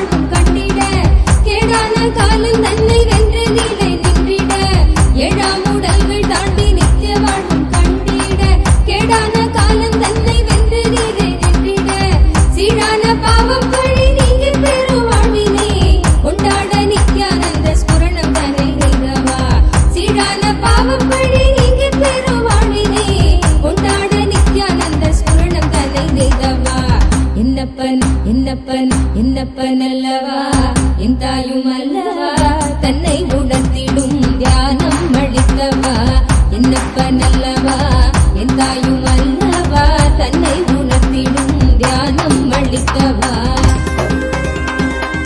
ஏழாம் உடல்கள் தாண்டி நித்திய வாழ்வும் கண்டிட கேடான காலம் தன்னை வென்ற நிலை நின்றிட ஏழாம் உடல்கள் தாண்டி நித்திய வாழ்வும் கண்டிட கேடான காலம் தன்னை வென்ற நிலை நின்றிட சீரான பாவம் பழி நீங்க பெரும் வாழ்வினை கொண்டாட நித்யானந்த ஸ்புரணம் தன்னை நீங்கவா சீரான பாவம் பழி நீங்க பெரும் வாழ்வினை கொண்டாட நித்யானந்த ஸ்புரணம் தன்னை நீங்கவா என்னப்பன் என்னப்பன் என்னப்பன் அல்லவா என் தாயும் அல்லவா தன்னை உணர்த்திடும் தியானம் அளித்தவா என்னப்பன் அல்லவா என் தாயும் அல்லவா தன்னை உணர்த்திடும் தியானம் அளித்தவா என்னப்பன் அல்லவா என் தாயும் அல்லவா தன்னை உணர்த்திடும் தியானம் அளிக்கவா என்னப்பன் அல்லவா என் தாயும் அல்லவா தன்னை உணர்த்திடும் தியானம் அளிக்கவா எங்கும் நிறைந்தவா எண்ணம் கடந்தவா பொங்கும் அருவியாய் ஆனந்தம் தந்தவா எங்கும் நிறைந்தவா எண்ணம் கடந்தவா பொங்கும் அருவியாய் ஆனந்தம் தந்தவா என்னப்பன் அல்லவா என் தாயும் அல்லவா தன்னை உணர்த்திடும் தியானம் அளிக்கவா என்னப்பன் அல்லவா என் தாயும் அல்லவா தன்னை உணர்த்திடும் தியானம் அளிக்கவா எங்கும் நிறைந்தவா எண்ணம் கடந்தவா பொங்கும் அருவியாய் ஆனந்தம் தந்தவா எங்கும் நிறைந்தவா எண்ணம் கடந்தவா பொங்கும் அருவியாய் ஆனந்தம் தந்தவா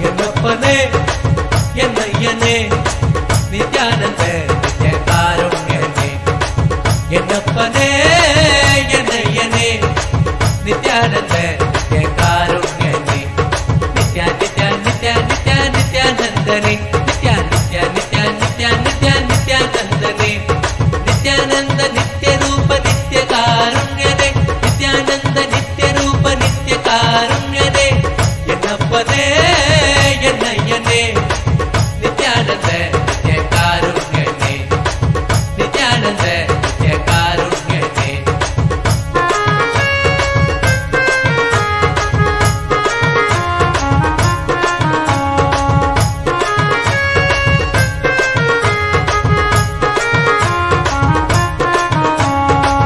பன்னீரு கை நித்ய குருநாதனே பன்னீரு கை குருநாதனே பன்னீரு கை நித்ய குருநாதனே பன்னீரு கை குருநாதனே பக்தர்கள் அனுகூலனே பக்தர்கள் அனுகூலனே நித்யா நித்யா நித்யா நித்யா நித்யானந்தனே நித்யா நித்யா நித்யா நித்யா நித்யா நித்யானந்தனே நித்யானந்த நித்ய ரூப நித்ய காருண்யனே நித்யானந்த நித்ய ரூப நித்ய காருண்யனே என்னப்பனே என்னையனே நித்யானந்த நித்ய காருண்யனே என்னப்பனே என்னையனே நித்யானந்த நித்ய காருண்யனே நித்யா நித்யா நித்யா நித்யா நித்யானந்தனே நித்யா நித்யா நித்யா நித்யா நித்யா நித்யானந்தனே நித்யானந்த நித்ய ரூப நித்ய காருண்யனே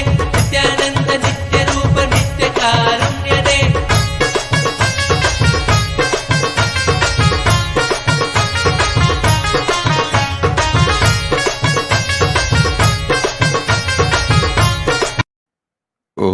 ॐ नित्यानन्देश्वर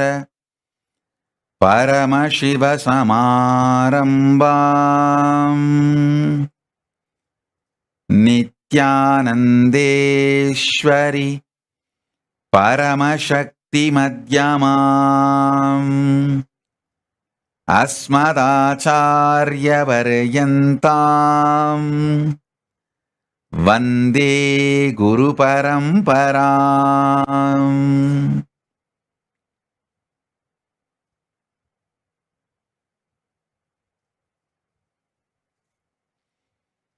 I welcome you all with my love and respect. I welcome all the devotees, disciples, Samajis, Satsangis, Shri Mahants, Mahants, Mantreshwara, Vidyeshwaras, Ganeshwaras, Lokeshwaras, Astreshwaras, ambassadors, diplomats, e-diplomats, citizens, consulate generals. I welcome all of you with my love and respect. Paramashiva's message directly from Kailasa. Listen. Listen intensely.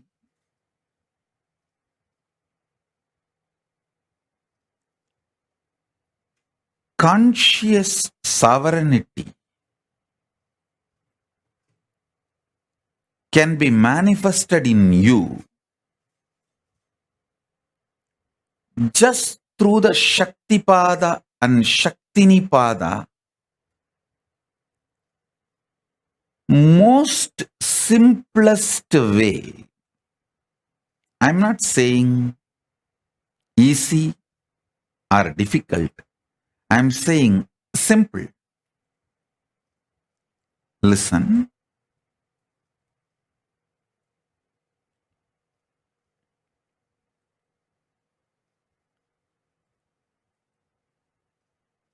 Mind always works in the language of quality and quantity. If your mind, which can relax from this constant engaging with qualities and quantities, and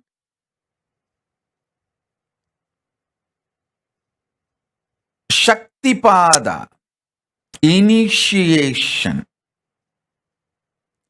happens from the Guru,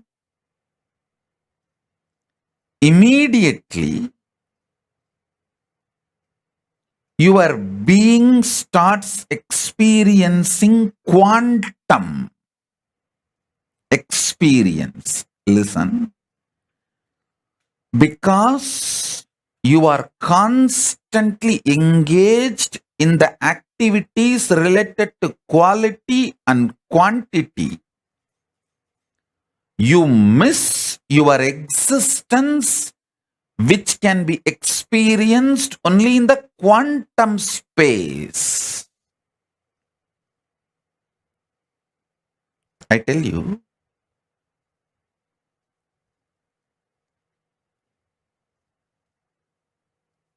you can achieve conscious sovereignty in multiple ways.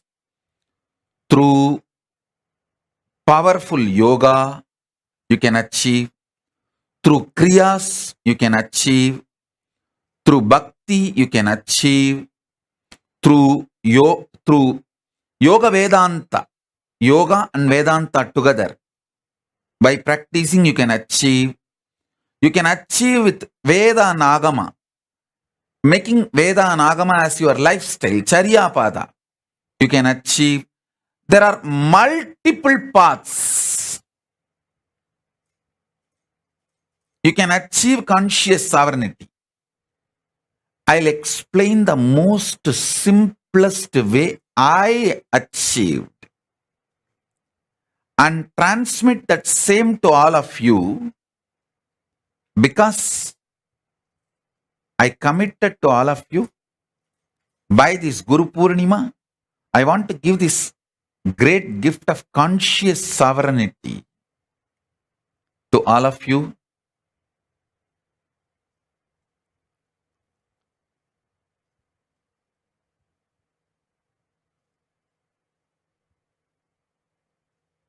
Today I am going to reveal very important truth and very important initiation. So listen.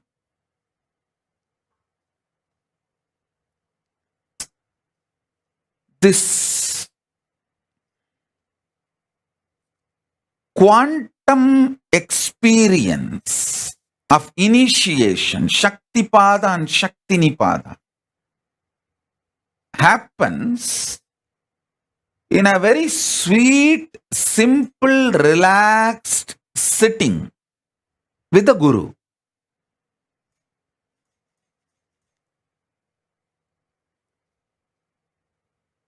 I'll tell you how this happened to me. Then you can understand. When I sit with Arunagiri Yogeshwara,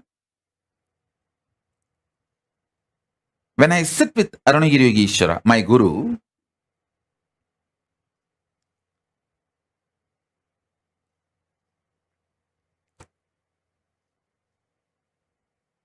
I used to be so enamored by the charisma, the personality, the way he carries himself.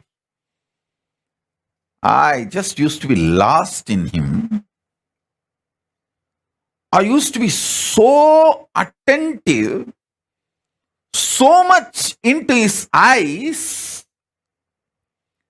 When I ask a question, the way his eyes react or respond, I know I asked the right question, or I asked the useless question, or I asked the wrong question, or I was just trying to poke him.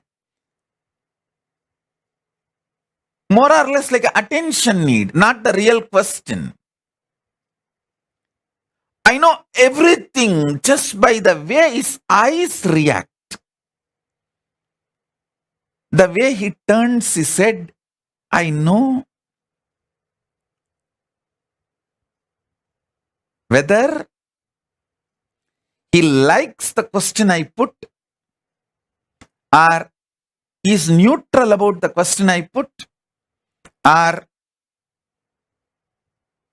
he doesn't like the question I put, or he likes the question but not the way I put. I will know everything, the way his eyes react before even he starts answering. It is such space. I know he knows every thought current getting created or I am entertaining, engaging with. Some thoughts will appear, I will not engage with it. Some thought currents will appear, I will engage with it. Some thought currents will appear, I will just try to drop it. All this he just knows, and I know that he knows. It is like I am absolutely in a nirvana space with him. This body cloth does not stop him looking into my inner space. That is what I call nirvana space.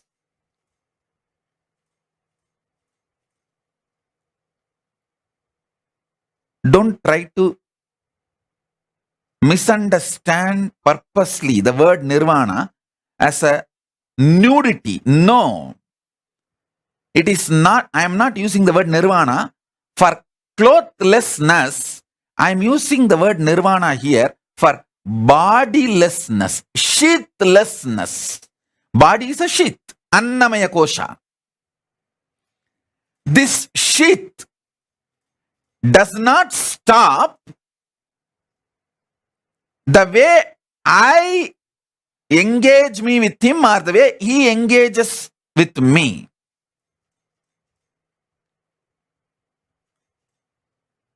It is extremely sweet,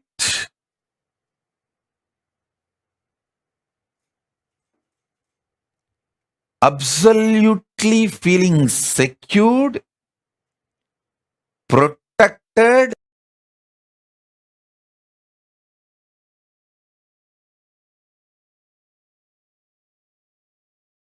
even if you have to go through death, you will not bother, because somebody who is very trustworthy and right person who loves you and your interest, you are going through that death in his lap, under his control, monitor and space. It's extremely feeling protected, sweet. Understand, whenever you feel secure, you are ready to go through any change at any level.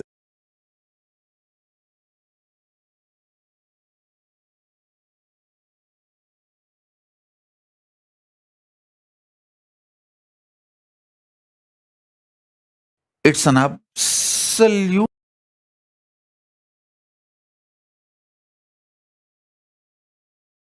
feeling connection, and absolutely sweet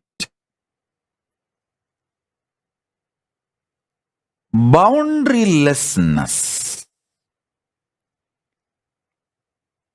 I will feel so free with him, even when he eats, if food particles, if they drop from his mouth on his body, or few grains, I will never leave them. Without missing a single grain, I'll pick up and eat it away. Even if it falls on his body, some sambar or little curd, I'll make sure I'll take it and eat it away. Because Guru Uchishta,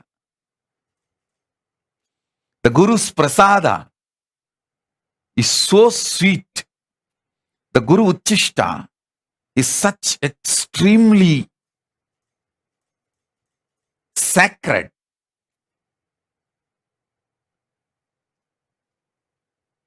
Listen,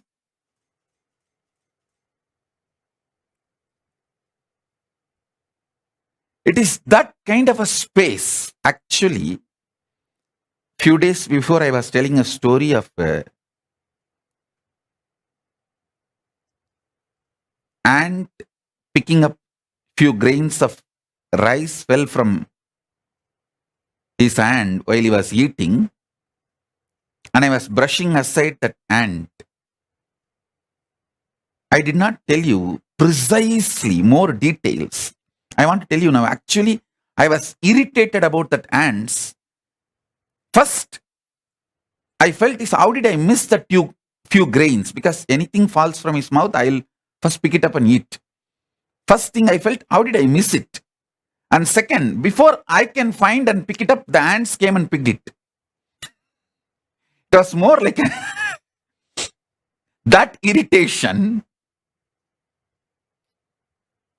Guru Uchishta is sacred, sweet. That is the space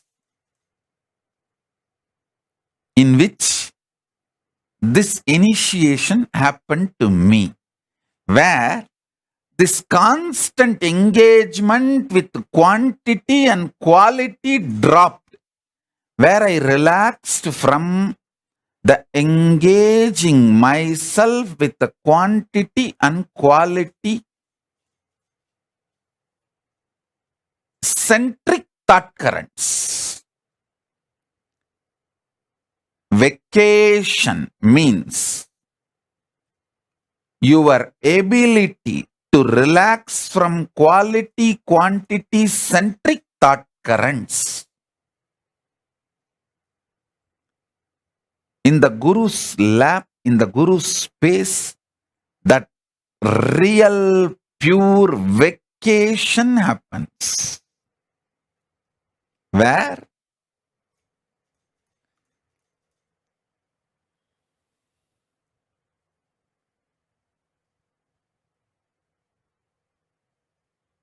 the constant grinding of that quality quantity centric thought currents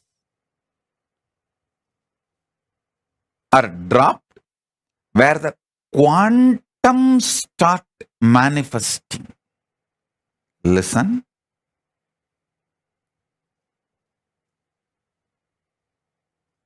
Now, I will describe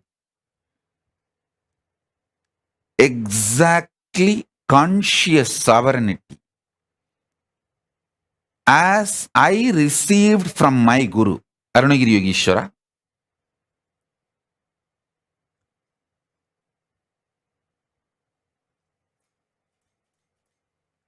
Listen intensely.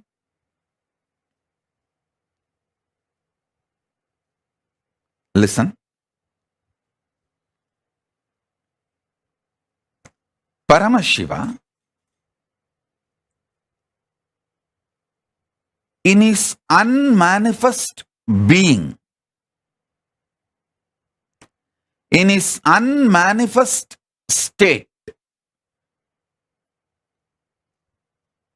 he, me, you, all are one and the same. He manifests as creation,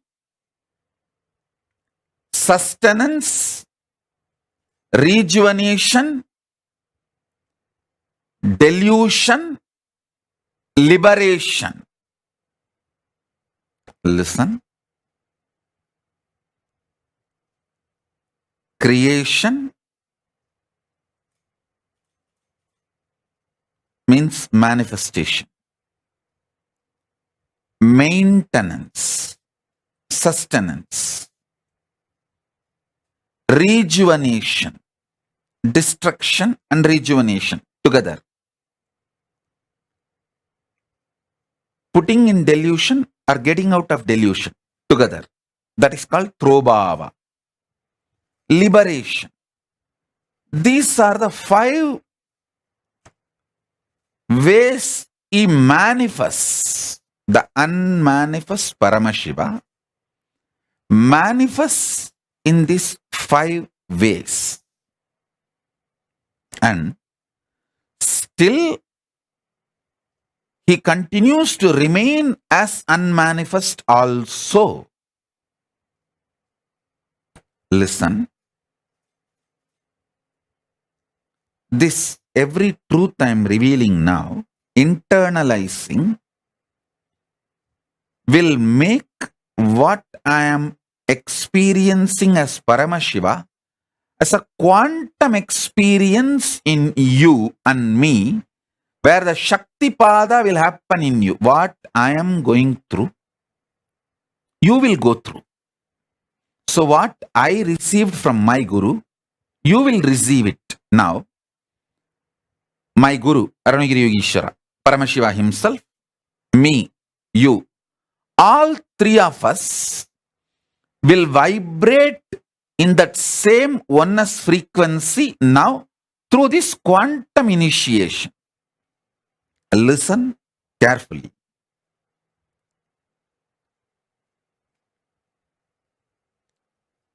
All your ideas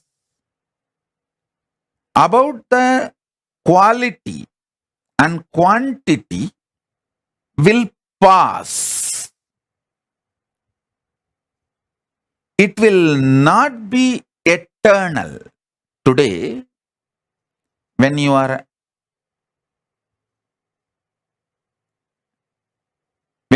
young,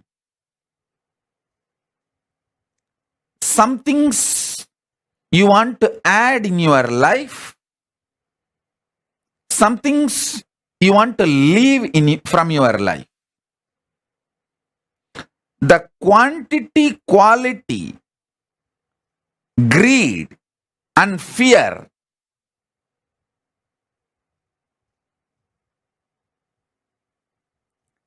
the same quantity, quality, fear and greed will change as you grow, matured or older.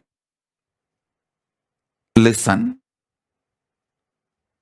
So I'm giving you one example.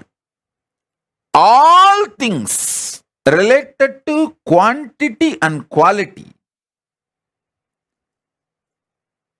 changes. They are not eternal. They are ephemeral.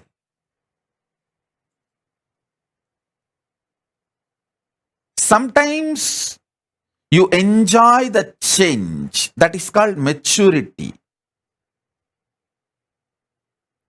Growing in wisdom. Sometimes you hate the change. That is what is called attachment, suffering. This quantity, quality centric drama, whole thing is only superficial life. Even the maturity which comes when you understand this quantity and quality changes is not complete enlightenment. That is more like a dharma. You get matured, but that's not ultimate. Ultimate is understanding some things which you create, some things which you maintain, some things which you destroy, some things which you put yourself in delusion. Sometimes you pull yourself out of delusion. Sometimes you liberate yourself. All this is fundamentally you who is doing this drama. You, the consciousness in you is doing this whole drama. Waking up to that is conscious sovereignty. Listen. Listen. Later on, today again, when you have time, sit with a cup of coffee, hot chocolate or tea, relaxed way, listen to this satsang again, sipping cup of coffee. Remember, you are sitting with me on the foothills of Arunachala, alone. Only you and me and Arunachala. Nobody else is there. Cup of coffee for you. Keep a cup of coffee for me. We both sit and sip cup of coffee. And I am giving you this quantum initiation. Listen with this relaxed mood. You will understand. I want you to understand 3 layers. 1, the quantity, quality based thinking, acting, whole productivity centric lifestyle.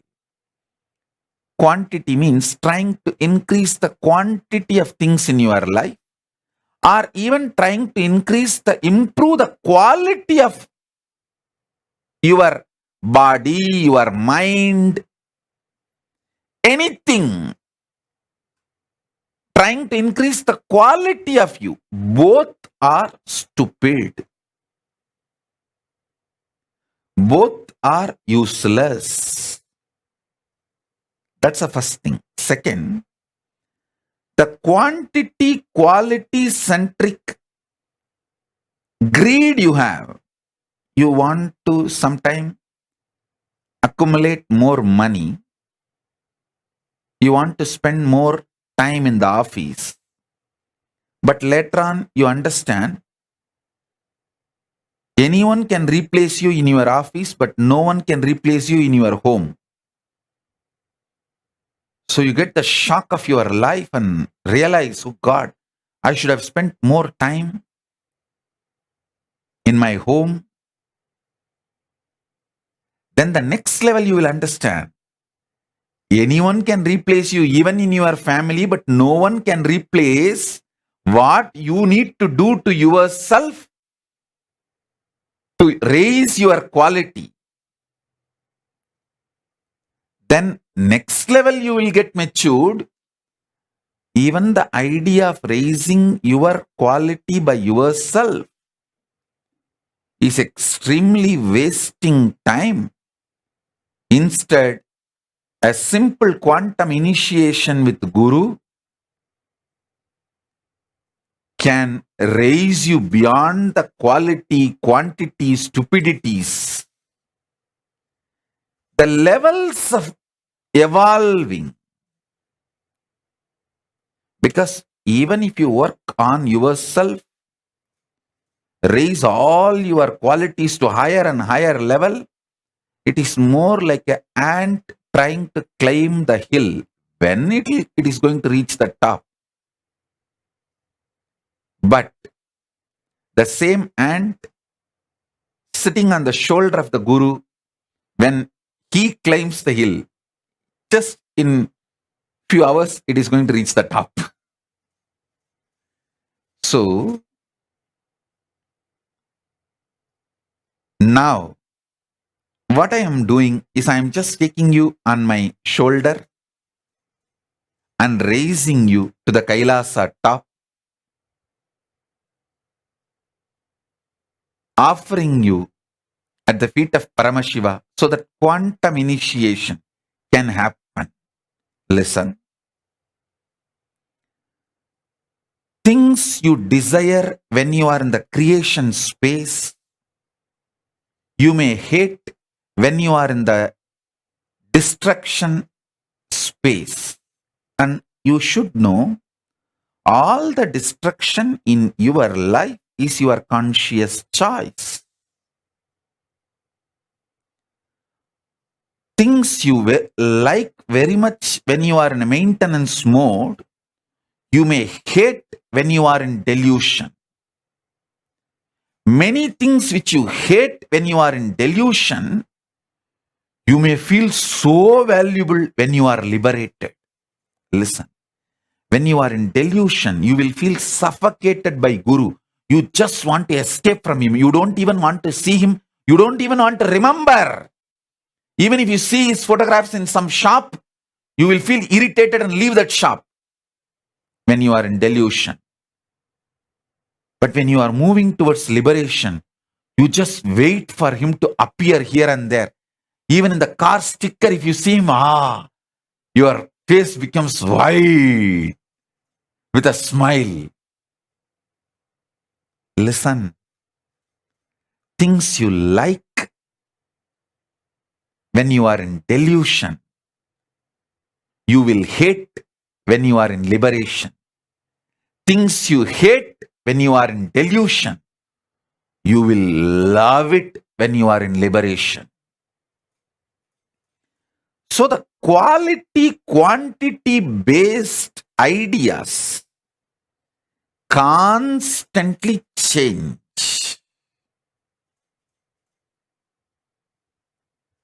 And this change also changes. That's the beauty. Change also changes.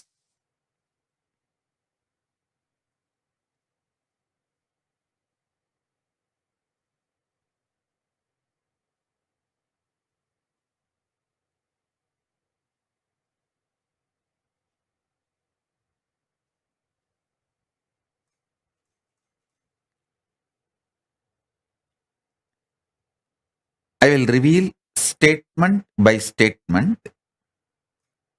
You just listen. That is more than enough, because now all of you, I can see, have got into that space of that quantum initiation. when I see only hearts, smiles, and no questions in the social media, YouTube, Facebook, everywhere, I know everyone who is listening has dropped from this quantity quality centric thought current and ready for quantum initiation. So I'll just make statements. Asudosha, call and tell your mother to get your dad also for initiation. Always your dad comes for initiation. Today I am not seeing him. I don't know whether he is there or if he is not there. Call him for initiation. And Ma Bhaktivashyananda, Hari, get your pet. He sincerely listened to my satsang and gets initiated. I don't want him to miss the initiation. Call him. Get him and make him sit. Sobi, tell Raghu to watch from the wherever he is. I want him to have the initiation. Listen. Shiv Pandit, sit straight.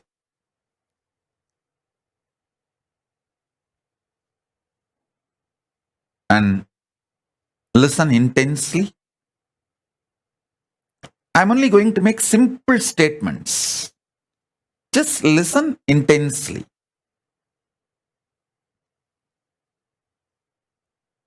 That is enough. Shiv Pandit, if you are able to see me, hear me, wave your hands. I want you to know every day I accept sincerely that banana, fruit, and the betel leaf and the offerings you keep for me. So sit straight. Listen to this initiation.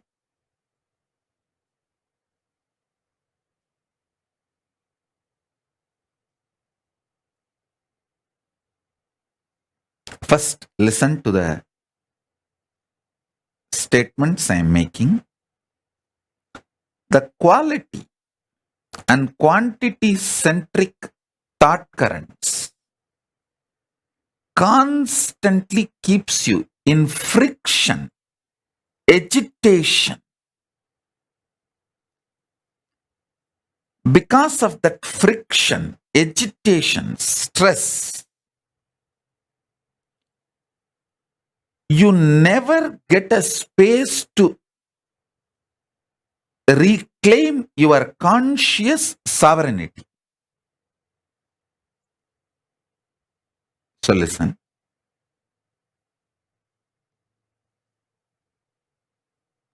Vinayaka Shrikanta, settle down. Listen to the initiation. You can attend to work later on.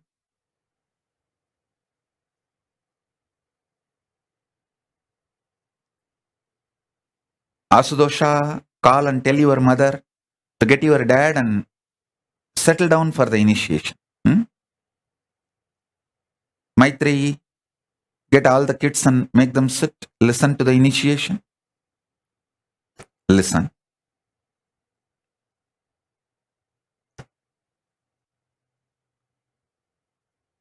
If you want to call your friends, family, whoever you want, very important people in your life whom you think should have their initiation, call them. Because these initiation moments are the essence of all the satsangs I give. Satsangs are fundamentally to prepare you to come to this nirvana space where you just know everything happening in my inner space and I know what is happening in your inner space and we both are happy about it. I am so happy. You know what is happening in my inner space and you are so happy. I know what is happening in your inner space. This intimacy is called the space of nirvana, not clothlessness, but sheathlessness. Lata, get Harish, make him sit. Hima, get Valli.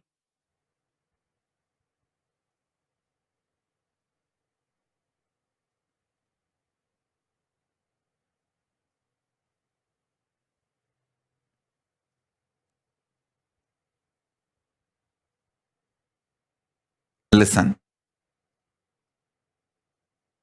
I think many times people get shocked because they don't think I know all their names and who is sitting in the satsang and who is not sitting in the satsang. When I call and tell them, they get shocked. Oh God, Swamiji is watching so closely. Yeah, without even two-way, I can watch. Two-way, how can you?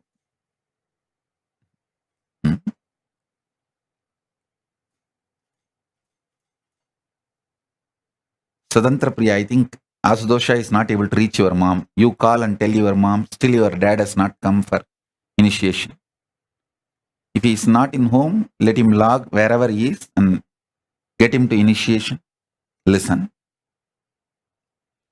Now I'll make the next statement.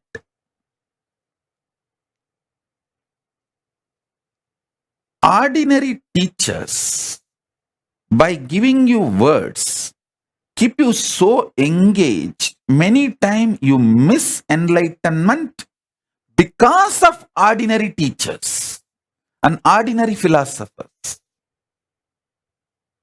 Like how your quantity quality centric thought currents irritate, keeps you in friction, engages you in stupidity, and makes you miss the conscious sovereignty. You are engaging with ordinary teachers and philosophers, makes you miss stupidly the real Guru's initiation. So now, sit.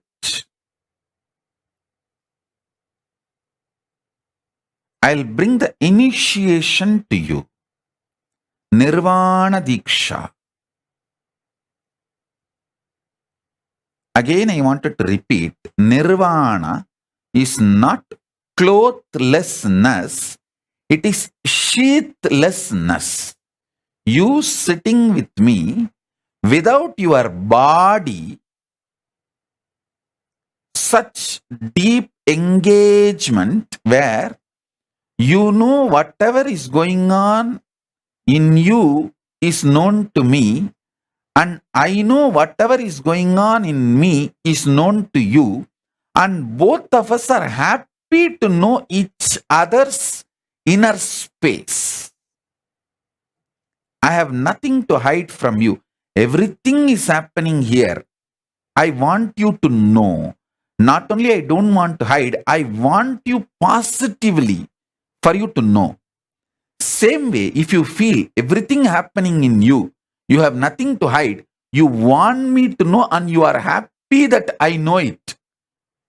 You are very positively interested in me knowing it. This space is called Nirvana. And in this space only the quantum initiation happens. The conscious sovereignty is experienced by you. In this space of Nirvana Diksha, the Shakti Pada and Shakti Nipada for the conscious sovereignty happens. So listen.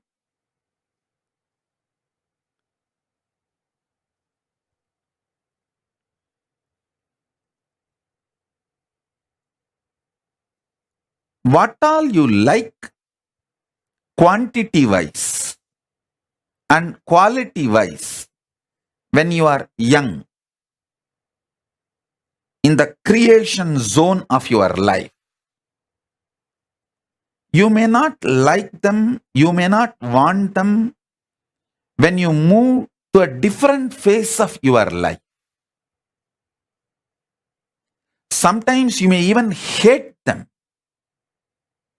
I have seen many people feeling that they spent too much time on money making instead of living the life they always wanted.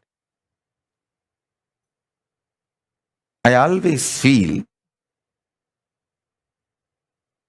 more stamps on my passport makes me rich than the zeros in the bank account. Of course, by the grace of Paramashiva, I don't have a bank account. Throughout my life, I living without any bank account, idea of bank account.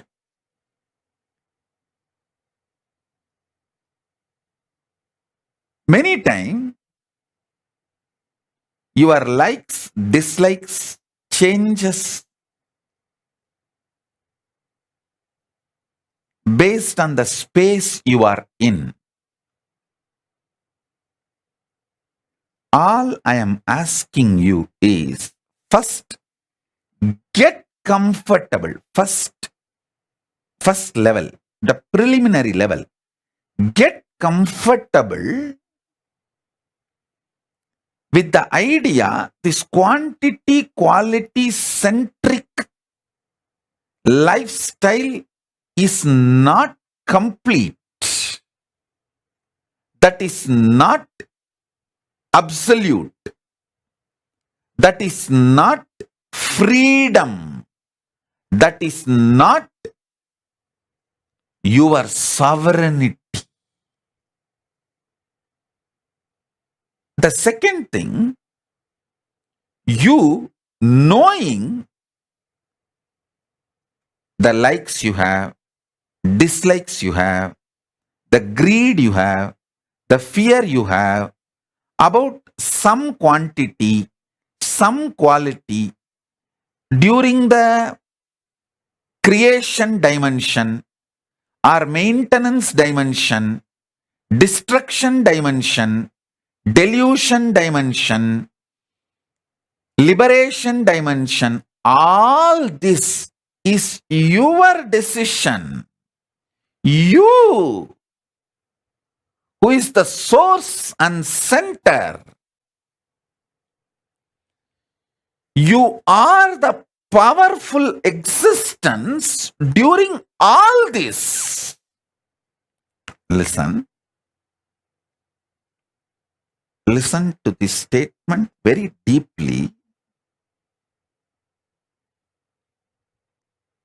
You will have conscious sovereignty now. Before this satsang is over, you will experience conscious sovereignty, because it's not difficult and it's not easy, it is simple.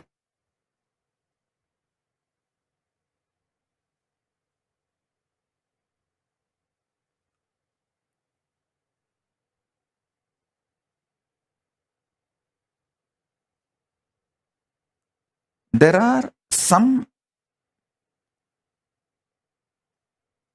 pain points in you.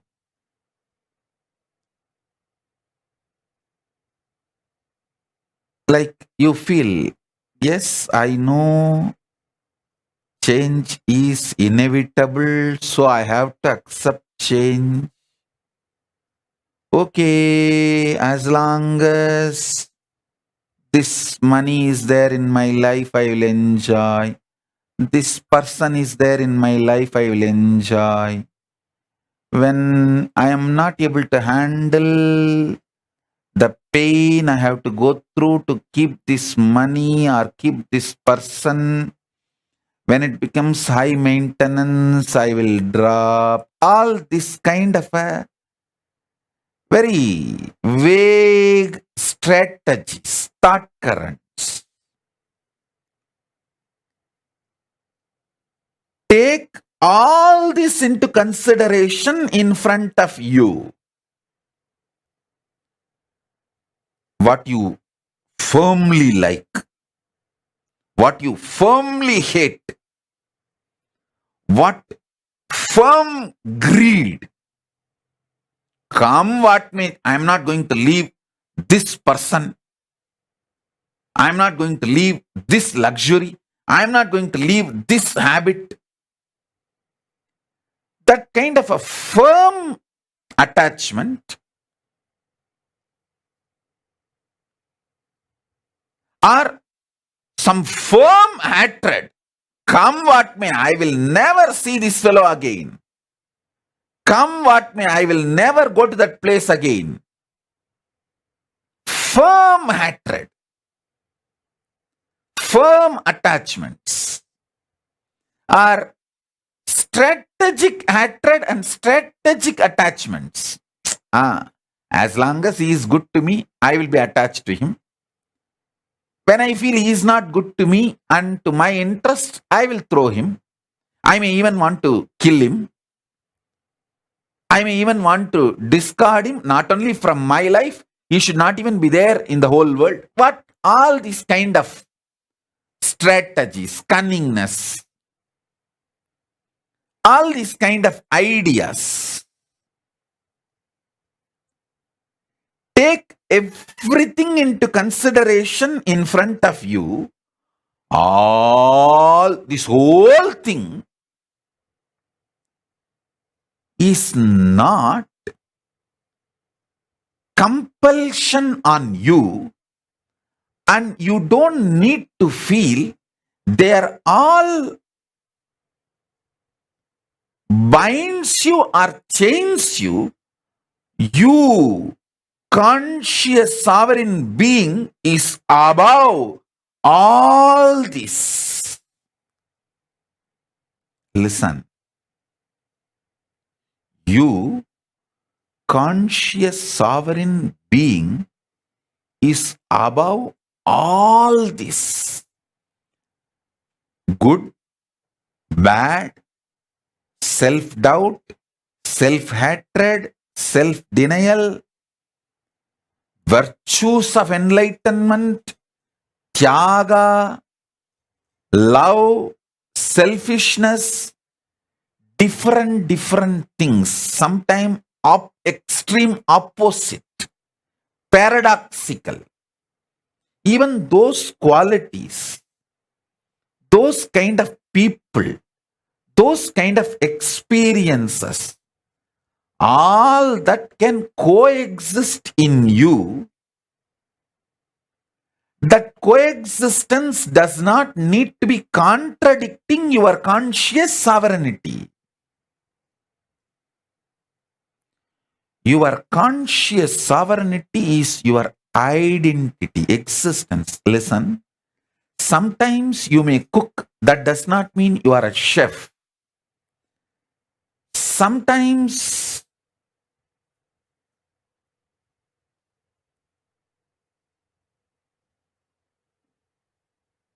you may speak, that does not mean you are a speaker. Sometimes you may administer, that does not mean you are an administrator. Sometimes you may manage, that does not mean you are a manager. All this is periphery existence of you. The quantum existence, the actual existence of you is conscious sovereign being who plays with creation, maintenance, destruction, delusion, liberation. It is you who is playing all this. It's like a lotus having 5 petals. The core lotus is unmanifest Paramashiva, and these 5 petals are the manifest Paramashiva. My Guru has given me the Paramashiva mandala. It has that 5-star symbol. The center one linga and 5 stars, 5 lingas are drawn. That's one of the meaning of that mandala is the unmanifest is the center linga, and the pancha linga on 5 side is the 5 face of Paramashiva. If you are in delusion, don't be afraid. It is actually delusion kicks you to the next level of liberation. See, 3 seconds of nightmare not only gets you out of nightmare, it pushes you to the next level of state of consciousness called waking state. From dream, you are just kicked to the waking state. High. From dream, moving to waking state is like an enlightenment in dream state. So, if you had a very sweet dream, normal dream in your dream state, you would have just gone again back to dream state or deep sleep state. But if you had a nightmare, you can neither go back to dream state or deep sleep state. You have to be kicked to waking state. So, delusion in the delusion in the dream state is nightmare. But ultimately that nightmare does a great good thing that you are enlightened, pushed out of the dream state to the waking state. From waking state, if you are pushed to the Turiya, that is enlightenment. Same way, from dream, if you are pushed to waking, that is enlightenment in this level. Understand? Enlightenment means getting pushed to the next higher state of consciousness. From deep sleep, if you are pushed to the dream state, that's one level enlightenment. From dream state, if you are pushed to the waking state, that is one level of enlightenment. From waking state, if you are pushed to the Turiya, that is next level of enlightenment. From Turiya, if you are pushed to Turiyatita, that's the next level of enlightenment. So understand, the nightmare in your dream state is not as bad as you always think, because just the 3-second nightmare, and you need to know, no nightmare can be longer than 3 seconds. It's a law of life. In the dream, it may look like a long time, but actually, in chronological waking state time, it is only 3 seconds. So,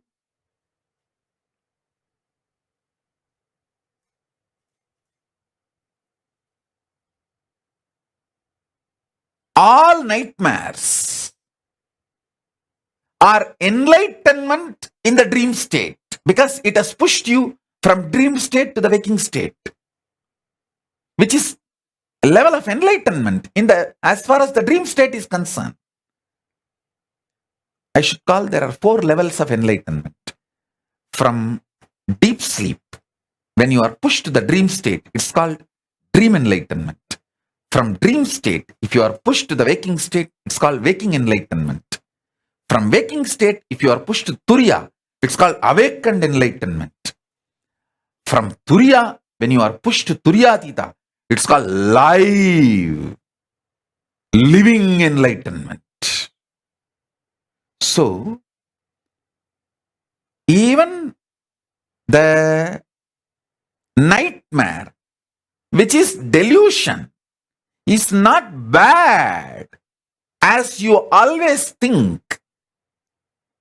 So, all delusions are not bad, because many times your delusions push you to the next level enlightenment, liberation.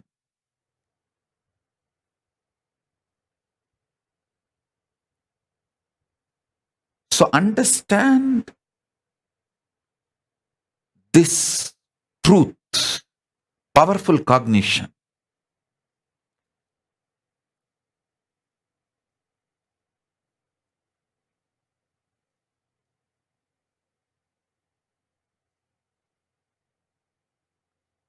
No nightmare can be longer than 3 seconds, and no death will be longer than 3 seconds. Because during the death, you go through the nightmare, the worst nightmare of your whole life. If you lived as a deep devotee connected to Guru, you go through the best wet dream of your life. Wet dream also wakes you up. Nightmare also wakes you up. If you lived throughout your life fear-centric, you go through the worst nightmare during the death. If you lived an very deeply, romantically devoted life to your Ishtadevata or your Guru, the higher being, you go through an extremely sweet, ecstatic dream, wet dream, through the 3 seconds, and you wake up liberated. You move to the Turiya state. If you neither go through nightmare nor go through wet dream, like a mediocre, then you again fall back into the same next birth and go through this birth and death, this rut. So listen.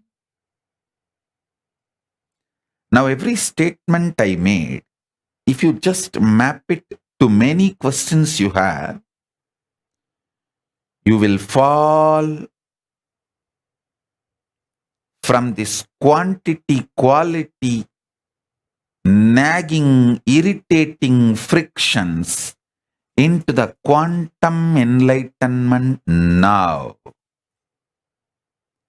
You will understand your conscious sovereignty is the most supreme existence identity of you, and in you, with your approval, with your permission, your order, because of your commandment, your creation dimension, your maintenance dimension, your destruction dimension, your delusion dimension, your liberation dimension, all the 5 functions, and your unmanifest is the Lord. You are the Lord. This truth, when it clicks in you, you regain your conscious sovereignty. My life is to give you conscious sovereignty. Not just my life's mission, my very life is to give you conscious sovereignty.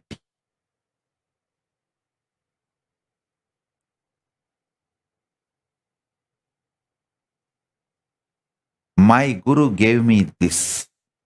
I am here to give you this.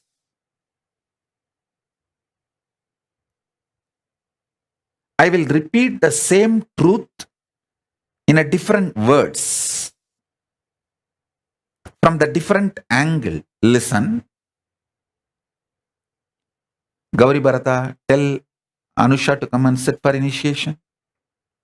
Get Anusha.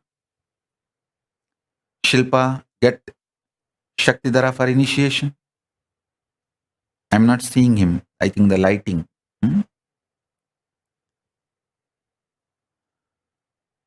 Listen. I'm going to repeat the same truth with the different words.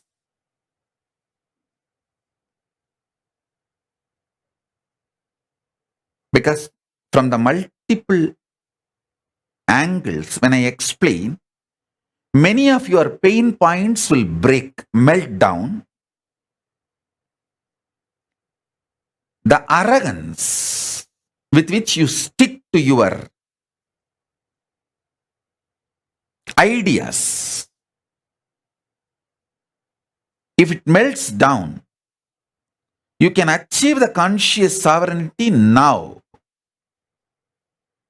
My goal is you experiencing conscious sovereignty now.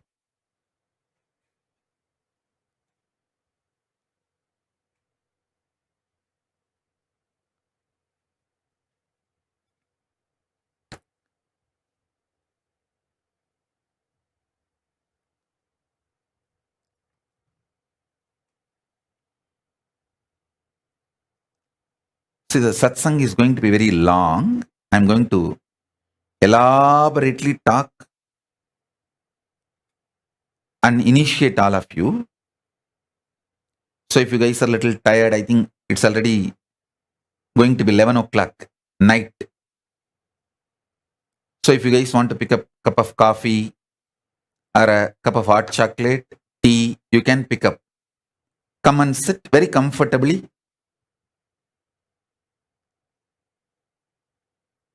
All I want is you being in a very relaxed, sweet, fresh mood.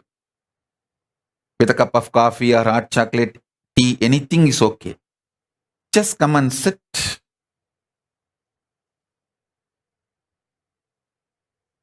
Enjoy. You don't need to be tensed actually. Because I will take your stress. Where all you have pain points, where all you are locked, where all you are caught, I know it. I will crack them. You don't need to worry. You sip cup of coffee, you sip cup of tea, and keep a cup of coffee for me also. I'll bless that and give it to you as a prasadam. You just enjoy what I am talking and trying to drink my words along with your cup of coffee. Then initiation will happen. That quantum initiation will happen. Nothing serious. You don't need to be very serious. You don't just be awake, but nothing to be serious or worried. Ma Pragnya, tell your brother also to come for initiation. Call him. Tell him to attend the initiation.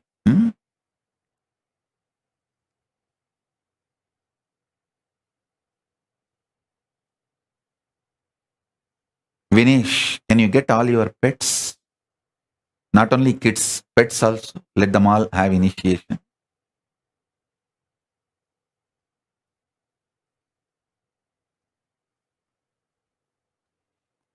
So listen.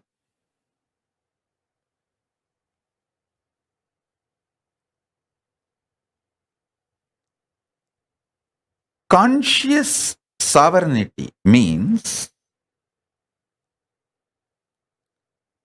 there is no blind spot about you and your existence.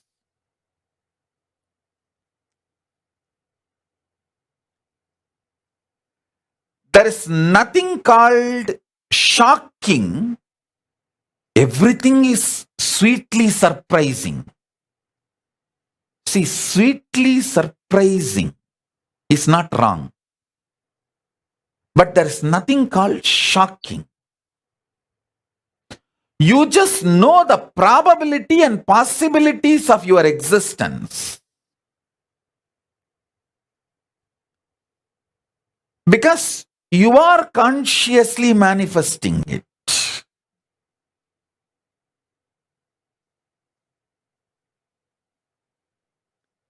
Even your so-called negative patterns, bondages, chains, which binds you, your mind, your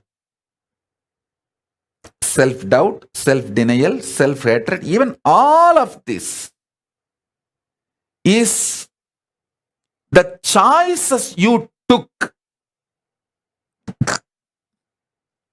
maybe out of delusion, but that does not mean it is bad.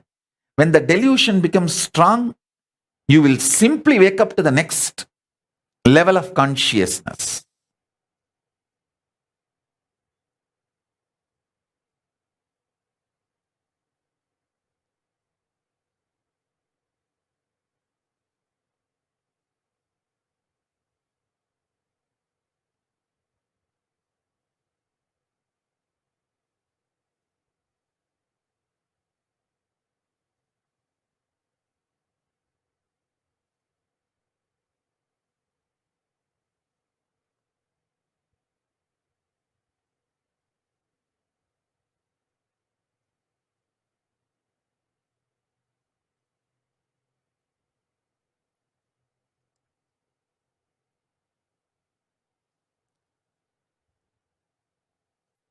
One funny thing with human beings, all the things they like, they feel as good. They take the responsibility. Yes, I manifested this. I am the conscious sovereign authority for this because it is such a good thing. But the most funny thing, things you don't like also you only manifested.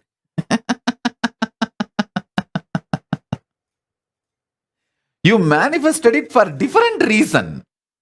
Maybe after manifesting you forgot. You liked it and you wanted it. You called for it. So listen. Tripura, call Vedasurupa to attend. Yes. Vedasurupa, call Bhagavan Reddy also to come and attend. Bhagavan Reddy and his daughter and wife, the whole family. Listen.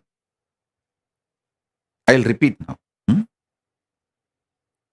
Even if you missed the whole satsang last, I think 1 hour I am speaking. Even if you missed the whole 1 hour, don't worry.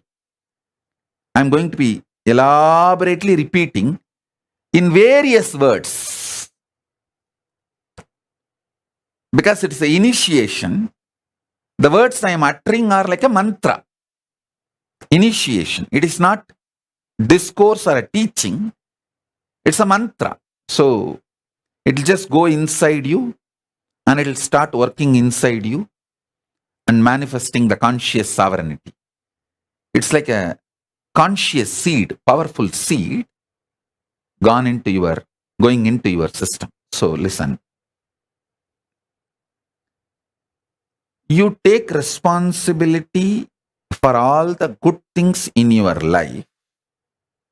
That's great. Nothing wrong with it. Understand, even the bad things you think, you only called for it. And if you don't want to take the responsibility for the bad things, that irresponsibility is also okay. Because that irresponsibility is delusion.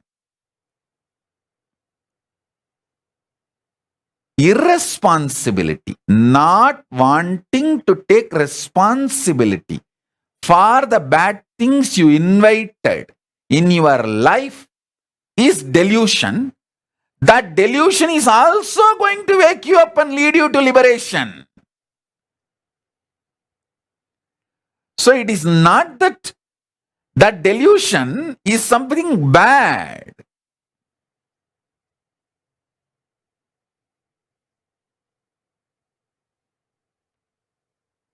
Be very clear. You be the good guy in your life, bad guy in your life, right guy in your life, wrong guy in your life, neutral guy in your life. You be your deluder, you be your liberator. You are that. It is not that you have to be or become. You are that. That is a truth.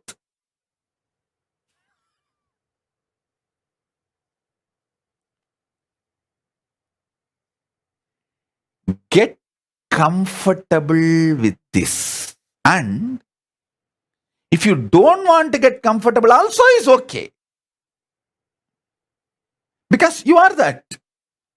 See, even if you don't get comfortable with the truth, you invited your headache by having a head. You deciding to have a head itself. You accept the process of possible headache, the possibility of headache. The moment you decide to drive in the road, you accept the possibility of the accident or a sweet surprise of meeting your friend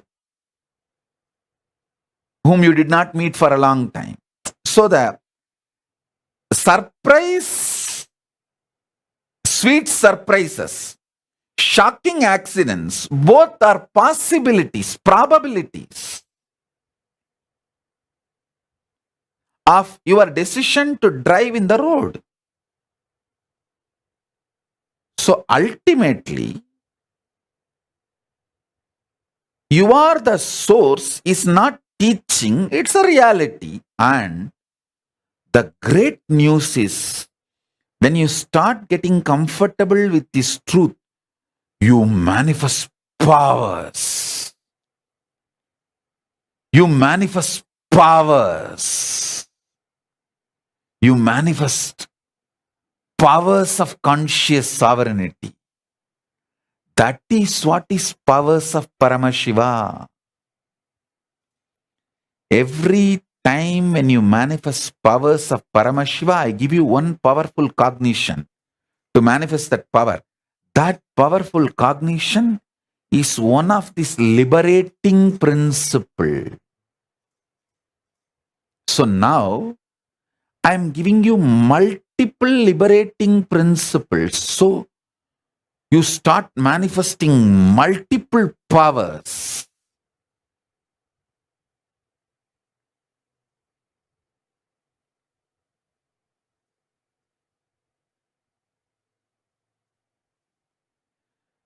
Do not let others play bad guy role in your life. And even if you let them play the bad guy role, it's okay. This paradox, the other you choose, you want as a bad guy, is also part of your conscious sovereign decision.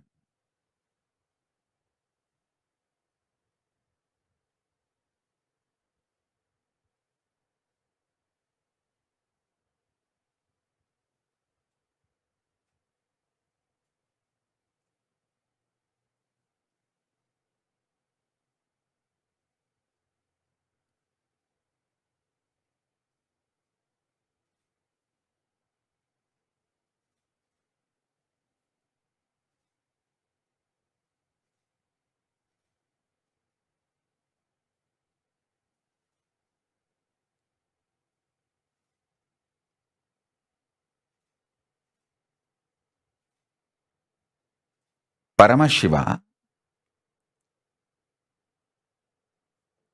creation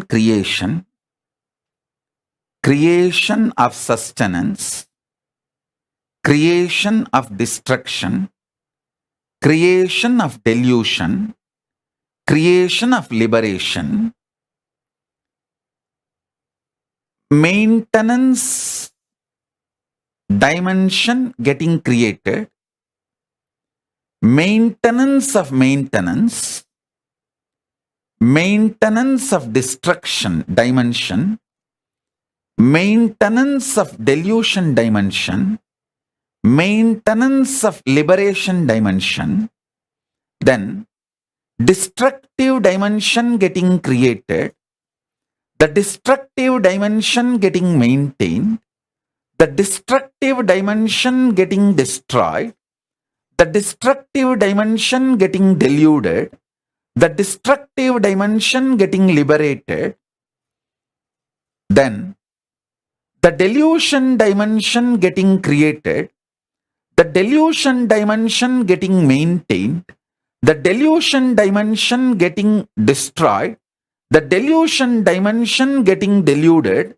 and the delusion dimension getting liberated, and liberation dimension getting created, the liberation dimension getting maintained, the liberation dimension getting destroyed, the liberation dimension getting deluded, the liberation dimension getting liberated. These 25 heads of Paramashiva contemplate how in each of these dimension you are manifesting your life. How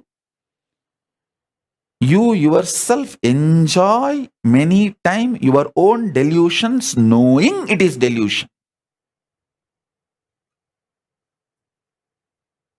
Multiple times you enjoy your delusion knowing it is delusion.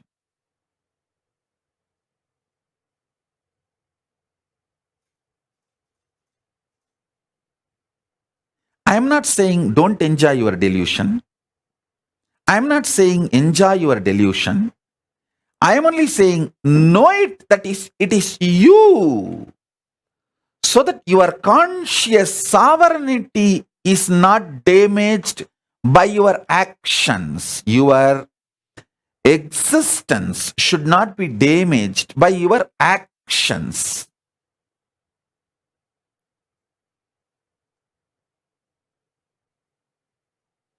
You may be eating, does not mean you are an eater.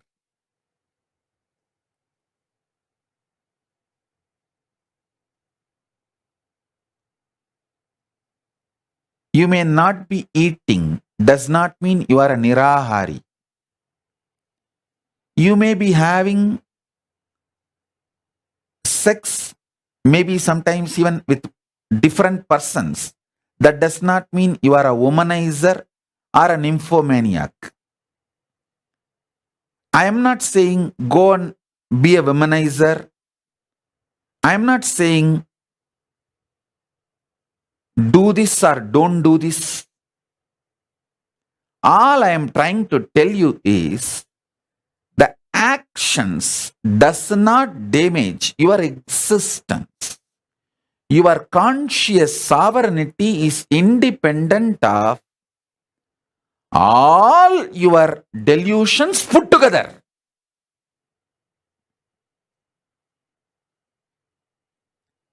Because your unmanifest is more powerful than all the 5 manifest put together. Your creation, maintenance, delusion, destruction, liberation, all 5 put together is only 25% of you. 75% of you is your unmanifest. I am giving you kind of this percentage for you to understand. In reality, 99.999999% of you is unmanifest. Only the 0.0000001% is the manifest. In that manifest is a 5 manifestation. Like if in your cell, even if your cell, if you thoroughly analyze, 99.99999% is vacuum, unmanifest. Only the 0.0000001% is the manifest. In that manifest, 1/5 is creation, 1/5 is sustenance, 1/5 is destruction, 1/5 is delusion, 1/5 is liberation. So,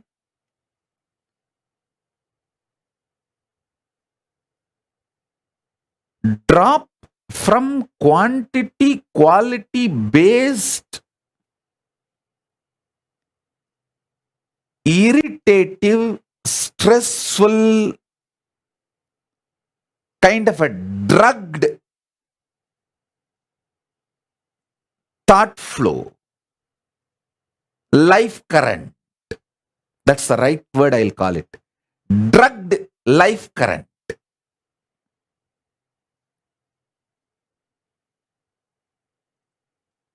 Drop from that. Come to this conscious sovereignty.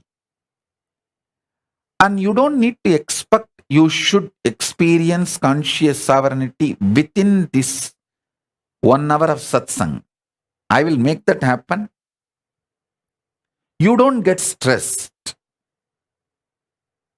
You listen to every word I am uttering and try to cognize. That's enough.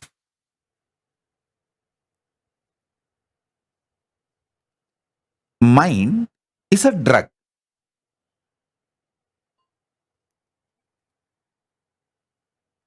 It's not chain. The word chain gives kind of a solid experience perception. It is not worthy to be called as chain. It's only alcohol. Tomorrow morning, its effect will not be there on you. That kind of a moodiness of your mood is a drug. Drug's impact on you is moodiness of your mood. So the moodiness of your mood is mind, which is like a drug. See, the fear.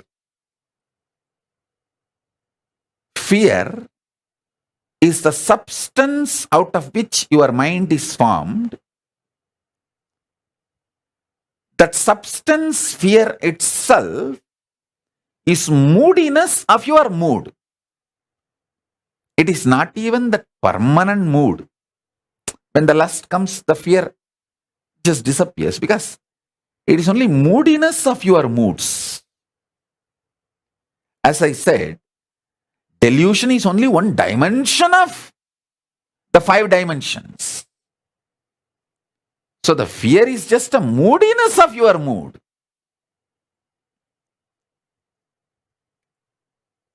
The Chidananda Swabhava, which is like a ecstasy of knowing your conscious sovereignty, even if a drop of that ecstasy, knowing your conscious sovereignty, starts seeping into your mind, the drug called mind loses power over your brain. See, your brain, as on now, is drugged with a drug called mind. Even one drop of nectar, dose of Chidananda Swabhava Amrita, if you know your conscious sovereignty even in one dimension, hey, yes. What Swamiji is saying is clicking, yes. Other words I don't understand, but this one word I understand what he is telling. Even if one click starts happening and clicking, that nectar starts getting you out of the drug called mind. So listen. Now I am giving you multiple nectar drops. Anyone works on you is enough. You will start cherishing the conscious sovereignty, which I sincerely want all of you to manifest by Guru Purnima. By Guru Purnima, I want all of you to have the conscious sovereignty, because by this whole Chaturmasya, I want all of you to enjoy this conscious sovereignty and manifest powers. Powers of the unmanifest, Paramashiva, the source of you. Listen.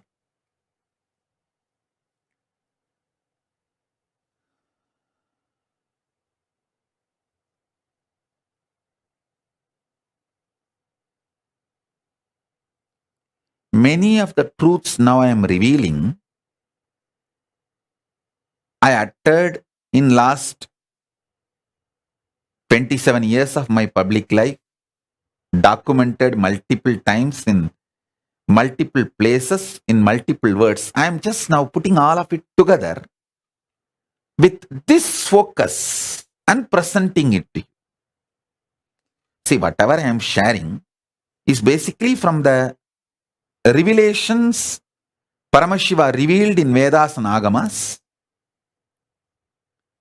Last 27 years of my public life, whatever I was sharing, from what I inherited from my gurus, now I am compiling with a focus of you experiencing conscious sovereignty. I want you to catch the glimpse of conscious sovereignty. Vishoka, tell your mom to attend the session. Vishoka, get your mom to attend the session.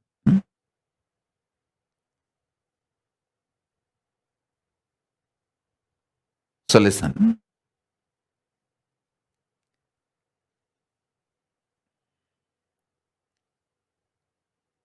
First, stop hating. Stop getting powerless about anything in your life. Do not get powerless. Do not hate.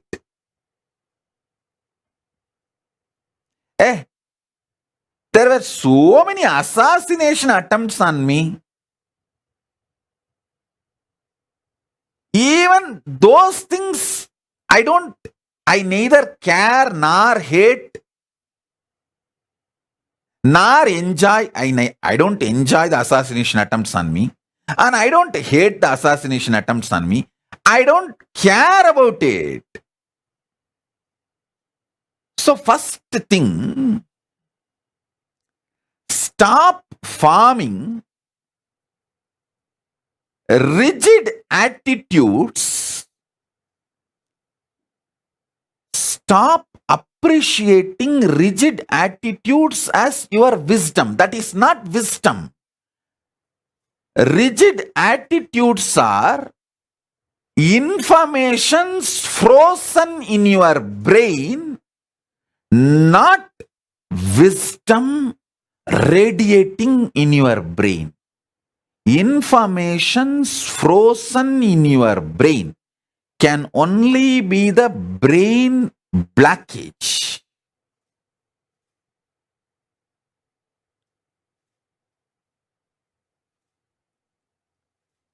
You call that blood clot, like that brain clot. It's only the brain clot.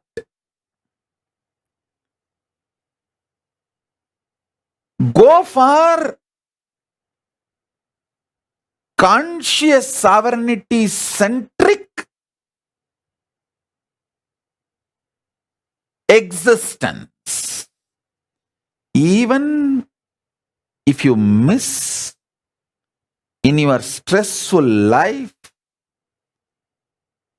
to be conscious sovereign being, when you come back home, when you drop your coat and shoes, drop your mind and stress and decide, inside my home, I will be conscious sovereign being. Sit and remind yourself, cognize conscious sovereignty of you. In few days, this will become your existence. Because anything you enjoy,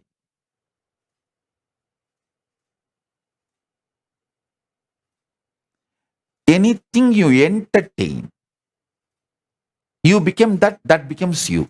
See, throughout your life, if you enjoy being a clerk, you will retire as a clerk. If you enjoy being a manager, you will retire as a manager.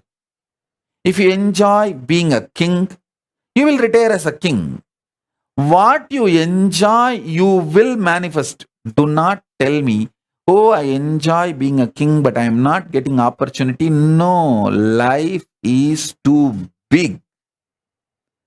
And even if you are struggling, no, I really want to be a king, but I am not getting opportunity, then okay, entertain with that. You are engaging with that.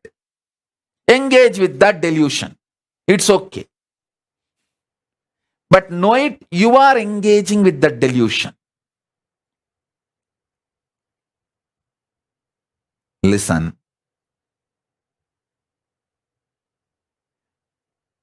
When you want to brand life as unfair, you decide you want this, but you are not given that.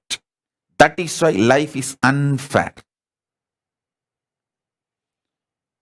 The conclusions you want to come due to your non-involvement with the life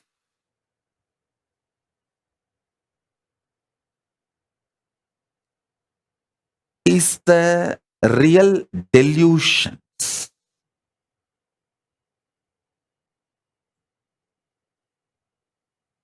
But as I said, it's not that delusions are wrong, Because when the delusion becomes thick, it becomes nightmare and you wake up. You are pushed to the next level of enlightenment automatically.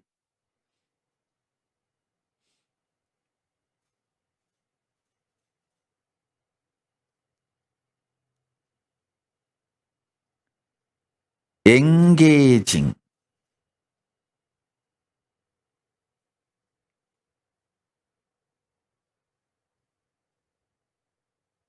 With the quality, quantity centric thinking always leads to destruction and delusion. Decide truth about the life is the goal of your life. I tell you, first be genius. What is the meaning of genius? Search for the truth is the center of life. From that, make a six-pack body. From that, make billions of dollars. From that, make all the relationships you want. From that, manifest all the powers you want. Create what you want. Enjoy what you want. Celebrate what you want. Destroy what you don't want.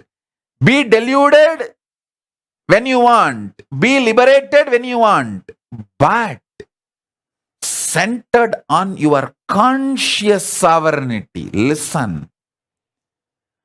People who search for the truth in the field they have chosen in their life, they become genius.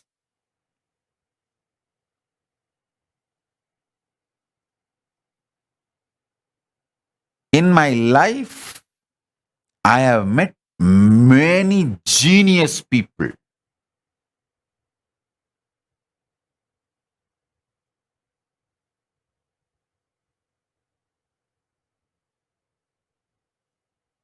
In Tiruvannamalai alone, I have met at least 50 genius people.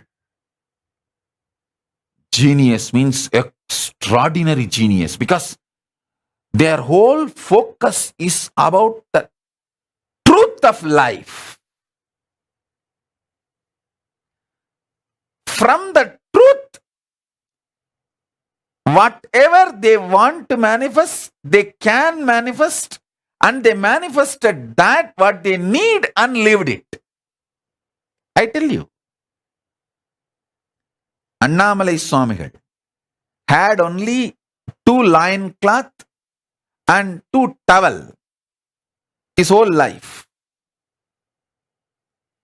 But I have not seen a more richer person than him.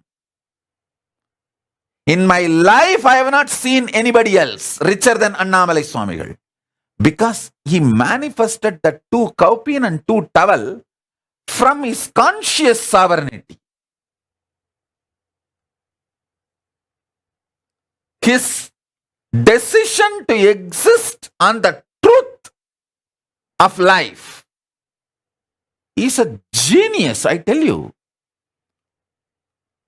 I have met many Nobel laureate scientists, but the geniusness, nobody can be compared to Annamalai Swamigal or Ram Surat Kumar. A geniusness is not related to what others feel about you. It is related to your strength of cognizing the truth of life. Your brain's capacity to cognize the truths of life and manifest them in your life in a very cohesive, coherent way. That is geniusness. That's what I call geniusness.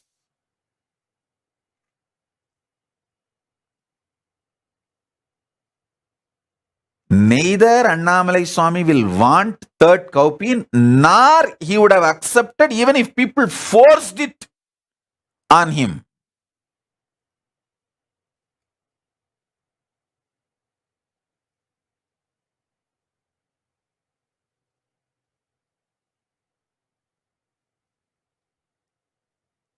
Listen, I am not saying you also live with just 2 cowpea and 2 clothes. No. All I am saying is manifest billions and trillions without losing your geniusness. Genius means your capacity to cognize the truth. You have 25 heads, as I explained now. You have 25 heads.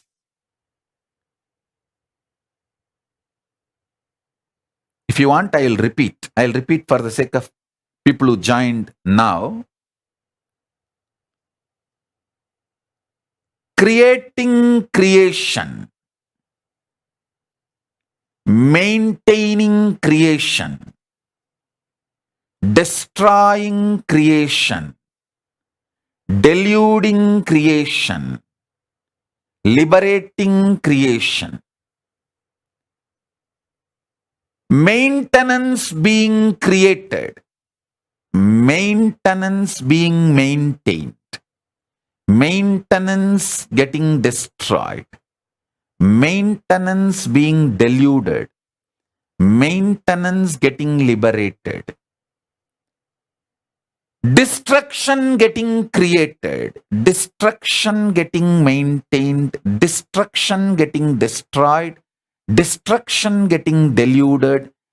Destruction getting liberated. Delusion getting created, delusion getting maintained, delusion getting destroyed, delusion getting deluded, delusion getting liberated. Liberation getting created, liberation getting maintained, liberation getting destroyed, liberation getting deluded, liberation getting liberated. This 25 phase FAC and PHASE pace of Paramashiva, you have it. Recognizing this gives you conscious sovereignty. In your life, you are doing all these 25. When you understand this, you become Ishvara of your life. You become Paramashiva of your life. Then naturally you become Paramashiva of existence, cosmos. If you become Paramashiva of your macrocosm, you become Paramashiva of the microcosm. Because both are one and the same.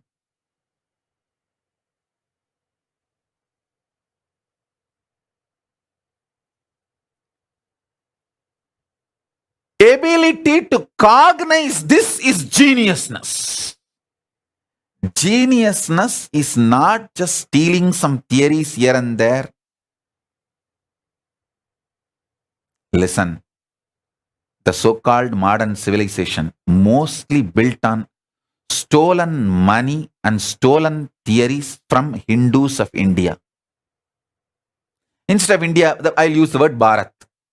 Because the Bharat is from Himalayas to Malaysia, from Gandhar to Gadaram. The whole thing is Bharat.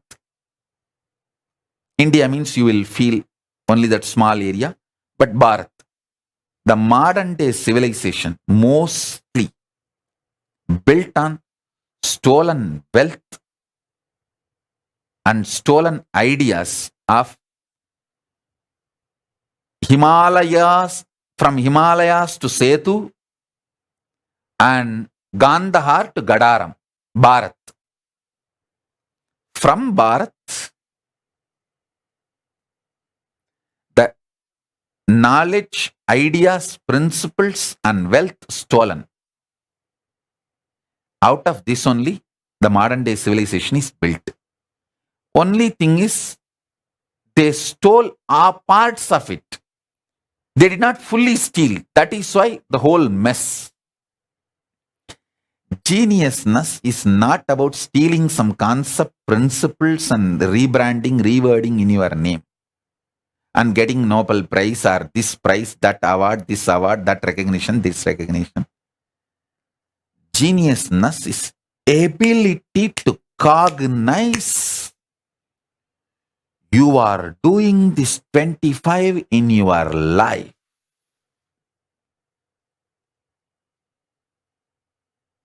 And reclaiming your conscious sovereignty.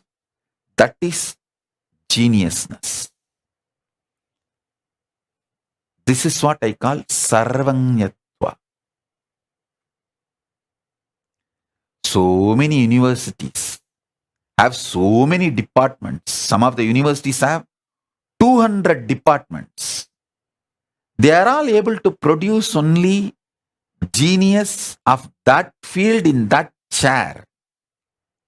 But now what I am saying, if you cognize, you will become sarvanya. You will be the genius of conscious sovereignty.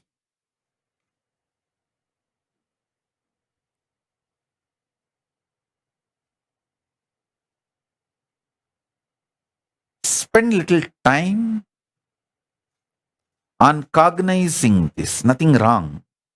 That will be the best worthy time in your life. See how you are creating creation in your life, how you are maintaining creation in your life, how you manifest a cell, and how you sustain that cell, how you destroy that cell, how you put that cell into delusion, means different usage, and how you liberate that cell. Once for all, you free it. And that becomes part of your larger existence, unmanifest form. How you are playing all these 25 dimensions of you, cognize. These 25 phases and paces.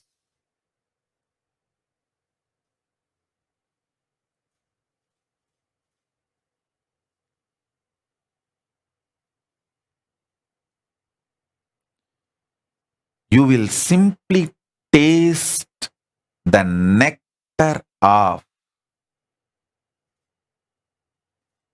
conscious sovereignty. Understand?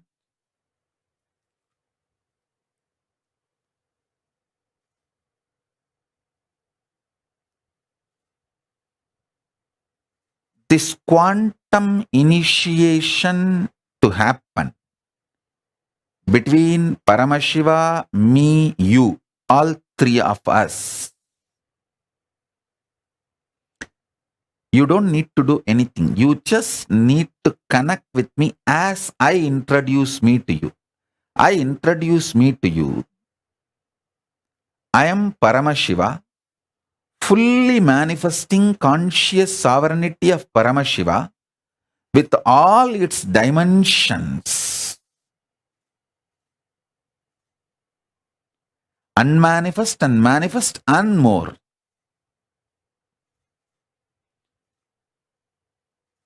When you choose to connect with this introduction,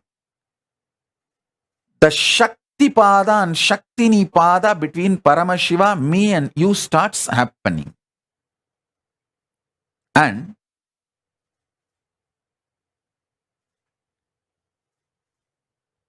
with this mood, relaxed, sit with a cup of coffee, hot chocolate or tea, listen to this revelations.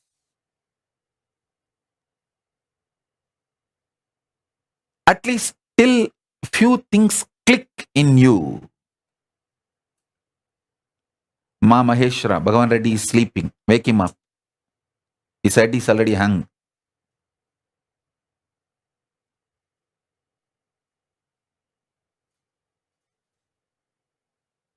Listen, listen.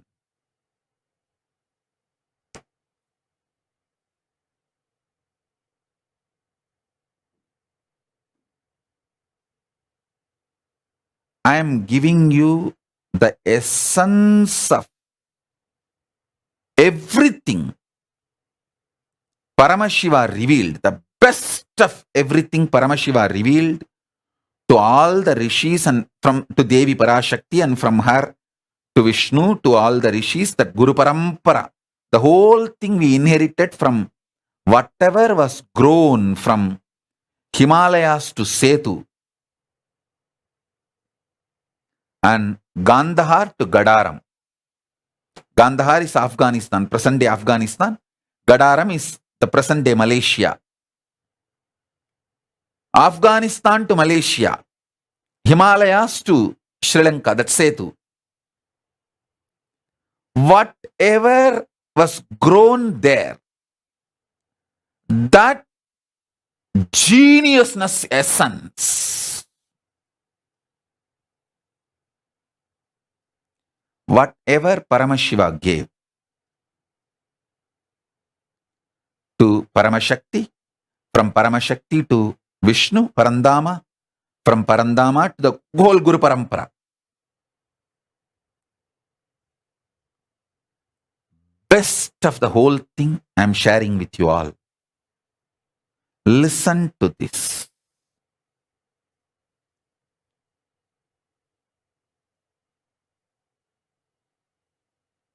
Ultimately, the essence of what I am trying to convey is you are Paramashiva. The conscious sovereignty of you is unstealable. Can't be taken away from you, even when you are in delusion.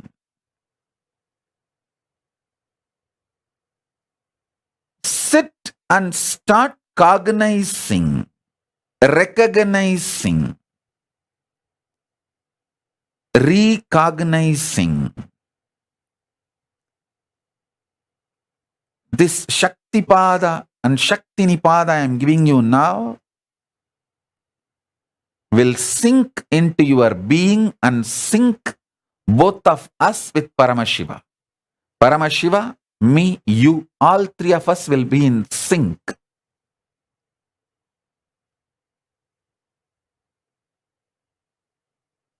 When these truths sink inside you,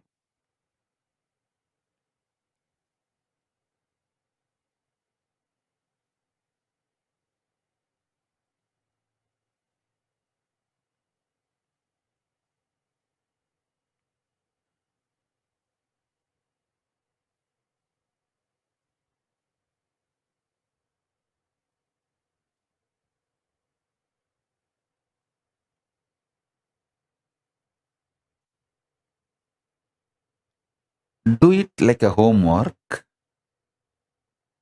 till you understand each dimension of this 25 dimension. Sit and start penning down how your conscious sovereignty is working in that dimension, how you delude your own delusion. Only when you delude your delusion, you can get out of delusion. Only when you terrorize your nightmare, you will wake up from the nightmare. See, the nightmare happens in a ground. For example, you are having a nightmare, you are running to escape from tiger and snake, and you are running in the wild forest. This is the nightmare.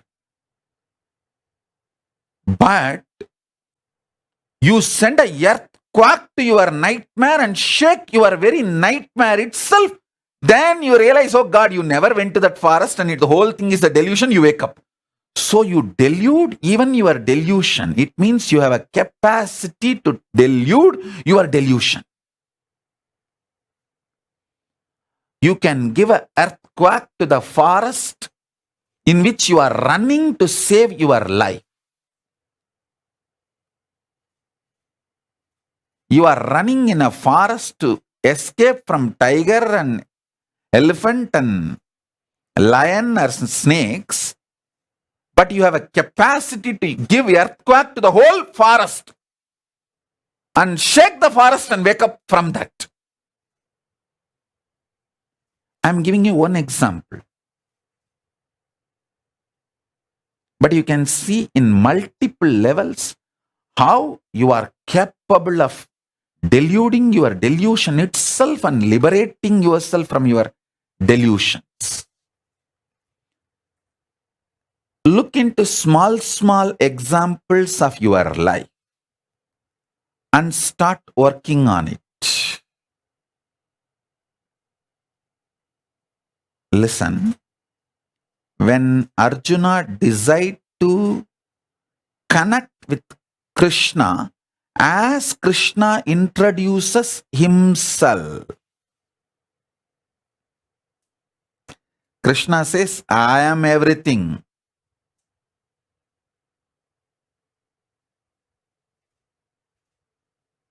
Krishna says, I taught the science to Ikshvaku, Surya. Arjuna was shocked. This is too blatant. Hey, you are my classmate. We both grew up together. You are just few days elder to me. What do you mean by saying you taught this knowledge to Surya, who is there from eternity?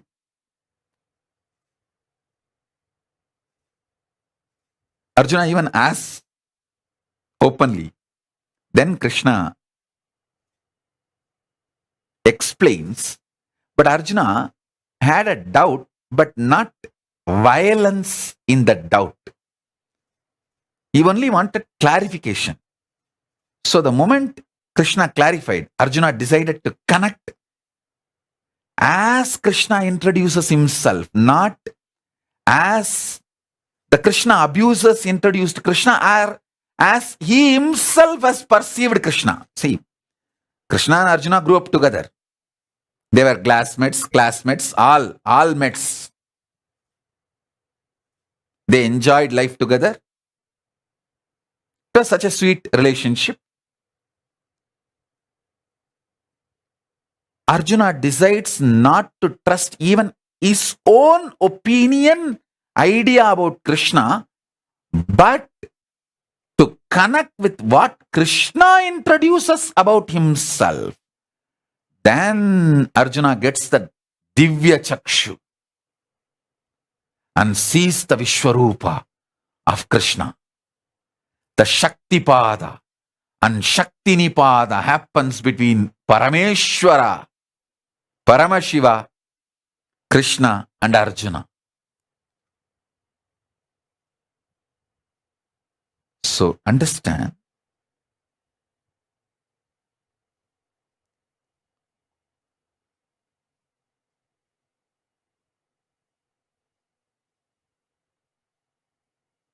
this knowledge will make you real genius.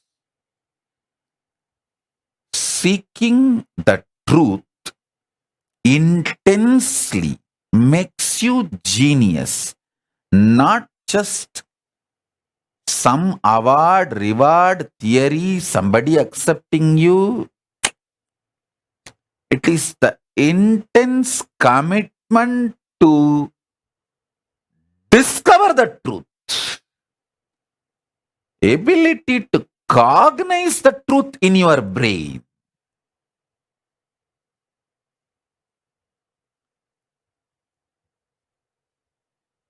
Everything other than this geniusness, others can do for you. Money, others can earn for you. Clothes, others can get for you. Food, others can get for you. Everything others can get for you. But the seeking of the truth, only you have to do for yourself. Becoming genius, only you have to do for yourself. Nobody else can do it for you. I can give you Shaktipada and Shaktinipada. make this Shaktipada and Shaktinipada happen between Paramashiva, me and you. I can do that. But deciding to cognize that conscious sovereignty, only you can do it for you. Decide to be genius.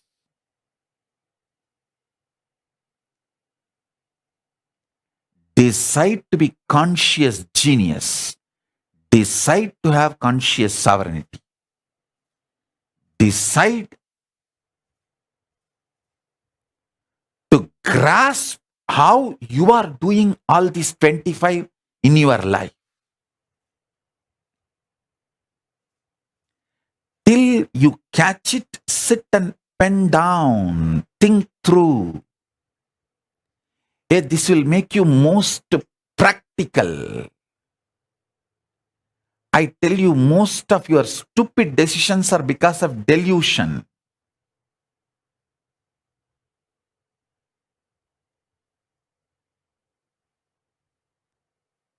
When people ask me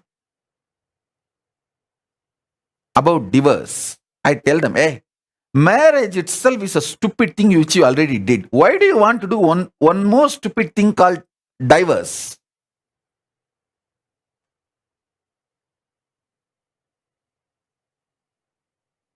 It's all over. Just go through and work on your conscious sovereignty. So you can make not only your marriage, your whole life work. Doing the marriage out of stupidity is the crime, and doing the divorce without getting out of the stupidity is a bigger crime. If you have done the marriage out of stupidity, get out of stupidity, not getting out of the marriage. Getting out of the marriage is not solution. Get out of the stupidity.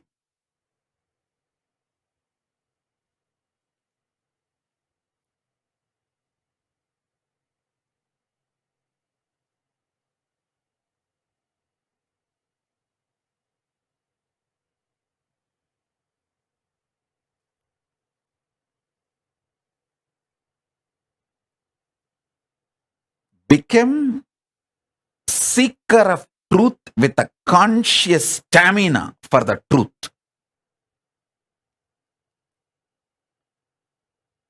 Seeker for the conscious sovereignty with a stamina. You will become genius, and your practical life will become most beautiful. I am not talking some otherworldly.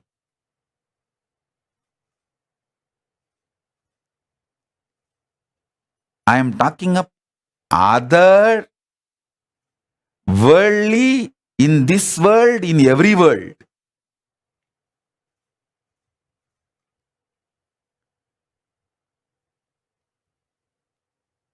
This conscious sovereignty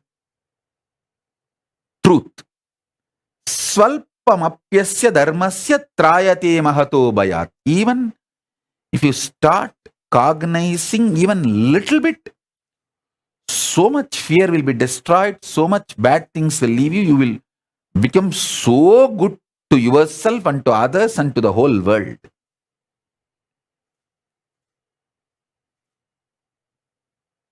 All your suffocation is due to your stupidity, not because of the reality.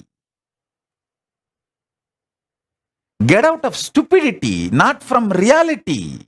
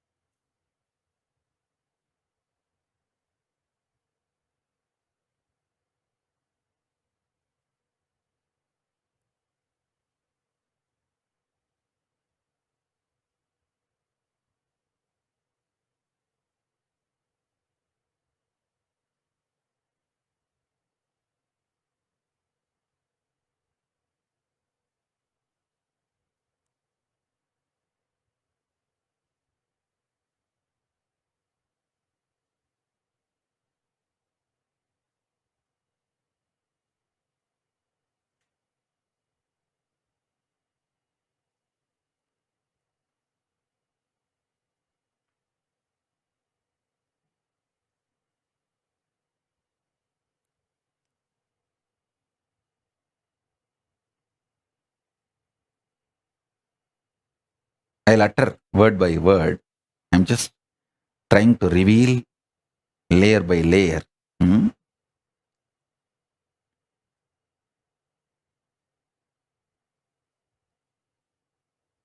What you call as a easy things of your life, for which you already want to own responsibility, like the good things you created in your life. Look into all of that and understand how you created all of it. Then move to little difficult things. You may not have created it directly, but you created the possibility for it. You did not create your stomach pain directly, but you ate all the shit which you are not supposed to eat and created the possibility for the stomach pain. So move to those kind of things and start understanding. Then move to your pain points. You literally deny, no, I did not create this. This was forced upon me by my enemies. And then you even have some stupid things. People dare to tell, this was forced upon me by God himself. As if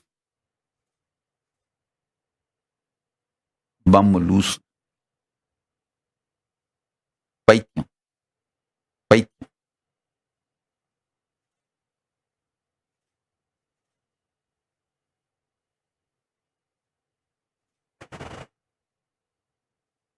பத்தனா கொடுத்து பன்னிப்பியை வாங்கி தின்னுட்டு நீ படுத்திருந்தா அதுக்கு பரமசிவன் மேலேயாடா பாதகம் சொல்லுவ?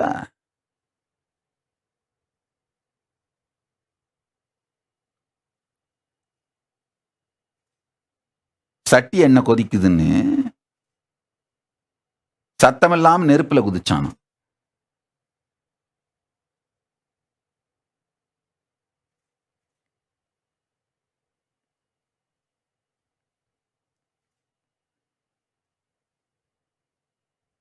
This all village slang, it's a little difficult to translate. I'll make them translate and put it in the Facebook, that gist, you get it from there.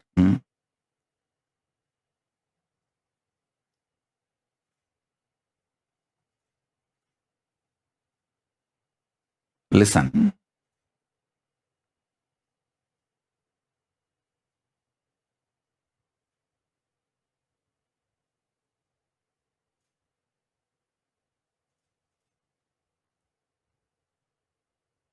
What you can easily accept, you manifested, list them. What you easily don't accept, you manifest them. You manifested it, list them. What you feel very difficult to accept that you manifested. What you don't want to accept at all, you manifested. Just see. And how your delusion, destruction, all this is involved in every step.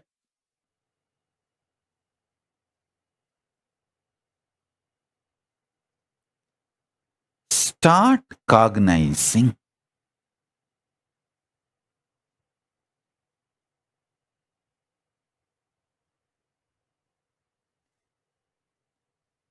I think I am not yet done. I am going to continue. I know it's already 2 hours satsang, more than 2 hours, but I am going to continue. If it is late night, I think it is 12 o'clock now for you to share. Let me continue and do the initiation. So better you guys get one more cup of coffee, tea, hot chocolate, anything you want, and keep yourself awake and listen.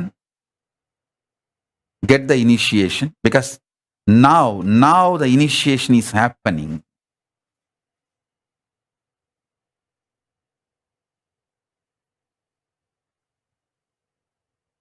Same way, how many things you are able to feel, you created the delusion. What all the delusion you don't want to take the direct responsibility and say, half I created, half my father forced on me. Half I created, half my teacher pushed it on me. Half I am responsible, half he is responsible. Then there are some things you say, no, absolutely I am not responsible. It was forced on me. It was literally like a rape. And then you say, no, it was not even forced on me by ordinary people. God himself forced this on me, this delusion. So you have various categories. Start listing and understanding. Start listing, understanding.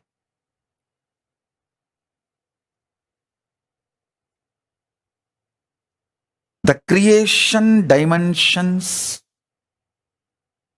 sustenance dimensions, destruction dimensions, delusion dimensions, liberation dimensions.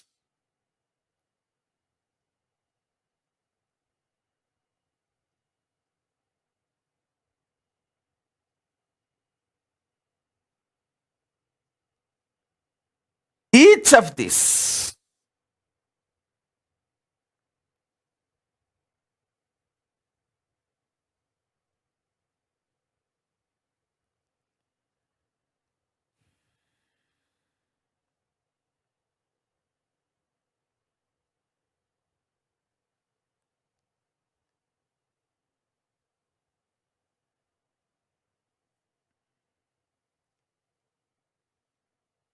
understand, every aspect of you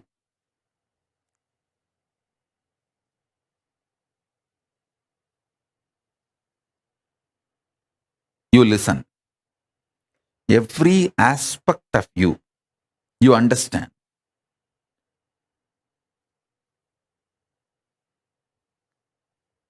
Your capacity to manifest your conscious sovereignty in that field will start like hitting the roof. Peak performance will start happening. I'll give you the example of food. The field of food, if you understand how you generate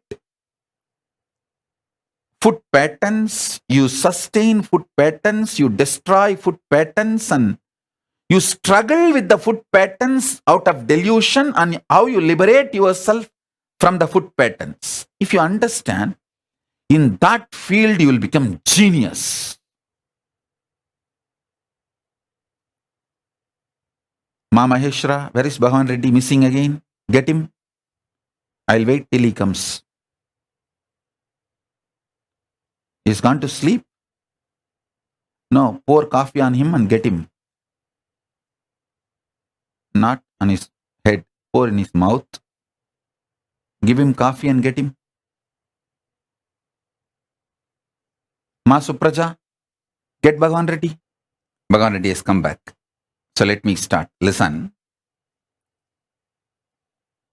Hey Supraja, give him coffee. I tell you,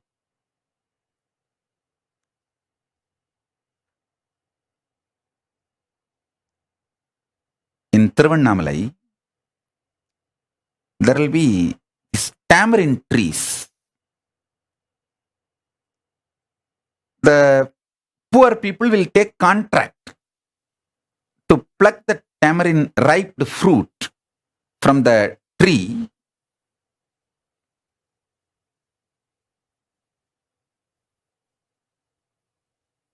One day, one person who took that contract came to my guru, Raghupati Yogi, and complained that he has to get so much of labor to shake the tree and make all that ripe tamarind fruits to fall. The labor cost is more than the selling cost of that tamarind. It was very funny. Solution my guru gave. My guru said, don't worry. just make small bits of ginger. He said, take ginger and make it into small piece. Put jaggery. Keep it next to the tamarind trees. I could not understand. How can this be a solution for his problem? But one good thing I had is surrender to my gurus. I'll simply keep quiet. Even if I don't understand, I will keep quiet till, see, in Tiruvannamalai, there will be this tamarind trees. Poor people take the leaves of those trees, collect all the ripe fruits and make puli, tamarind out of that fruits and sell. One day, one poor man who took the contract for some of the tamarind trees came to my guru, Raghupati Yogi, and he was telling his problem. Swamiji, that I have to spend so much money for the labor to shake the tree and make that tamarind fruits fall, and then collect and make the tamarind and sell. The labor cost which I have to pay for all the workers is more than the money I gain from selling the tamarind. So the business is going in loss. He was really crying. Very sad situation. My guru, Raghupati Yogi, he gave the solution.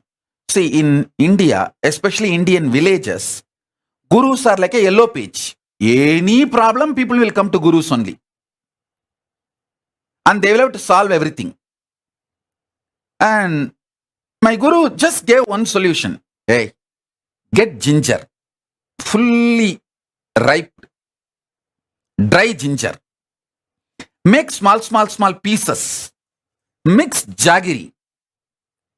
Keep it near the tamarind tree garden on a stone. I could not understand. How can this be a solution? But I had one good thing in my life. Utter obedience to my gurus. Whether I understand or not, I'll just keep quiet and wait till I understand. And this fellow did it exactly as my guru told. Within 48 hours, he came back and said, with eyes full of bliss tears, he thanked my guru. And he said, Swamiji, I kept this ginger and jaggery. All the local monkeys came and ate. Once the monkeys eat the ginger, what will happen? That's all. Very pudichi. They jumped on all the trees and ulkified all the trees. Inchi tinna korangu enna agum? He said, Swamiji, not only all the ripe tamarind fruits fell from the tree, these monkeys jumped on all the mango trees and shook even all the mangoes I collected. Almost 90% of the tamarind, 90% of the mango, I collected it. Only the remaining 10%, I have to get workers. Inji tinna korangu very pudichi. Puliya maratta ulki, maamaratta ulki, athanaiyum clear panirchi. The tamarind tree and mango tree, everything is cleared. He was so happy. I had a doubt. I asked, okay, the monkeys came. In Tiruvannamalai village, they come like a 300, 400. Like a real Sena, they come. They came and they ate and they shook the trees and tamarind fell and mango fell, all this is okay. Did they not eat all this and damage it and make a loss for you? He laughed and said, that is what I am also sarpu they picked up, but not more than one or two. I looked at my guru and said, he laughed and told, hey, when you take ginger and jaggery together, you will not feel hunger. You will feel fully alive and you will not feel hunger. Those monkeys, after eating ginger and jaggery, he kept it good quantity for all of them. After eating, they did all the work because they did not feel hungry. They did not eat the mango or the tamarind. Actually, I went personally and saw the place. It was true.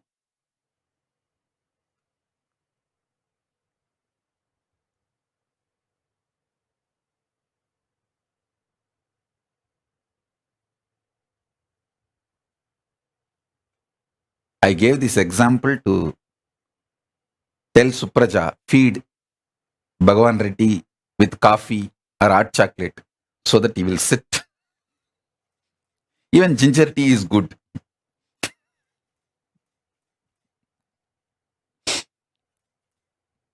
If you take ginger and jaggery, you won't feel hungry. With less food, you will feel full. And it can be weight loss and you will be very wide awake. Sometimes my guru will send me to give this satsangs classes. If I am feeling tired or lazy to go, I will tell, oh, I am feeling sleepy. If I go now also, I will speak only for 10 minutes. Can I go tomorrow? Can we make the class tomorrow? All he will do is only one thing. He will just take little karslangani and apply it on my upper palate. And all that pitta and kapha will come out.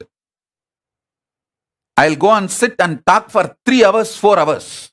Because no tiredness. Pitta and kapha in the body is responsible for tiredness. Once he will put that and send me, I am also like a monkey fed with ginger and sugar.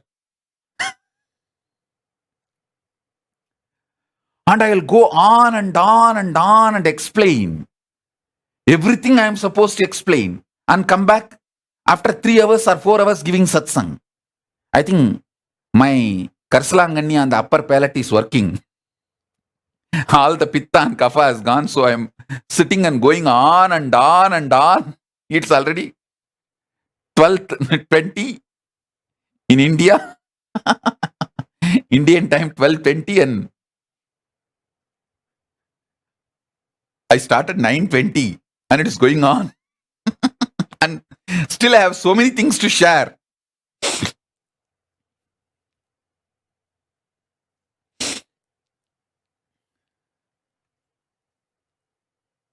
Come on. Let me start now.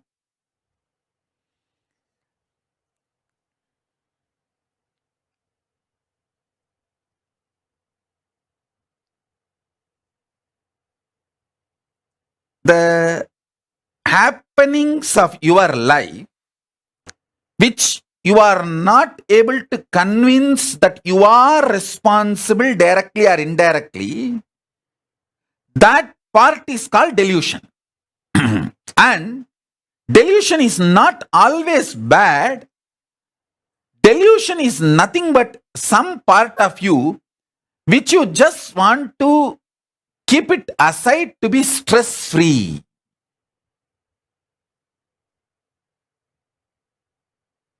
If you understand, you are responsible even for your delusion, you will not feel bad to take responsibility for your delusion.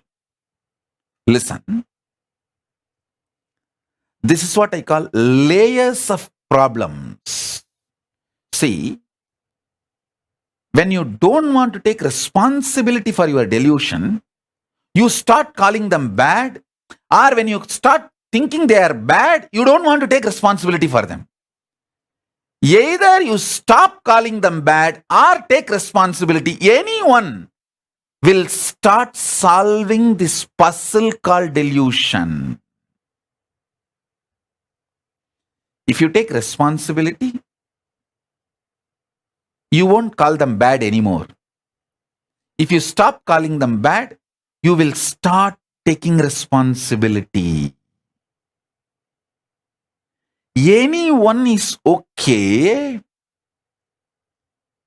and you will start breaking that deadlock, catch-20 situation. You will start liberating yourself from your delusions. Your delusion is nothing but the part of you which you did not attend for quite a long time. That's it.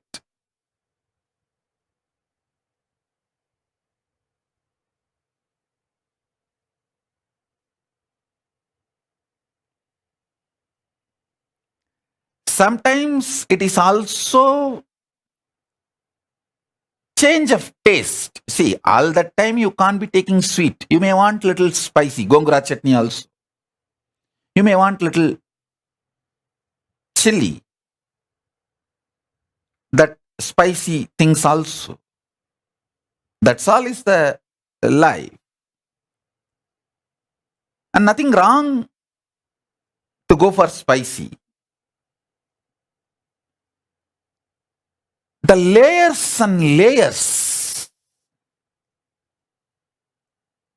If you start peeling, you will simply realize and reclaim your conscious sovereignty. You will understand how the Guru graces you with the Shakti Pada and Shakti Nipada, and how this virtuous circle of you, me, Paramashiva, all three, vibrating in the same frequency and oneness. The more and more pain points in you melts down, more and more you, me, Paramashiva, all three start vibrating in the same frequency of oneness. I can call it Paramadvaita, Shuddhadvaita.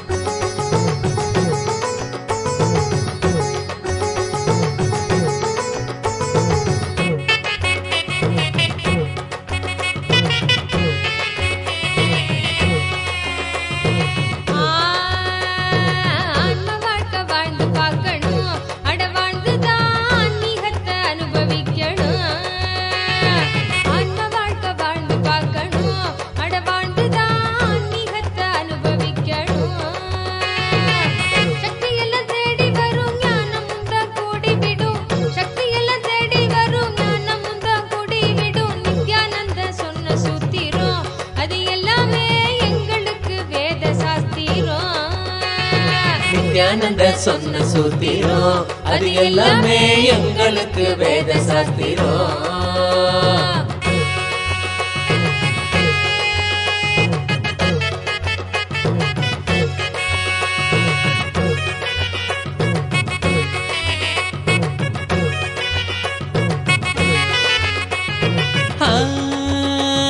பக்தியுடன் பாடிடும் பிரார்த்தனையும் சோஸ்திரம் நித்யனவன் காலடியில் கொண்டு நம்ம சேர்த்திடும். பக்தியுடன் பாடிடும் பிரார்த்தனையும் சோத்திரம் நித்யனவன் காலடியில் கொண்டு நம்ம சேர்த்திடும். செய்யும் அந்த தியானம் அது சித்தம் தெளிவாக்கிடும். சித்தம் தெளிவாக அது தெய்வீகத்தை கூட்டிடும். செய்யும் அந்த தியானம் அது சித்தம் தெளிவாக்கிடும். சித்தம் தெளிவாக அது தெய்வீகத்தை கூட்டிடும். சக்தி எல்லாம் தேடி வரும் ஞானமும் தான் கூடிவிடும். சக்தி எல்லாம் தேடி வரும் ஞானமும் தான் கூடிவிடும். நித்யானந்தன் சொன்ன சூத்திரம் அது எல்லாமே எங்களுக்கு வேத சாஸ்திரம். நித்யானந்த சொன்ன சூத்திரம் அது எல்லாமே எங்களுக்கு வேத சாஸ்திரம்.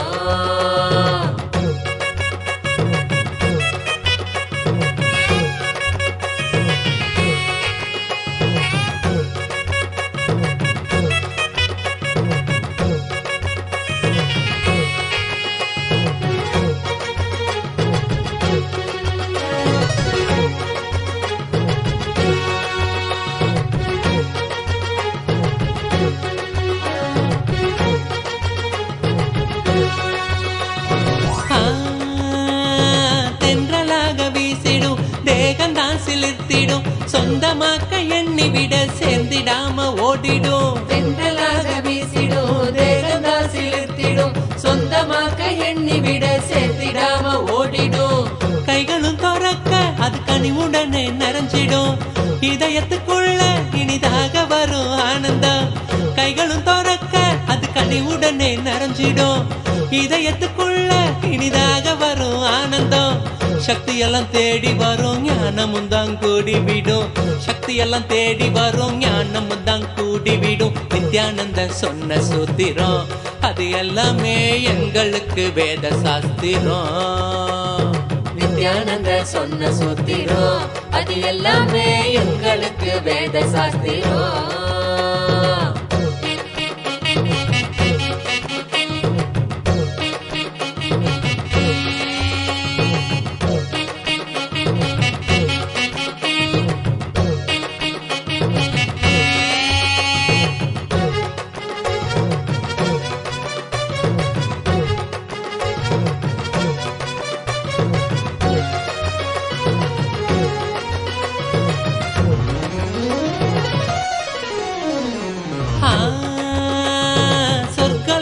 என்பதும் நரகலோகம் என்பதும் வெளியில் தானே உள்ளதுன்னு வீணாகத்தான் தேடினோம். சொர்க்கலோகம் என்பதும் நரகலோகம் என்பதும் வெளியில் தானே உள்ளதுன்னு வீணாகத்தான் தேடினோம்.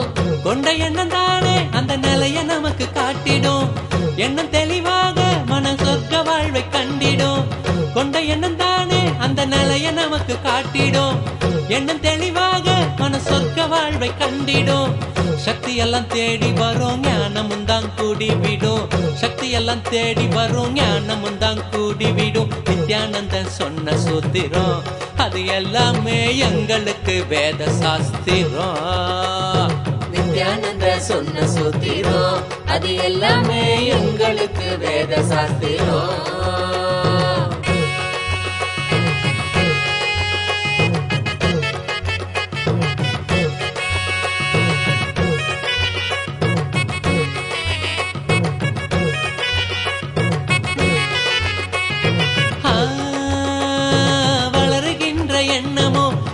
சோகமாக்கிடும்.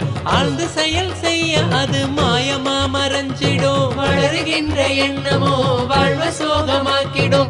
ஆழ்ந்து செயல் செய்ய அது மாயமா மறைஞ்சிடும். மீண்டும் உருவாகும் அந்த சக்தி தன்னை தீர்த்திடும். என்ன மறைந்தோட அது ஆன்மீகத்தில் சேர்த்திடும். மீண்டும் உருவாகும் அந்த சக்தி தன்னை தீர்த்திடும். என்ன மறைந்தோட அது ஆன்மீகத்தில் சேர்த்திடும். சக்தி எல்லாம் தேடி வரும் ஞானமும் தான் கூடிவிடும். சக்தி எல்லாம் தேடி வரும் ஞானமும் தான் கூடிவிடும். நித்யானந்தன் சொன்ன சூத்திரம் அது எல்லாமே எங்களுக்கு வேத சாஸ்திரம். நித்யானந்த சொன்ன சூத்திரம் அது எல்லாமே எங்களுக்கு வேத சாஸ்திரம்.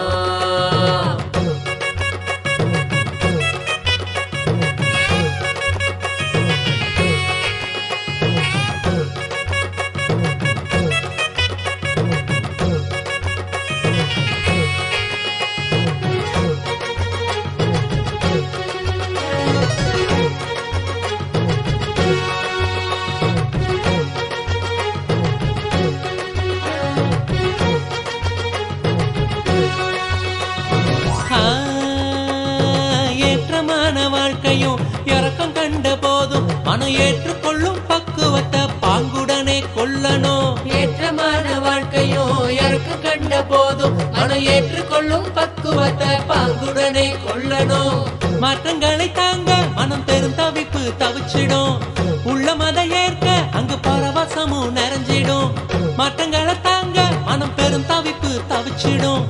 உள்ள மத ஏற்க அங்கு பரவசமும் நிறைஞ்சிடும். சக்தி எல்லாம் தேடி வரும் ஞானமும் தான் கூடி விடும்.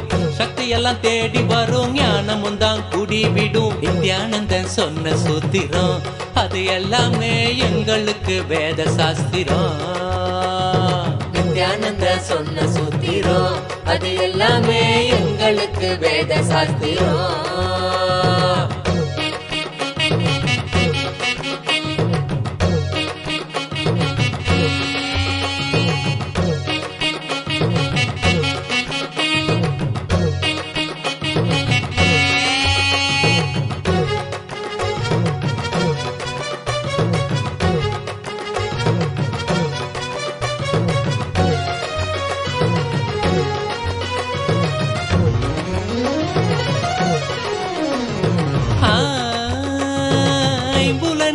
ஆளுமை துன்பத்தையே சேர்க்கும். குரு நித்யனனை நம்பு அது ஆனந்தத்தை ஈர்க்கும். ஐம்புலனின் ஆளுமை துன்பத்தையே சேர்க்கும். குரு நித்யனனை நம்பு அது ஆனந்தத்தை ஈர்க்கும். அன்பு வழி மலரும் அகங்காரம் அது நீங்கிடும். சத்குருவின் பாதம் சரணாகதியா சேர்ந்திடும். அன்பு வழி மலரும் அகங்காரம் அது நீங்கிடும். சத்குருவின் பாதம் சரணாகதியா சேர்ந்திடும். சக்தி எல்லாம் தேடி வரும் ஞானமும் தான் கூடிவிடும். சக்தி எல்லாம் தேடி வரும் ஞானமும் தான் கூடிவிடும். நித்யானந்தன் சொன்ன சூத்திரம் அது எல்லாமே எங்களுக்கு வேத சாஸ்திரம். நித்யானந்தன் சொன்ன சூத்திரம் அது எல்லாமே எங்களுக்கு வேத சாஸ்திரம். ஆன்ம வாழ்க்கை வாழ்ந்து பார்க்கணும். அட வாழ்ந்துதான் ஆன்மீகத்தை அனுபவிக்கணும். ஆன்ம வாழ்க்கை வாழ்ந்து பார்க்கணும். அட வாழ்ந்துதான் ஆன்மீகத்தை அனுபவிக்கணும். சக்தி எல்லாம் தேடி வரும் ஞானமும் தான் கூடிவிடும். சக்தி எல்லாம் தேடி வரும் ஞானமும் தான் கூடிவிடும். நித்யானந்த சொன்ன சூத்திரம் அது எல்லாமே எங்களுக்கு வேத சாஸ்திரம். நித்யானந்த சொன்ன சூத்திரம் அது எல்லாமே எங்களுக்கு வேத சாஸ்திரம்.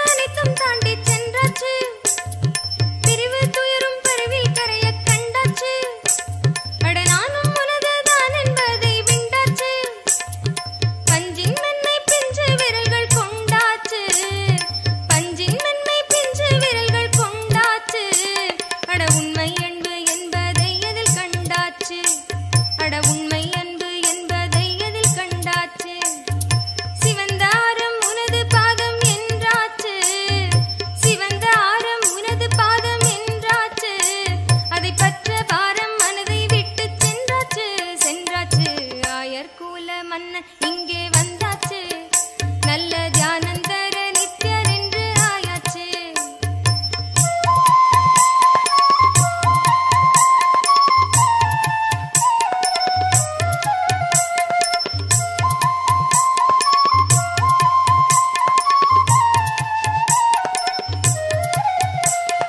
மழலைகளும் மலரும் வழியை கண்டாச்சு, ஞான ஸ்புரணம் அதில் உனதருளை கொண்டாச்சு.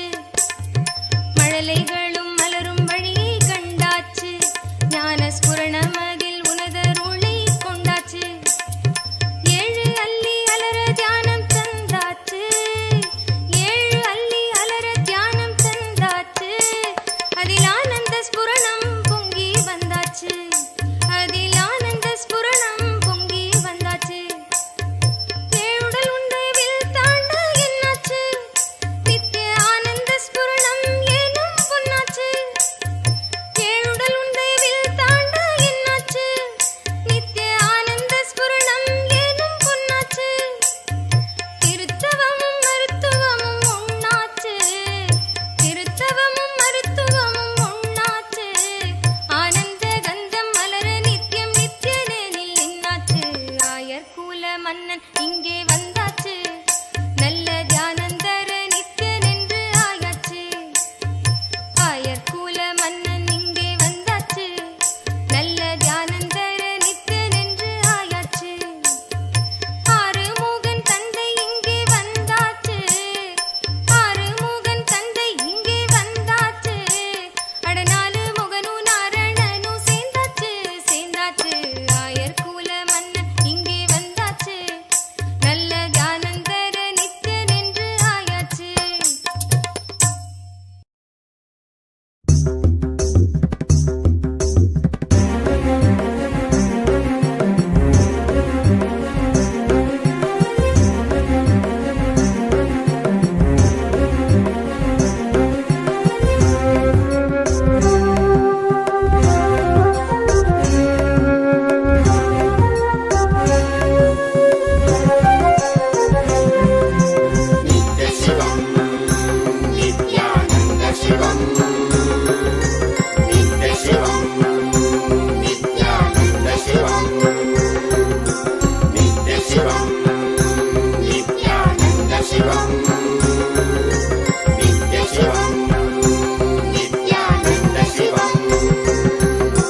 ಪಾವನವಾಯಿತು ನನ್ನೀ ಜನುಮವು ನಿನ್ನಯ ದರ್ಶನದಿ ನಿತ್ಯಾನಂದ.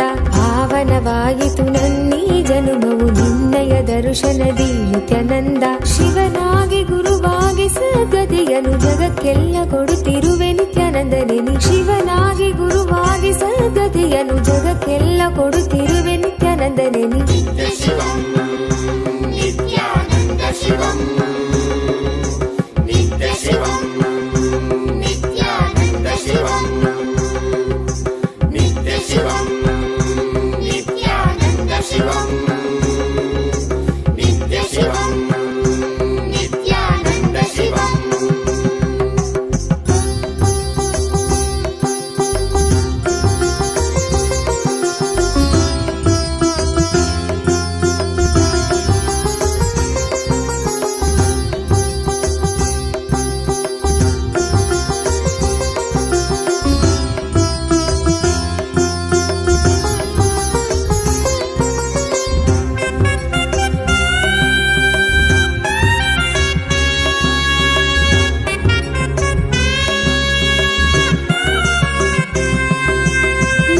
ಶಿವನಾಗಿ ನೀ ದೇವಿಗೆ ಇಂದಿತ್ತೆ ಜ್ಞಾನವ, ಜ್ಞಾನ ಗುರುವಾಗಿ ನೀ ಕೊಡುತ್ತಿಹೆ ವಿಶ್ವಕ್ಕೆ ಪ್ರಜ್ಞೆಯ.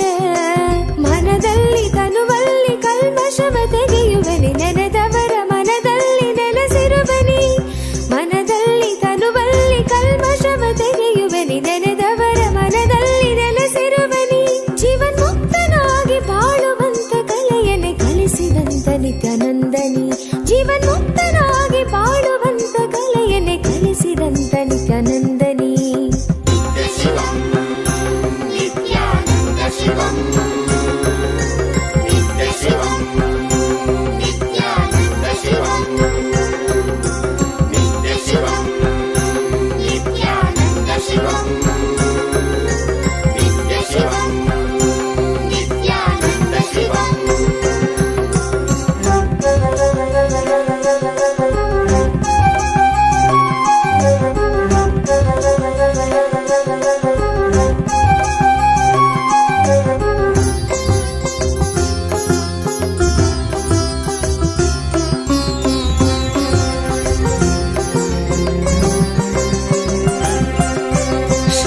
ರಾತ್ರಿ ಕಾಲವೇ ನಿತ್ಯ ಜಪವನ್ನು ಮಾಡಲು ವರವನ್ನು ನೀಡಿ ನೀನು ಅನುಗ್ರಹ ಸುರಿವೆ ನಿತ್ಯನೇನಿ. ಭವರೋಗವ ತಡೆದು ಭಾವದ ಚಿಂತೆಯೆಲ್ಲ ತೊಳೆದು ಕರ್ಮ ಸಂಸ್ಕಾರಗಳೆಲ್ಲ ಅಳಿಸಿ ಹೊಸ ಜೀವನ ಕೊಡುವೆ. ಪಾವನವೇ ನಾಡಿದು ನಿನ್ನ ಪಾದಗಳ ಸ್ಪರ್ಶದಿ, ಪಾವನವೇ ಬೀಡಿದು ನಿನ್ನ ಕಲ್ಪತರು ದರ್ಶನದಿ. ಶರಣಂಬನು ನಿತ್ಯೇಶನೇ ನಿನ್ನ ಶರಣಂಬನು ಆನಂದನೇ, ಶರಣಂಬನು ನಿತ್ಯೇಶನೇ ನಿನ್ನ ಶರಣಂಬನು ಆನಂದನೇ.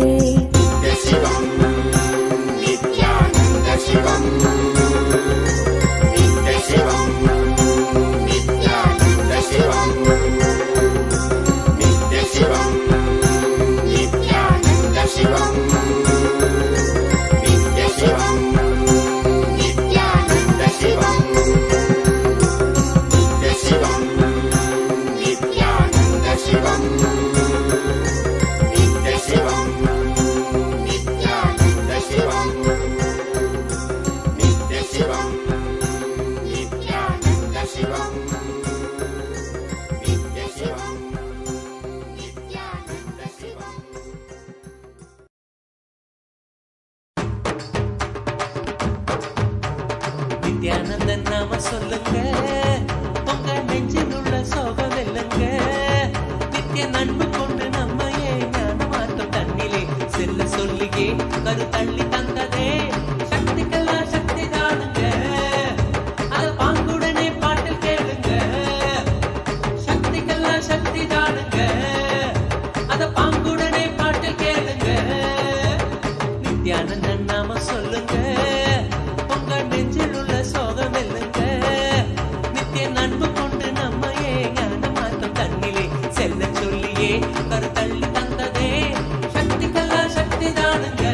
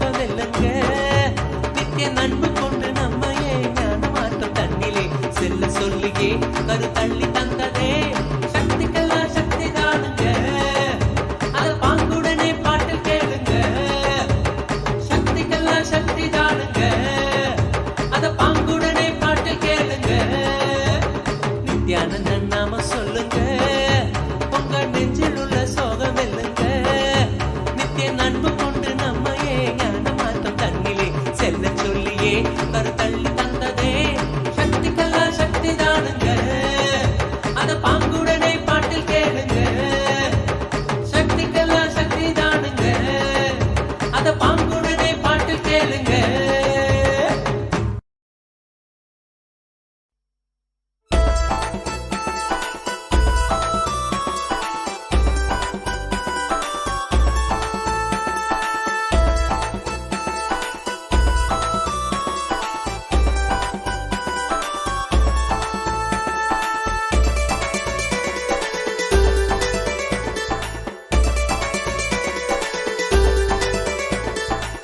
ಬನ್ನೀರೋ ಬನ್ನೀರೋ ನೋಡಿ ಬನ್ನೀರೋ ನಿತ್ಯನ ಮಹಿಮೆಯನ್ನು ನೋಡಿ ಬನ್ನೀರೋ. ಬನ್ನೀರೋ ಬನ್ನೀರೋ ನೋಡಿ ಬನ್ನೀರೋ ನಿತ್ಯನ ಮಹಿಮೆಯನ್ನು ನೋಡಿ ಬನ್ನೀರೋ.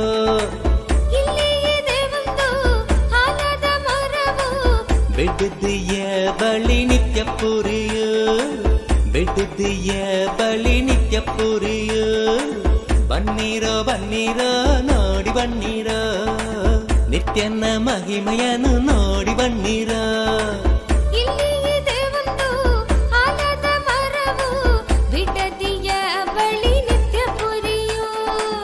ಬೆಟ್ಟದೆಯ ಬಳಿ ನಿತ್ಯ ಪುರಿಯೋ.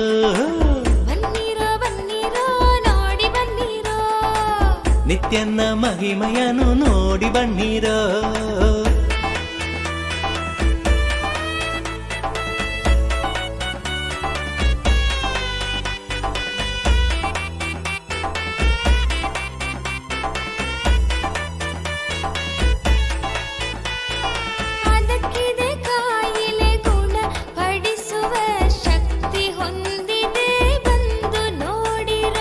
ಅದಕ್ಕಿದೆ ಕಾಯಿಲೆ ಗುಣ ಪಡಿಸುವ ಶಕ್ತಿ ಹೊಂದಿದೆ ಬಂದು ನೋಡಿರೋ.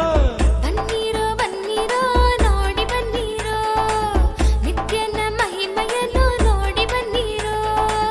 ಬನ್ನೀರೋ ಬನ್ನೀರೋ ನೋಡಿ ಬನ್ನೀರೋ ನಿತ್ಯನ ಮಹಿಮೆಯನ್ನು ನೋಡಿ ಬನ್ನೀರೋ.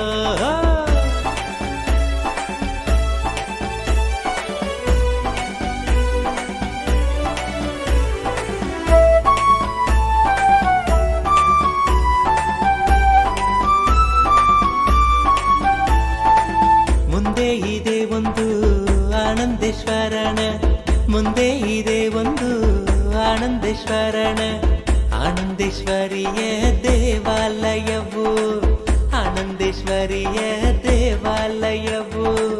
ಬನ್ನೀರೋ ಬನ್ನೀರೋ ನೋಡಿ ಬನ್ನೀರೋ ನಿತ್ಯನ ಮಹಿಮೆಯನ್ನು ನೋಡಿ ಬನ್ನೀರೋ. ಇಲ್ಲಿ ಇದೆ ಒಂದು ಆಲದ ಮರವು, ಬಿಡದಿಯ ಬಳಿ ನಿತ್ಯ ಪುರಿಯು, ಬಿಡದಿಯ ಬಳಿ ನಿತ್ಯ ಪುರಿಯು. ಬನ್ನೀರೋ ಬನ್ನೀರೋ ನೋಡಿ ಬನ್ನೀರೋ ನಿತ್ಯನ ಮಹಿಮೆಯನ್ನು ನೋಡಿ ಬನ್ನೀರೋ.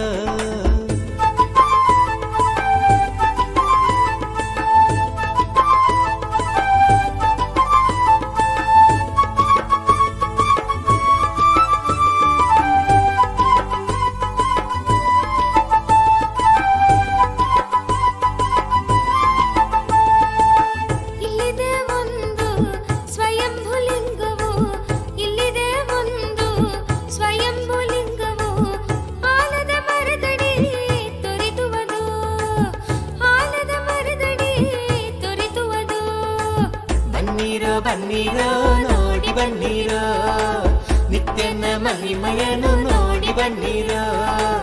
ಇಲ್ಲಿ ಇದೆ ಒಂದು ಆಲದ ಮರವು, ಬಿಡದಿಯ ಬಳಿ ನಿತ್ಯ ಪುರಿಯು, ಬಿಡದಿಯ ಬಳಿ ನಿತ್ಯ ಪುರಿಯು. ಬನ್ನೀರೋ ಬನ್ನೀರೋ ನೋಡಿ ಬನ್ನೀರೋ ನಿತ್ಯನ ಮಹಿಮೆಯನ್ನು ನೋಡಿ ಬನ್ನೀರೋ.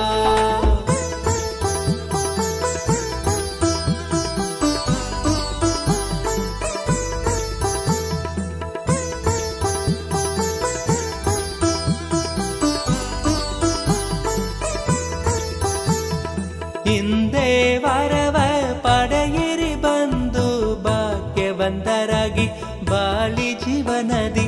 ಹಿಂದೆ ವರವ ಪಡೆಯಿರಿ ಬಂದು ಭಾಗ್ಯವಂತರಾಗಿ ಬಾಳಿ ಜೀವನದಿ. ಬನ್ನೀರೋ ಬನ್ನೀರೋ ನೋಡಿ ಬನ್ನೀರೋ ನಿತ್ಯನ ಮಹಿಮೆಯನ್ನು ನೋಡಿ ಬನ್ನೀರೋ. ಇಲ್ಲಿ ಇದೆ ಒಂದು ಆಲದ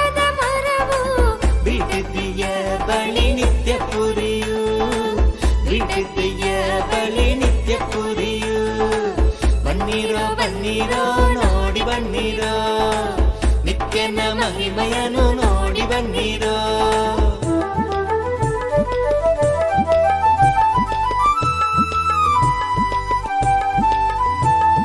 ಕರುಣೆ ತೋರಲು ನಿಂತಿಹನು ಇಲ್ಲಿ, ಕರುಣೆ ತೋರಲು ನಿಂತಿಹನು ಇಲ್ಲಿ.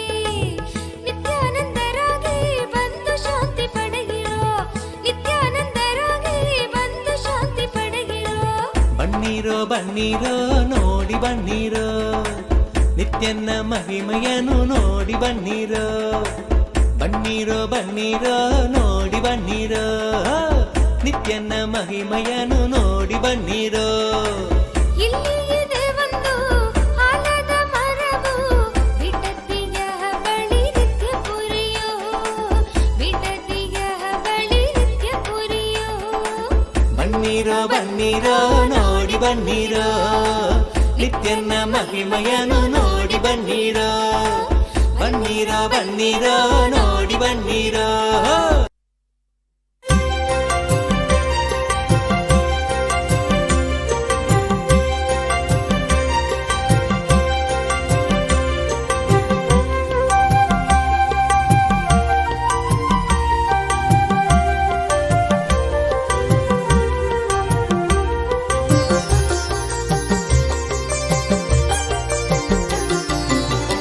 ಎಂಥ ಆನಂದ,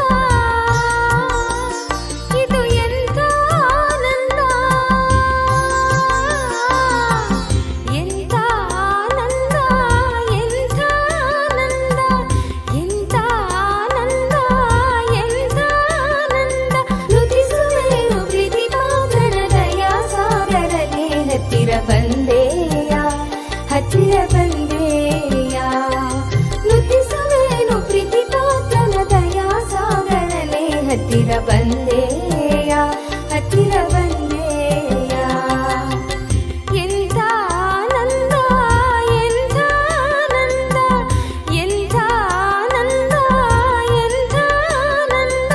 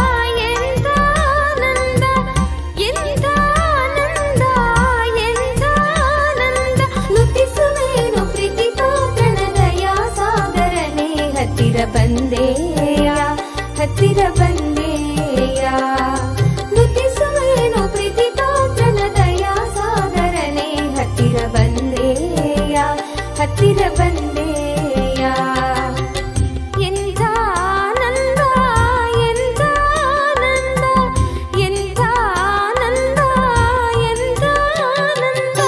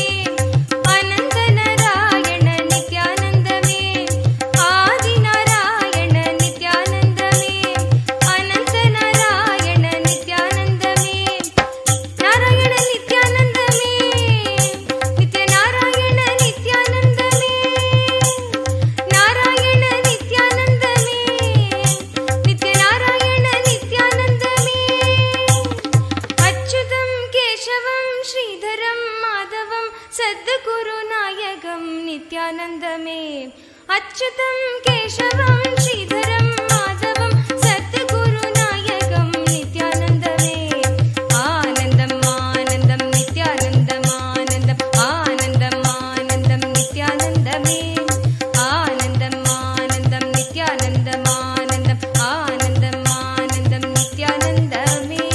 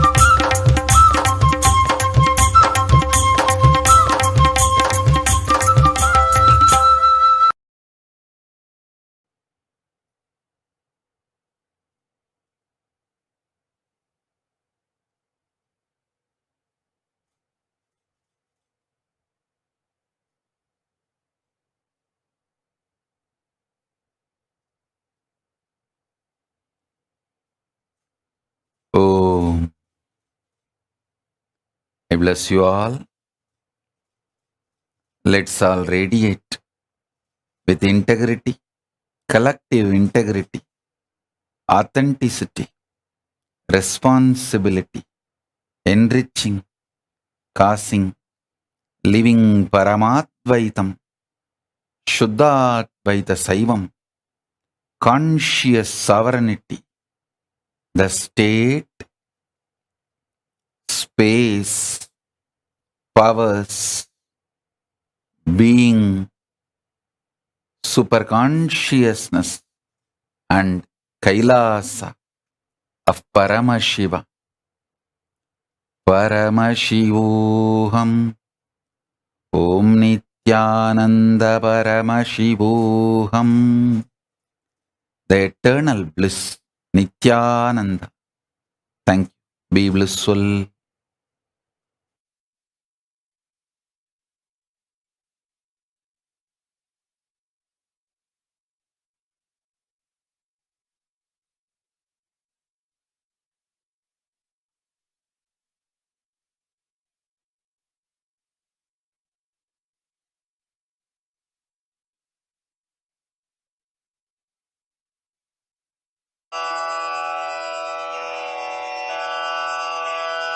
श्रीकैलासोन्नतद्वादशान्तश्यामलापीठारूढ श्रीमीनाक्षिसुन्दरेश्वरा भिन्नस्वरूप परशिवपुत्ररत्न Kumar गुरुमण्यतुल्यावतार श्रीपार्वतीस्तन्यपान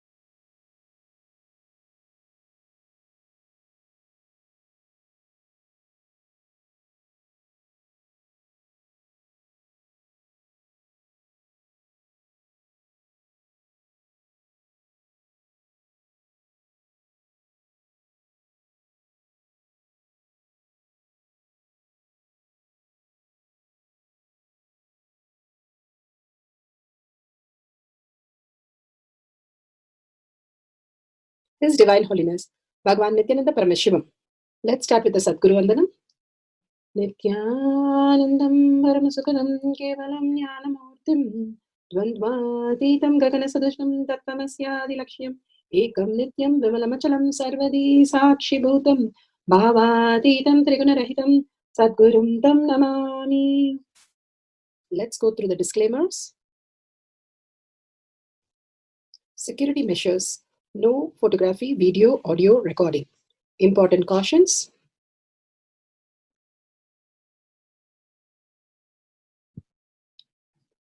Please be aware of the important cautions.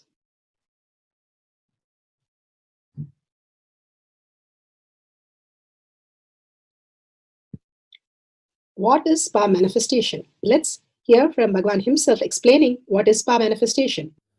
All the 25 states of consciousness, when they happen in you, due to your chemicals and hormones ups and downs, it is powerlessness.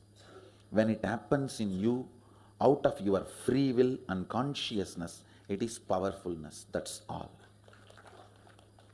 When you fall into sleep, it is powerlessness. When you enter into sleep, it is powerfulness. When you fall into dream, it is powerlessness. When you decide to dream, it is powerfulness. So I have added the ultimate powerfulness, Turiyatita, in your whole being and doing. Manifest all the powers.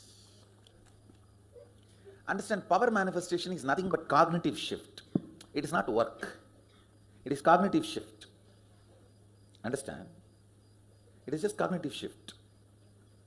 It's not work. Work is a 4-letter word. Power manifestation is cognitive shift, playing with life, playing with being alive. The initial. Beautifully, Bhagwan explained what is power manifestation. Power manifestation is something we experience as body and mind, and to super conscious being who we are. The cognitive shift happens in us is power manifestation, and it is a science because it is everyone can experience it as our own reality, the very nature who we are. That is why it is a science. So it is repeatable and experienceable by all of us.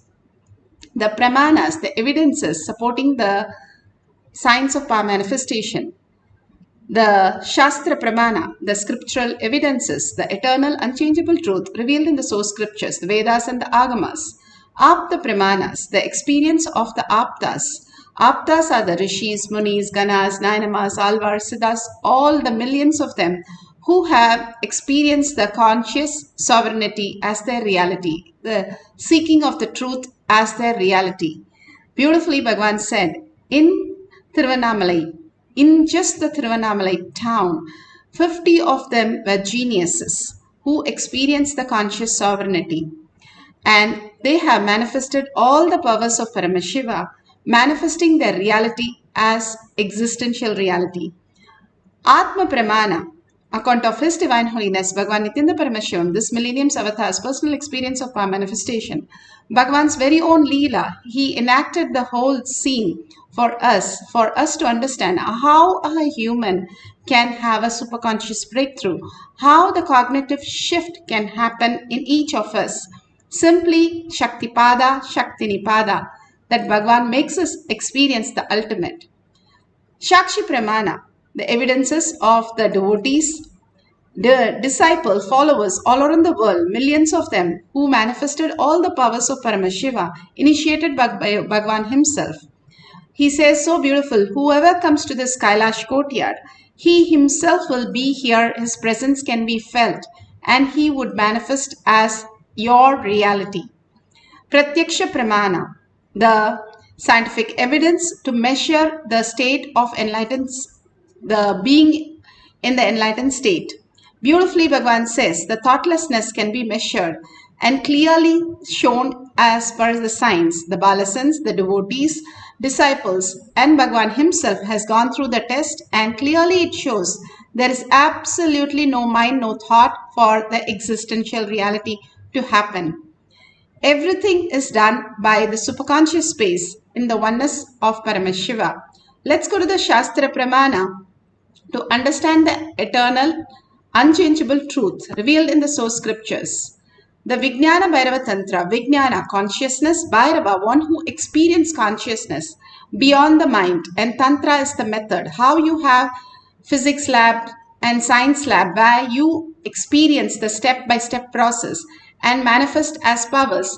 Same way here also you can experience the oneness with Paramashiva by following these steps and having a superconscious breakthrough and manifesting your own reality as consciousness. Like you go to the temple every time and you experience sudden beautiful space. Bhagavan says during the darshan you come with so many problems, and after darshan you are blissed out. That is exactly happens when you manifest the powers. You don't know what it is, but you know you are Paramashiva. That is the space of oneness with Paramashiva. The Shastra Pramana for the power of silicon. देवी शून्यालयो भवेत् क्वचिद् वस्तुनि विन्यस्य शक्तिं निवर्तयेत् तज्ज्ञानं चित्तसहितं देवी शून्यालयो भवेत्. Bhagavan Paramashiva says, having fixed one eye on a particular object, Vastu, one should slowly withdraw the sight from the object as well as slowly eliminate the knowledge of the object along with the thoughts and impression of it. Then, O Devi, one abides in Sunya, the state where there is nothing other than this exist, which is the state of all inclusiveness, infinity. Bhagavan beautifully says, how you can experience the oneness with Paramashiva, and how the pain point disappears and you are more and more and more. When you engage yourself in the outer world, the pain points are more. When you engage yourself in the inner space, conscious sovereignty, the pure truth becomes your reality. And Bhagavan beautifully says how you withdraw. If you have an object, a rose, you withdraw from the knowledge of the object that you learned, that it is a rose, and the impression of it, whatever the smell, the attribute, the quality of the rose and the quantity of the rose, everything, drop that. And then what else is there? The thoughts about rose. When you saw the rose first, when you gave the rose first, everything. We don't see any pramanas to give a rose to anyone, but we ask pramanas for all these great signs. But here Bhagavan gives us the beautiful space that all that is gone. Then what is the rose? If there is no knowledge, if there is no impression, there is nothing about it, then what is that which is a rose? Bhagavan beautifully says the rose disappears and the consciousness appears. How the jeweler will only look at the gold, not at the jewelry, like us when we go and buy. How the carpenter would look only at the wood and not at the furniture. Same way, when you look at your consciousness as reality, Bhagavan says, you start experiencing oneness. When you watch a movie, you watch what is happening on the screen. The screen is getting burnt, the screen is getting into flood, but you don't feel the screen is disappearing. You know the screen is always there, irrespective of what is happening on the screen. That is what Bhagavan says. Whatever your pain point, whatever is going through in your life is nothing to do with you. You as conscious sovereignty, searching for that, the very truth, who you are, simply opens up to your reality, and taking the responsibility to understand this great responsibility will open a new dimension. And how you wake up from the deep sleep to dream to the waking state, and you will wake to the awakened state, which is 1,000 times more possibility than what we are experiencing today, as the higher and higher reality. And simply we manifest the greatest oneness with Paramashiva. Apta Pramana. Apta Pramanas are the Rishis, Munis, Ganas, Nayanamas, Alvars who have experienced the great truth.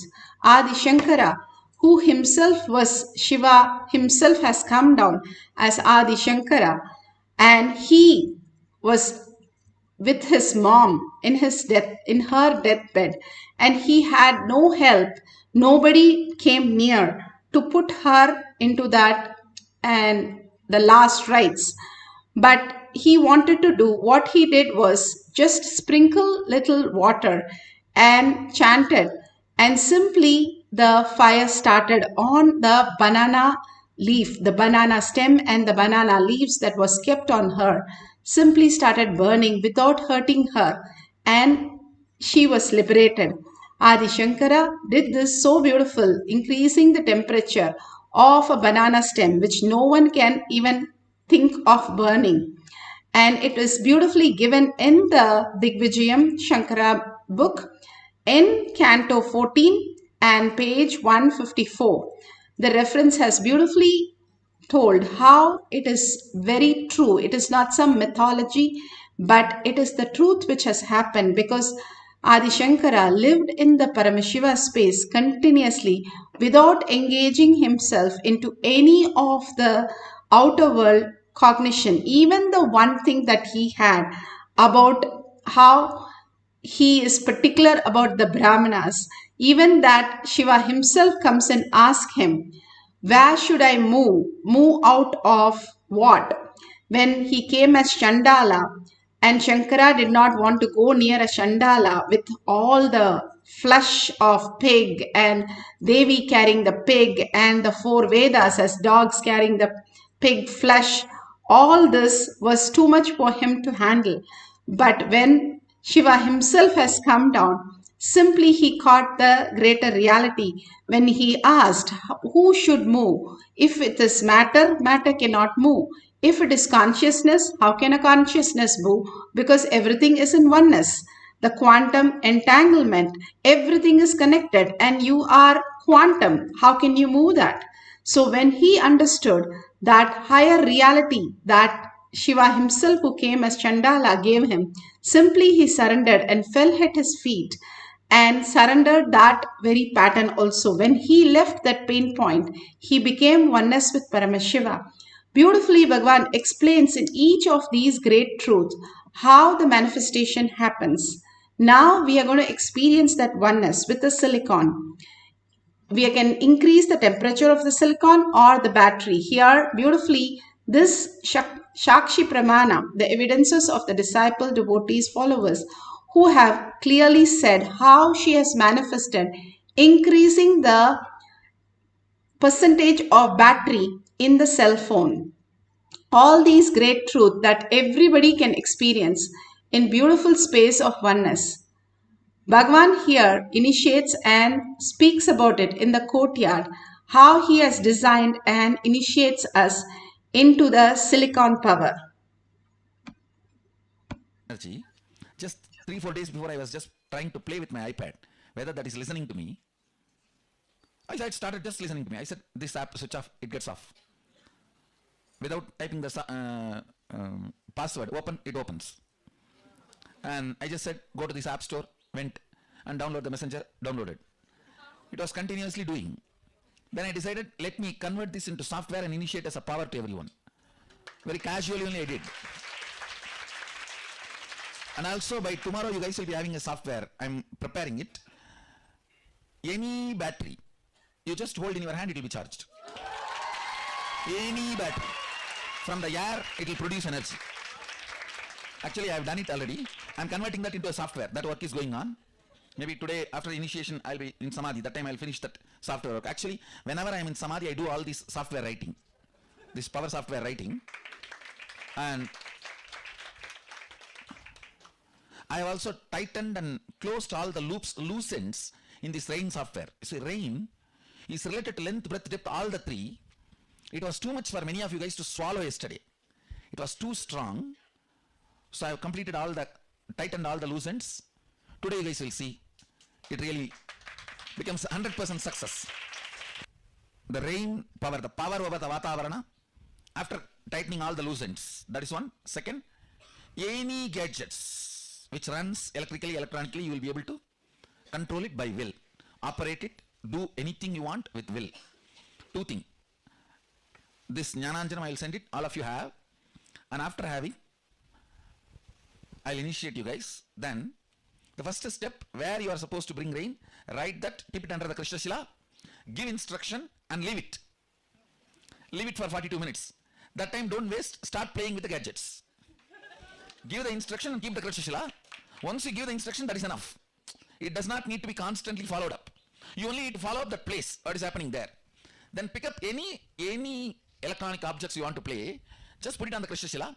Let the Nithyananda participants ask what the Balasan should do. You pen down the instruction, your request. The Balasan will do that. You give that instruction, it will do. Any object, it does not need to be only Balasan's objects, Balasan's iPhones. You keep your iPhone, they will open it. It will open, it will get switched on, it will download the apps or delete whatever you want, you write and give them. Always all your requests should be in writing. And then after they perform, you tick or cancel. Any command, only 3 minutes. If it takes more than 3 minutes, cancel, means they are not done it.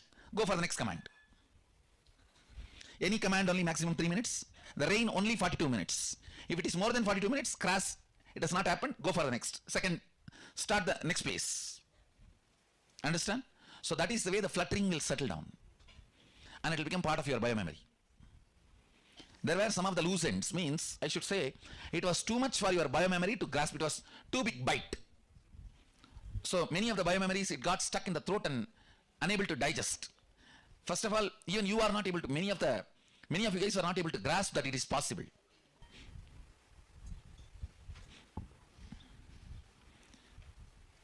If you are integrated to that core, that's enough. You will manifest powers.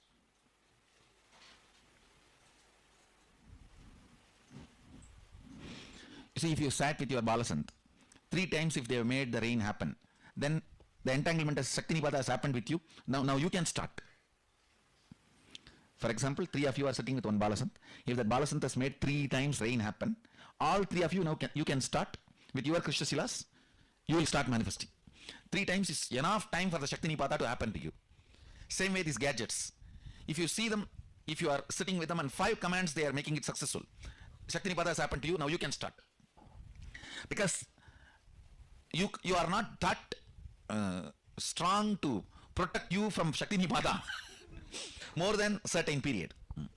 Once they make 3 times rain happen, immediately your core opens up for the Shakti Nipada. If 5 times you see your Balasant successfully making the commands on the electronic objects, then you can start doing, it will work. It will work for you. That much Shakti Nipada only is required.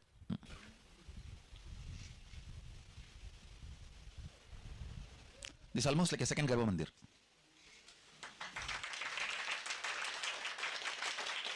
Structured form, like a Surya, sun. His sun is sunny. Sunny is his sun. Sometimes the part you deny comes and appears as your sun. And Surya's one wife, Usha, means is light. Chaya, all is self-hatred. Shade is opposite to the light. See, all is self-love comes as Usha. Self-hatred comes as Chaya. So the whole Graha structure is nothing but our integrity, authenticity, completion, responsibility and enriching expression. Maybe when I find time, I'll sit and explain in detail and give you guys a session on that. Yes. All you guys settle down and close your eyes for a few minutes. I'll finish the initiation. You can open your eyes. You can start manifesting both the powers now. So now the Nithyananda Yogam participants can decide where the rain should happen. You can even keep 2-3 places, no problem. Write as a slip, but find out there should not be weather forecast there. Make sure there is no weather forecast there, rain. You see, under one Krishna Shila, one Balasant can keep even 2-3 places. That's not a problem. But the Balasant should visualize all the 2-3 places and give instruction. So Sadashiva says in one place, even drinking alcohol, the karma will not be carried once the liver is destroyed. Means it will not come to you in the next Janmandal. And each of the vows you take, whether during the marriage or during the other kind of initiations, the vows are taken on Jadaragni, means the Agni fire in the stomach. Once that settles, over. That sins related to that does not come with you. The breaking of those vows does not come with you. It is left here. For example, if I have to give example, you take a vow on the Jadaragni that I will not steal others' things, but you steal. The karma will not come to you in the next Janma. It will come only as long as the Jadaragni is alive. Once the Jadaragni goes away, means once you are dead, during the death, Jadaragni is taken away. So after that, the karma doesn't come. For example, on Jadaragni only you take the marriage vows. All the Saptapadi is taken on Jadaragni in Agama. So if you break the marriage vows, karma does not come to you in the next Janmandal. Once the Jadaragni goes away, it goes away. That's all. It doesn't come after that. But if you miss the integrity with the Guru, that goes into biomemory and gets carried to Janmas. Gets carried to Janmas. Understand? Because the relationship with Guru is biomemory level. Deepest level. It's a level of relationship and level of commitment only based on that, how much of what karma comes with you and what karma does not come with you. Nothing else. Cosmos does not recognize property. Means ownership is not recognized in Cosmos. This is mine, that is yours. That is not recognized in Cosmos. That is recognized only in the local law. Marriage is not recognized in Cosmos. It's not recognized in Cosmos. It's only recognized in your locality and in your society. But integrity is recognized to the Cosmos. It is the spindle on which the lokas circulate. Lokas spin around. Understand? You all need to know, the Vedic tradition says the whole the universe, you know, is going around the earth. This is the sun, this is the earth. Earth is going around the sun physically. Means the timing you know. But cosmically, if you see billion year, sun is also going around. Sun itself is going around. This is billion year, it is 1 year. That is why you always think about the 1 year and forget this billion year. Based on this only the yugas are counted. Understand, the whole universe, the spindle, Standila is planet Earth, because only here consciousness is alive.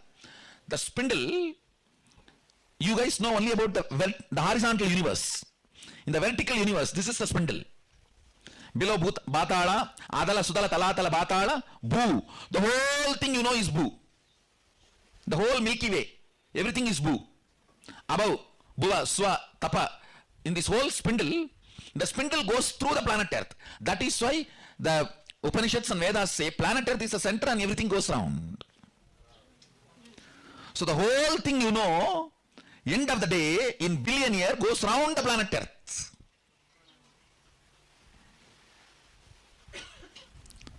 Earth is flat as per Vedas, because whatever you know as Bhu is called as Earth in Vedic tradition, not just this planet Earth, this ball.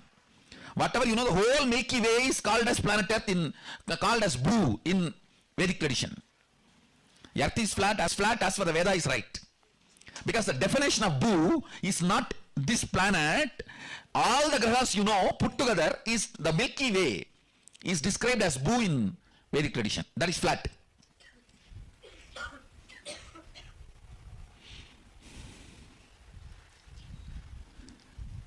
Actually, I am writing the software. The kids will start writing all the planet transitions, results and the impacts. They will start writing the Rasi Balan. I'm going to download that software into them. That is why the whole graha is going inside me. Grahas are running around inside me. Maybe next 4 or 5 days. That's what. All the transits she gave, the pala, she will start writing. Not only she, the whole group will start writing the pala for each Rashi.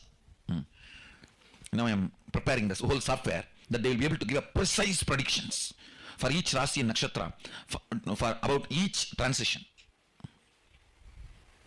Based on the Shastra Pramana I am preparing. And they will also write the original verse. Why they are coming to this conclusion. The whole thing I am putting it in one software. So now please start. The team start.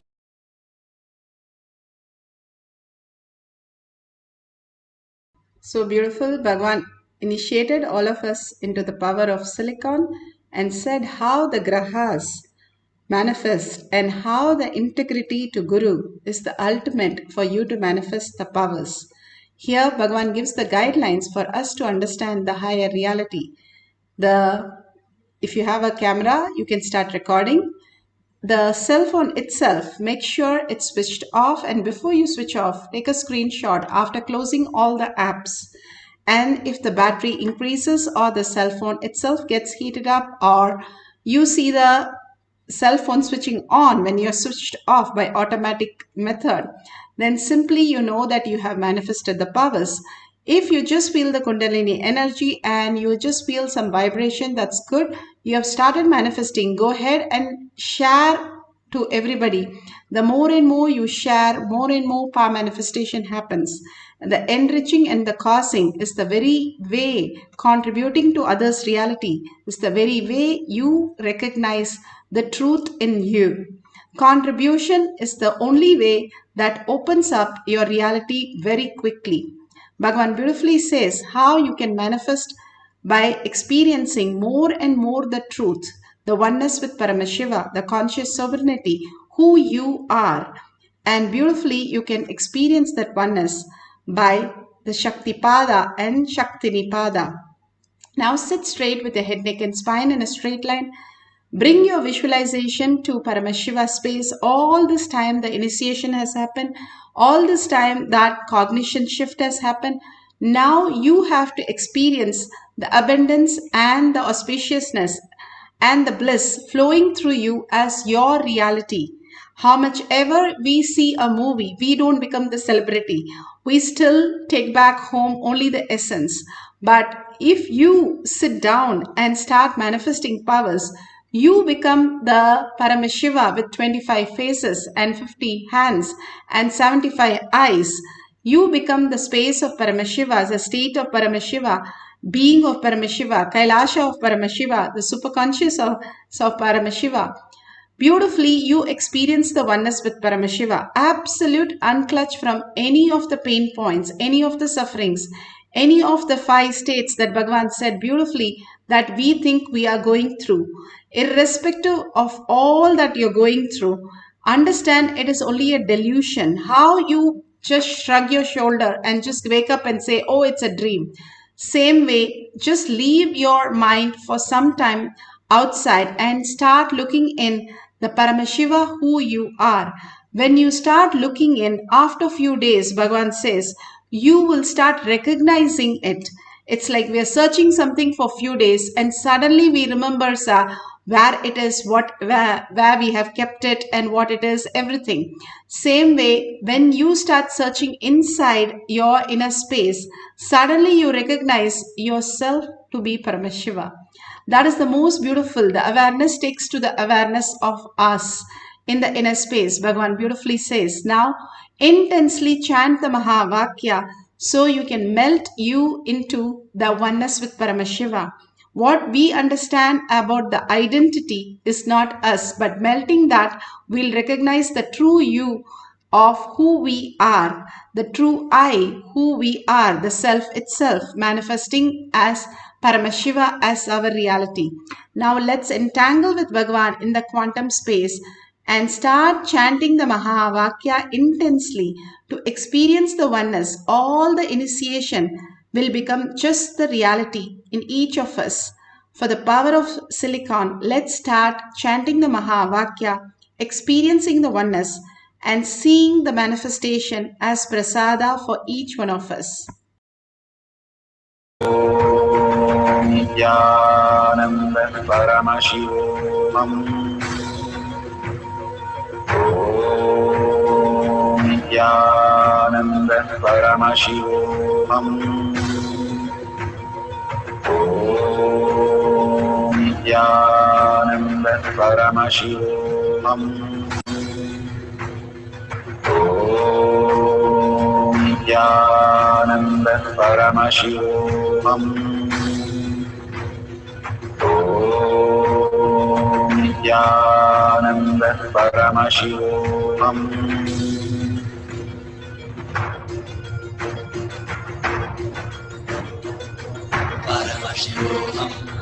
Paramashivoham. Let Paramashiva's third eye manifest in all our third eyes.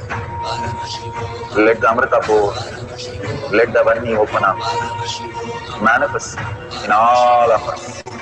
Paramashivoham. Paramashivoham. Paramashivoham. Paramashivoham.